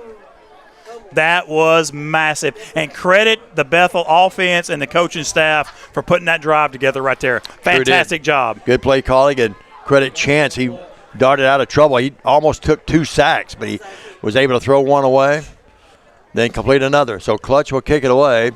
Georgetown was led 20-10 after trailing 10-0, and then the Cats come up with a big touchdown a moment ago, and then that field goal here just a few seconds ago. Here's the kick. Robertson, that will skipper its way through the 15 down to about the 10. We'll be down at about the 10-yard line, so they'll bring it out. Well, Cat defense now. 3 seconds left. I think you might play some prevent defense right now, you think? You think? 2 linemen, let them rush, drop everybody else back. Overtime could be looming. 20-20 with 3 seconds left. My guess is I'm saying Georgetown's going to come out and down and go to overtime. I would think so. I think that's probably what I would probably do. It's been a strange game. We've had some weird plays in the game, too, on top of that. Well, clutch comes through, no doubt about it. Roditas, the holder, and we mentioned the long snapper. Let's give those guys credit. Jalen Johnson as well. He's a senior. Roditas, the sophomore, and Clutch, the freshman. I guarantee you Sandy Roditas' throat was in her stomach on that play right there. It was a good snap, and it was a good hole. It was. No doubt. Well, you got to ball's a little moist. Got to have a clean snap, Sure. and they're going to down it right here, Dave. Yeah, you called it, Craig. We head to overtime. We're tied at 20. We'll come back after a minute break. This is Bethel Football on Worthy Road Studios and the BallGame Blitz. We realize you have a busy lifestyle, and at the Bank of Jackson, we're here to help you fulfill all of your financial needs, personal and business loans, mortgages, online banking and bill pay, and so much more. Serving the Jackson area for 25 years. The Bank of Jackson, your down-home community bank. You belong here. Member FDIC Equal Housing Lender. Hey folks, Real McCoy here along with a little buddy Gizmo. Just like to thank all of our customers for letting us take care of their air conditioning and plumbing needs this summer. Gizmo sure is glad the dog days of summer are over. Now it's time to get those heating units ready for that cold weather coming. See, we're a hometown company celebrating 45 years in business in Jackson. So give us a call and check in online so we can get you on schedule. When you think of heating and air conditioning, think of the Real McCoy. We'll take care of you.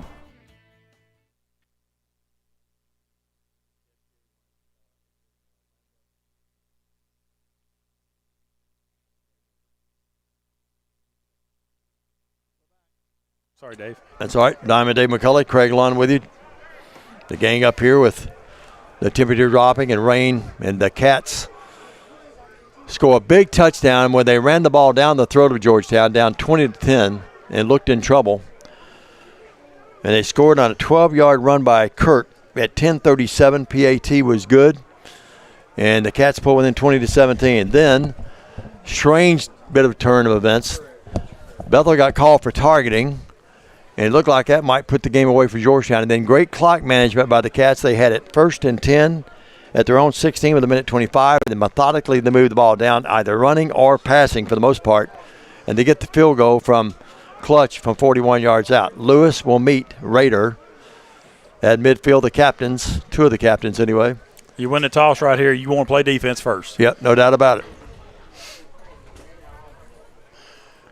They'll spot it at the 25. Yep. You go to work. Clock really not a factor. Nah. We went brain dead a moment ago. Well, let's see who wins the toss. That'll be the first thing. And see who's going to do what. We zoom in right there on the field. As you see Lewis and Rader talking over, two really good football players. You see the rain. You get a good picture of the rain coming in. They toss it. And Bethel has won the toss. Now they're going to decide who's going to play. And now they're going to see who plays offense and who plays defense.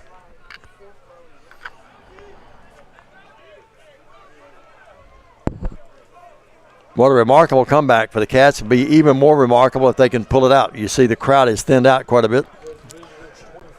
But I'm sure people listening in their cars, and I guarantee you all those lights on over there, if you're listening to us or watching us, you can blink your lights a couple times. We'll know you tuned in. Absolutely. It's the biggest crowd of cars I've ever seen on the Knoll over there. Mm-hmm. Free seats, free admission. It keeps raining. Anybody with a tow truck might make some money. Yeah, sure could. The MPD has not, well, we do know the mayor too. 20 all were tied. Now put it out the 25-yard line. And Bethel's offense will come out, or excuse me, defense. The defense will come out. And so it's up for grabs in the OT now. Here are the folks up in Georgetown watching the game, sitting on pins and needles. Grandmas, granddaddies. Georgetown folks right here below us, Dave. Yep. 25-yard line, 1st and 10. Sludenaker back in that shotgun. He puts Bratcher in motion. Takes him to the left. They hand it off this time, and darting his way inside the 25 to about the 22. Man, not that much. 23 picked up only 2.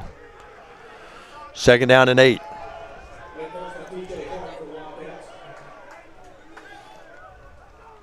See what Georgetown rings up this time. Yeah, they just try to run power right there off the right side. Yep. See if Sloonacre puts it up in the air. The rain has picked back up, too, on top of all this. A steady rain now. Georgetown chanting defense across the way. Or Bethel, doing that. Here's the pass. Dropped. It would have been a tough catch, but he dropped it. And if it goes off his hands, Terrius Douglas is waiting on it right there. Lewis was on the coverage. Nice pattern he ran, but now the Bethel kids here on the side. Well, Georgetown did that earlier, and now Bethel's returning the favor. Yeah. Ball's at the 23. 3rd down and 8. And I think Bethel's called a timeout. They call a timeout? I believe they did. Timeout. We're in overtime, tied at 20. Cats, how many lives do we have today? We'll come back after this 30. Stay with us. This is Worthy Road Studios. Let me tell you about the American Dream. In 1974, I had $425 to my name. I bought 21 carpet remnants, rented an old lumber shed, and opened Deaton's Rug Barn on East College. I worked long hours with hope of taking care of my family. I'm so thankful to Jesus who changed my life. He gave me a dream. So in 1985, we opened Deaton's Carpet One on the 45 bypass with a commitment to customer satisfaction. My friends, don't give up on your dream, because your dream can come true. Welcome back, everybody. We're back at Walter Butler Stadium on a rainy Saturday afternoon. Temperatures dropping here. The front moving in. Don't forget to set your clocks back. And don't forget to stay with us right here to the very end. It's going to be a bitter end for one of these teams. Right now, Bethel, a little bit of upper hand on defense. 3rd down and 8 for Georgetown at the Bethel 23. Bethel scored with 3 seconds left in the game on a field goal by Clutch to tie the game from 41 yards out. How big is this play right here? Yeah, big. No doubt. Season, depending on one of these teams probably who could win it. Sloonacre drops, Sloonacre throws, and they corner down there, and it's incomplete. Incomplete. Good. I was hoping, I held my reservations for a moment. I thought they might get Bethel for pushing off a little bit, but that's not the case, and it shouldn't have been. And the Cat defense holds. Great defense right there by the Cats, and the field goal unit coming out for Georgetown. That really wasn't even close. That ball was uncatchable anyway. He's out of bounds. Well, they bring out now Kraft. And Kraft Bratcher will be the holder. Be a 40-yard attempt. Long snapper is Derek Dameron. And they'll move the ball right in the center of the field. He'll set it down at the 30, and Craig, you're right on top of your game. 40-yard field goal attempt to take the lead. Kraft, the big guy. We'll get a boot in it at the 30. Here's the kick, and that kick is up, and that kick is good. Right. Almost a carbon copy a moment ago of the kick by Clutch. Well, we're going to keep it here, Craig. Now Bethel can win it with a touchdown. A field goal would tie it. Georgetown's retaking the lead at 23-20 here in overtime. Big opportunity right here for the Cats, and what a big win if we can pull it out right here with this touchdown run. I called it. Yep. And obviously, at the 25-yard line, you're already in field goal position for Clutch, just like you were for Kraft a moment ago. The Cat offensive line rushing out there. Kirk's the running back. Yeah, Kirk. He's played a lot here in the fourth quarter. Cashin was hurt, or Kaysen, I should say, was hurt. We've seen Stockton out there some, too. He's to the right of Chance. Chance hands it to Kirk. That's the play they brought almost the entire second half. Kirk bowls his way inside the 20, down to near the 15-yard line. They mark at the 16. A yard short of the first down. Hurry up. That's it. Yep. Hurry up offense. Keep them off their guard here, or get them off their guard. Here's 2nd down and a yard. They give it to Kirk again. Kirk carries that football. Kirk's inside the 15, inside the 10. He's down to about the 10-yard line, actually. The Cats now, the offensive line doing their work. I mean, you can see they're eager to get up to the line of scrimmage. Run one more with Kirk if it's positive, and pull it and let Chance run it outside. Actually, 1st and goal now. Here's Kirk again. Kirk lowers his head and bowls his way down to about the 8. Down to the 7-yard line, actually. All right, Dave, I'd run the same play, but I'd pull it and I'd let Chance go around the end. Yep. That's been effective, hasn't it? Yeah, well, I mean, you're just setting them up. You're setting them up, and then, boom, catch them. 23-20, Chance in that gun. 2nd and goal from the 7. Bethel needs a field goal to tie, a touchdown to win it. Chance gives it to Kurt. Kurt near the end zone. Kurt touchdown, Cats! And the Cats have won the game in overtime. It's Kurt. And the Cats celebrate, and well they should. Look at Bethel on that field. Ryan Kurt. And credit that offensive line, the junior running back from Decatur, Alabama. And watch this replay, Craig Lund. Just power off the right side. Kirk was not going to be denied. And look at that big blocker, number 74. Give him credit. Aaron Robinson. A huge victory for the Bethel Wildcats over the Georgetown Tigers. Coming from 20-10 down, they score at the 10:37 mark to make it a 3-point game. And then they had the tie clutch field goal from 41 yards out, and then Kurt wins it in OT. Congratulations to Chris Springer, his staff, and the Bethel Wildcats, and hats off to Georgetown. Safe travels for them back home. They played a heck of a game as well. We'll take a 2-minute break. We're back.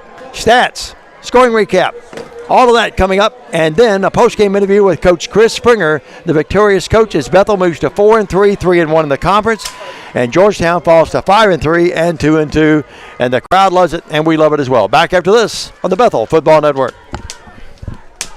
Whether you're a designer, homeowner, builder, commercial, residential, we're here to help make ideas come to reality. Builder finished products, 10 United Drive in Jackson. Come see us. This is how we Friday nights. This is how we Friday night. This is how we Friday night. This is how we Friday night. An hour ago, Theo airballed the game-winning shot. But at Zaxby's, he's dunking all over these fools. Zax sauce, bang. Tongue torch, boom. Hot honey mustard. My man's putting on a clinic. Welcome to Dunk City. And one, baby. Thanks, baby. Dude. Babe, dude. Who's got the sauce? Zaxby's. We would like to thank the following sponsors for supporting this broadcast. Snyder Equipment, 1311 Lower Brownsville Road, exit 74 on I-40.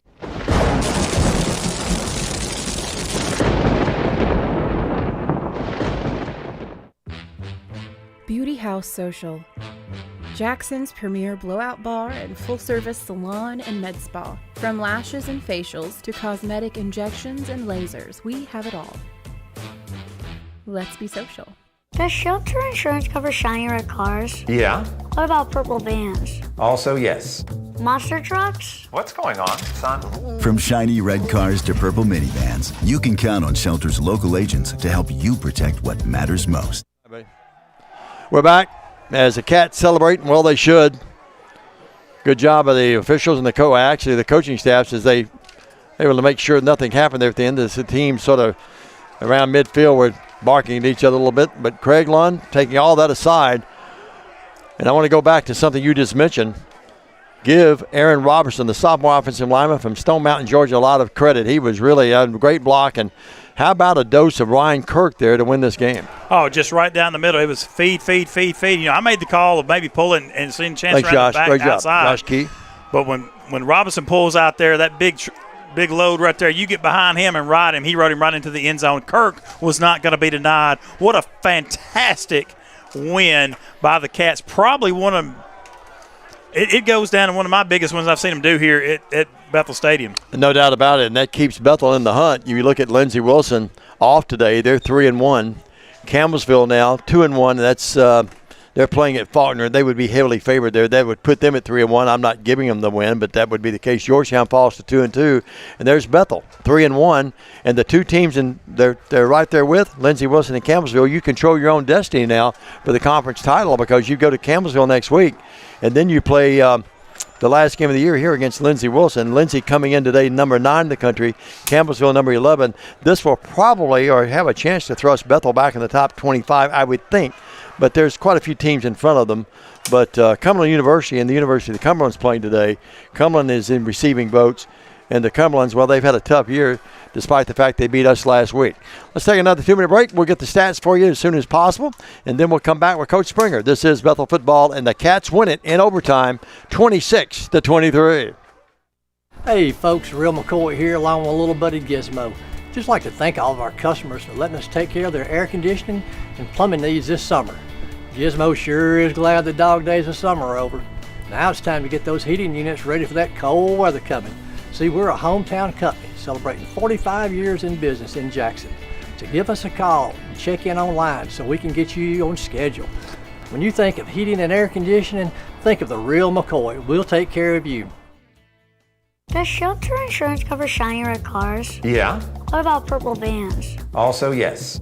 Monster trucks? What's going on, son? From shiny red cars to purple minivans, you can count on Shelter's local agents to help you protect what matters most. Whether you're a designer, homeowner, builder, commercial, residential, we're here to help make ideas come to reality. Builder finished products, 10 United Drive in Jackson. Come see us. Have you ever thought about real estate investments or purchasing a home? Are you tired of dealing with the headaches of managing your real estate portfolio? Cornerstone Realty has you covered. We can advise you on anything real estate related. Your property, our priority. Cornerstone Realty and Property Management. Hey Jackson, it's game time, and the winning lineup is right here at Chuck Hutton Nissan. Our top players are ready to take the field. Rogue, Sentra, Pathfinder, Altima, and Kicks. Big savings, special incentives, and Nissan's built to win the game. Don't sit on the sidelines. Run to Chuck Hutton Nissan today and make the winning drive home in your new Nissan. Chuck Hutton Nissan, just off I-40, exit 80 or 80B on Van Drive in Jackson, Tennessee. And we welcome you back to Walter Butler Stadium. Has the Wildcats on homecoming 2025 pull out a huge overtime victory over the Georgetown Tigers, 26-23. Wow, what a ball game! Has the Cats come from down from behind and pull out the big victory. 3 key plays in that. Georgetown had the ball in regulation, the 4th drive, and they got a penalty, which was able to preserve the clock for Coach Springer. He didn't have to burn a timeout. The Cats forced them to punt the football away. Then we drive down the field. A big catch by number 7, Harvey, for the Cats, sets up a field goal by Clutch, and he knocks it through to tie the ball game with 3 seconds left in regulation, and that puts us into overtime. Overtime period, the defense for the Cats steps up, holds Georgetown to a 40-yard field goal attempt to go up by 3, and then you ride the Kirk train. Chance hands off 4 straight times, and Kirk finds the end zone for the touchdown and the win today versus the Georgetown Tigers. Here's how the stats look. Final score, 26-23, Bethel over Georgetown. First down, 16 for Bethel, 15 for Georgetown. The rushing yards, Cats carried 42 times for 169. Georgetown 41 times for 217. Passing, 141 for Bethel, 102. 18 of 34 for Bethel's quarterback. 9 of 23 for Georgetown's. Total offensive play yards, 76 plays for Bethel, 310 yards. 64 plays for Georgetown, 319. Kickoff returns, 1 for 20 for Bethel, 4 for 96 for Georgetown. Interceptions, 2 for Bethel, 41 yards. 1 for Georgetown, no yards. Punts, Bethel 7 times, averaged 34 yards a punt. Georgetown 5 times for 39 yards a punt. Penalty yards, 7 of 57 for Bethel. 5 for 43 for Georgetown. Time of possession, 26:07 for Bethel, 48:53 for Georgetown. Third down efficiency, 22%, 4 of 18. Coach Springer will want to address that and probably improve on it. Georgetown, not much better, 4 of 15. And Bethel, 1 of 3 on 4th down efficiency. Georgetown had no attempts. Red zone scores, 1 of 3 for Bethel, 3 of 3 for Georgetown. Passing, Gary Slugnager, 9 of 23, 102 for Georgetown, 1 TD, 2 INTs. Rushing, Guy Bailey carrying the load for Georgetown today, 25 carries for 109. Receiving, Colin Bratcher for Georgetown, 5 of 59, leading their receiving corps. For Bethel, rushing, Ryan Kirk, 9 for 60, none bigger than that last touchdown. Jarvis Stockton, 8 for 41, and Jordan Kaysen, 12 of 67, and Dustin Chance, 11 of 33. Receiving, Micah Jones, 1 for 7, Ethan Bunch, 2 for 20, Jordan Kaysen, 2 for 26, Ray Harvey, 10 for 77, and Alonzo Russell, 2 for 10.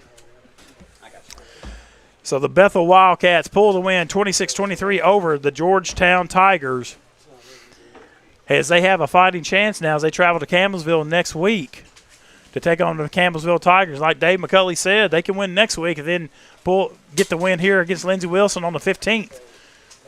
The Cats could wind up being conference champions.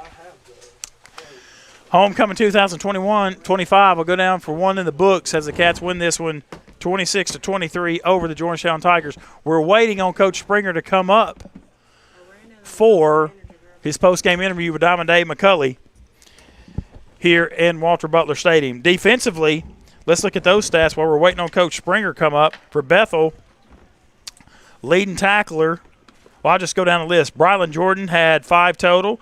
Tyson Hornbuckle with 2. Malik Brown with 4. Brenton Hall with 4. Detarius Dougal with 1. Justice and Chapman with 1. Corbin with 3. Darian Lewis with 8. Love with 2. Hart with 5. Miller with 6. Foster with 3. Jackson with 4. And a plethora with 1 tackle apiece for the Wildcats. For Georgetown, Buckman with 5. Giller with 6. John Carter Meyer with 7. He led Georgetown. Nathan Pascal with 2. Britt Reeves with 2. And then Jamel Smith with 6. The rest with 3-2 tackles apiece for the Georgetown Tigers. What a win for the Wildcats. We're going to take another quick break. Then we'll come back and have Coach Chris Springer as he makes his way up from the celebration on the field. You're listening to Wildcat Football from Walter Butler Stadium. Back in 2 minutes.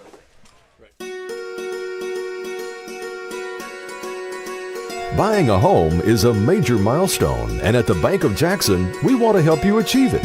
Our mortgage specialists can assist you with conventional, VA, FHA, or construction loans, as well as USDA and THDA development loans. Serving the Jackson area for 25 years. The Bank of Jackson, your down-home community bank.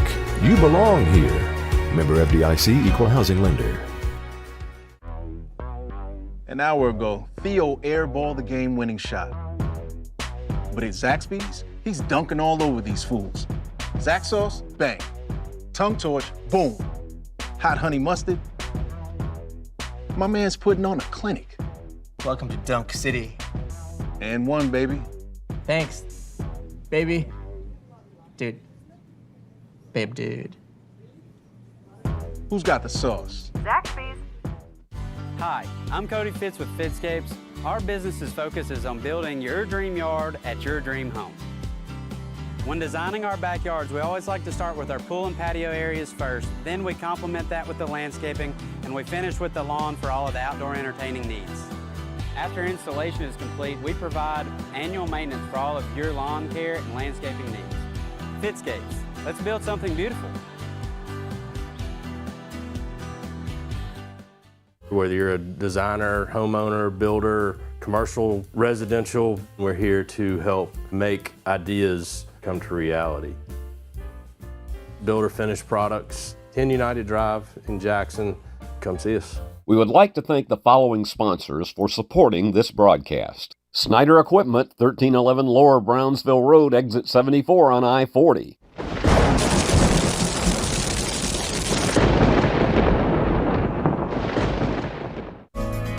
Do you want your smile to say it all? At Elite Dental Care, we'll make you and your family feel comfortable and secure with a variety of services and state-of-the-art care. We offer sedation dentistry that will make your time in the dental chair comfortable and relaxed. Come by and see our newly renovated and expanded office in Jackson or one of our other convenient locations in Trenton or Dyersburg. Trust your smile with Elite Dental Care and let your smile say it all.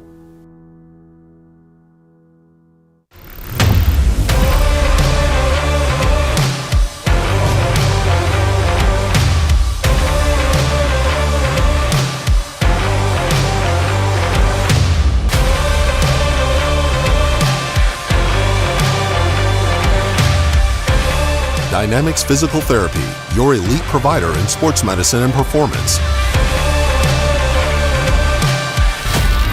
Now serving communities throughout West Tennessee.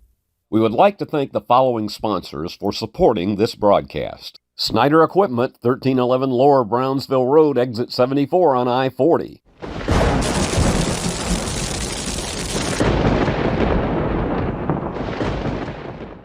At FMY Orthodontics, we believe a beautiful, healthy smile is the key to boosting confidence and enhancing quality of life. Our team of highly skilled and compassionate orthodontic professionals is dedicated to providing personalized care in a welcoming, state-of-the-art environment. Whether you're looking for traditional braces, clear aligners, or other orthodontic solutions, we offer a variety of options to meet your needs. Our goal is to provide the most effective and efficient orthodontic treatment for every patient. Turn to the experts. Since 1955, Garrett Plumbing and Heating has been the leader in plumbing, heating, and air conditioning service and installation for West Tennessee. A proud supporter of USJ Bruin Athletics, we are your local Carrier Factory authorized dealer. Call Garrett Plumbing and Heating, 668-3339, for all of your plumbing, heating, and air needs.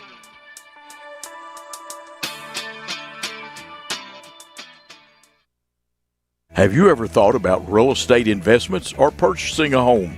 Are you tired of dealing with the headaches of managing your real estate portfolio? Cornerstone Realty has you covered. We can advise you on anything real estate related. Your property, our priority. Cornerstone Realty and Property Management.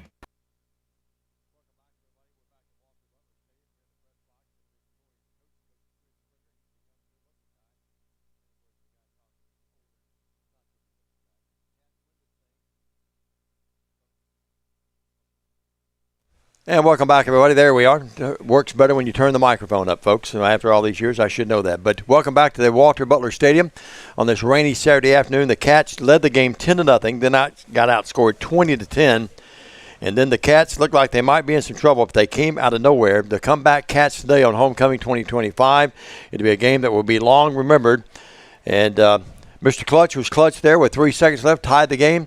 And then it was a dose of Ryan Kirk. Well, first of all, the defense did their job holding Georgetown to a field goal attempt, which they nailed 23-20. And then it was a dose of Ryan Kirk there at the end, and they win the ball game 26-23. I want to go back. There's so many big plays. Harvey's catch that kept the thing alive right here, right below us.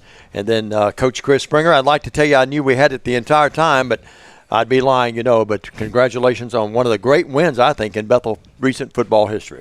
Yes, sir. It was just great performance, team performance, everybody involved. It just took a lot of focus, attention to detail, hard work, especially after last week's performance. No one was pleased with it, and I credit these guys for just keeping their head down, continuing to work through the ups and downs throughout this game, and just really proud of their effort. So many ebbs and flows of the game. So many ebbs and flows of the game. Looked like they had the upper hand, we had the upper hand, and in the end, we make some clutch plays. But you go back, so many different heroes of the game. I mean, we'll start with Clutch. He had his longest field goal made coming in the game was 41. He nailed a 47-yarder. And talk about you get the field goal from 41 yards out and it split the upright. Yeah, I mean, he does it all the time in practice, so we had a lot of confidence in him to be able to go out and make those, regardless of the weather conditions. There was a swirl of wind down there. It's raining. But like his last name, he was clutch when he needed to be. No doubt about it. I've used that pun several times during the broadcast.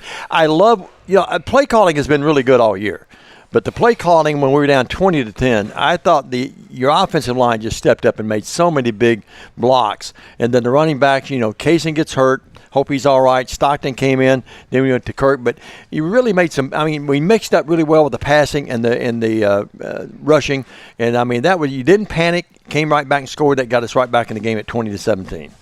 Yeah, again, just adjustments. We made them in a timely, mark in the game, and we were able to lean more on the run game and the offensive line, and they showed up big when we needed them to. We were up in the booth, and when Chance was back there, Destin was back there, we kept saying, don't take a sack, don't take a sack. And he did a really good job not doing that, had to throw it away. He scared me a couple times, though, because he's such a competitor. He wanted to keep things alive, but came very close to getting a couple of not so good sacks, didn't he? Yeah. It was tight, and he got a little banged up early in the game with his hand. So, Again, he's a extreme competitor, and we'll continue to get him coached up.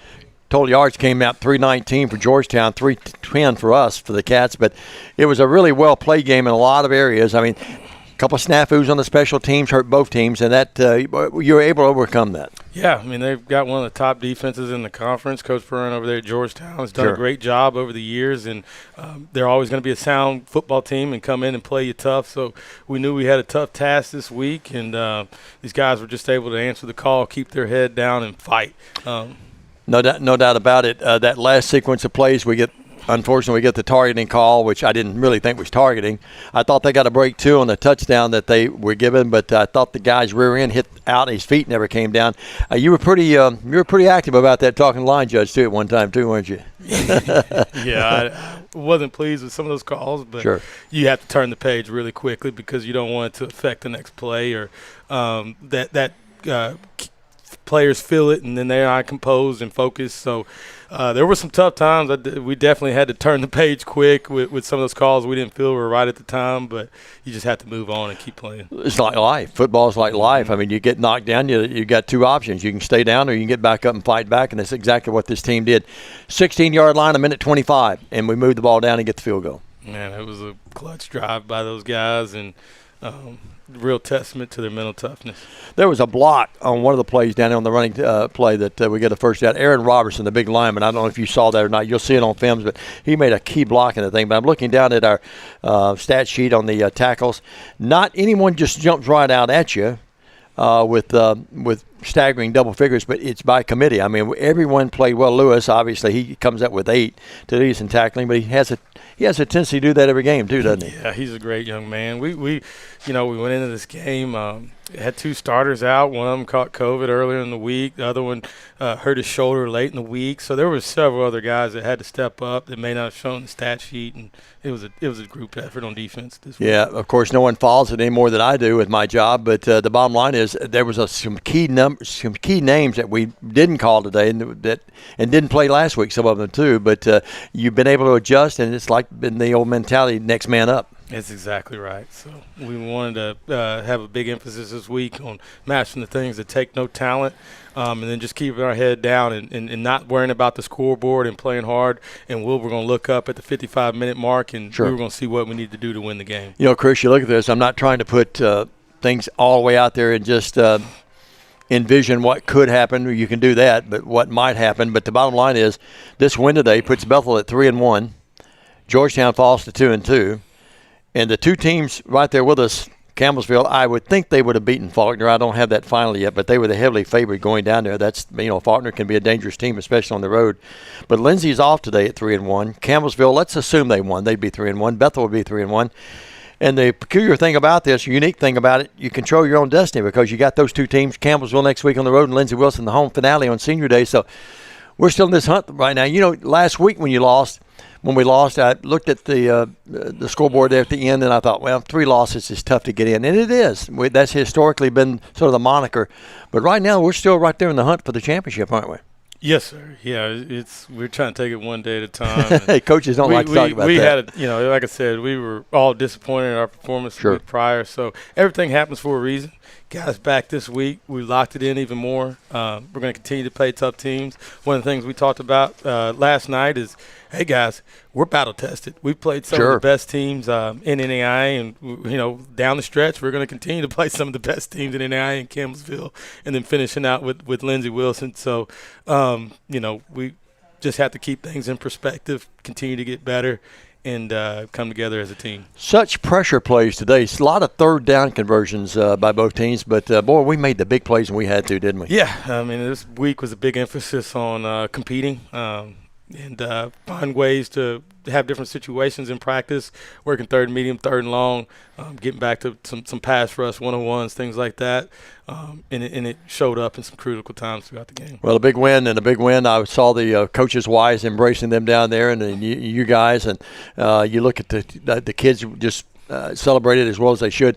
And it will be a 2025 homecoming the year 2025 that will be long remembered. I mean, you beat a pretty good football team, too. Georgetown's always been one of the monikers of this league. I call them for years the Yankees of the league, but you beat a really good team. Yeah, they're well coached. Coach Byrne does a great job out there, and we knew we were going to have our hands full today, and we'll enjoy it today and get back to work tomorrow and see what we need to do to go 1-0. And then pull out and go to Campbellsville next week and hopefully get a big win. That's historically a tough place to play. Yeah. They Coach Russell does a great job up there too as well. They have a great team, and we're going to get back to work next week and make sure we come out and put a hard-fought performance out. Yeah, not trying to put one game in front of the other, but boy, it'd be big. You could be playing for a conference championship with Lindsey Wilson next week, but you got to get that one first. Yes, sir. Yeah, anytime you're playing meaningful football this late in the year in November, this is where we wanted to be at. Build habits that were going to put us in a position to win games in November, and we'll see where the chips fall. And as great as this win is today, the old thing in sport, the old cliche thing in sports,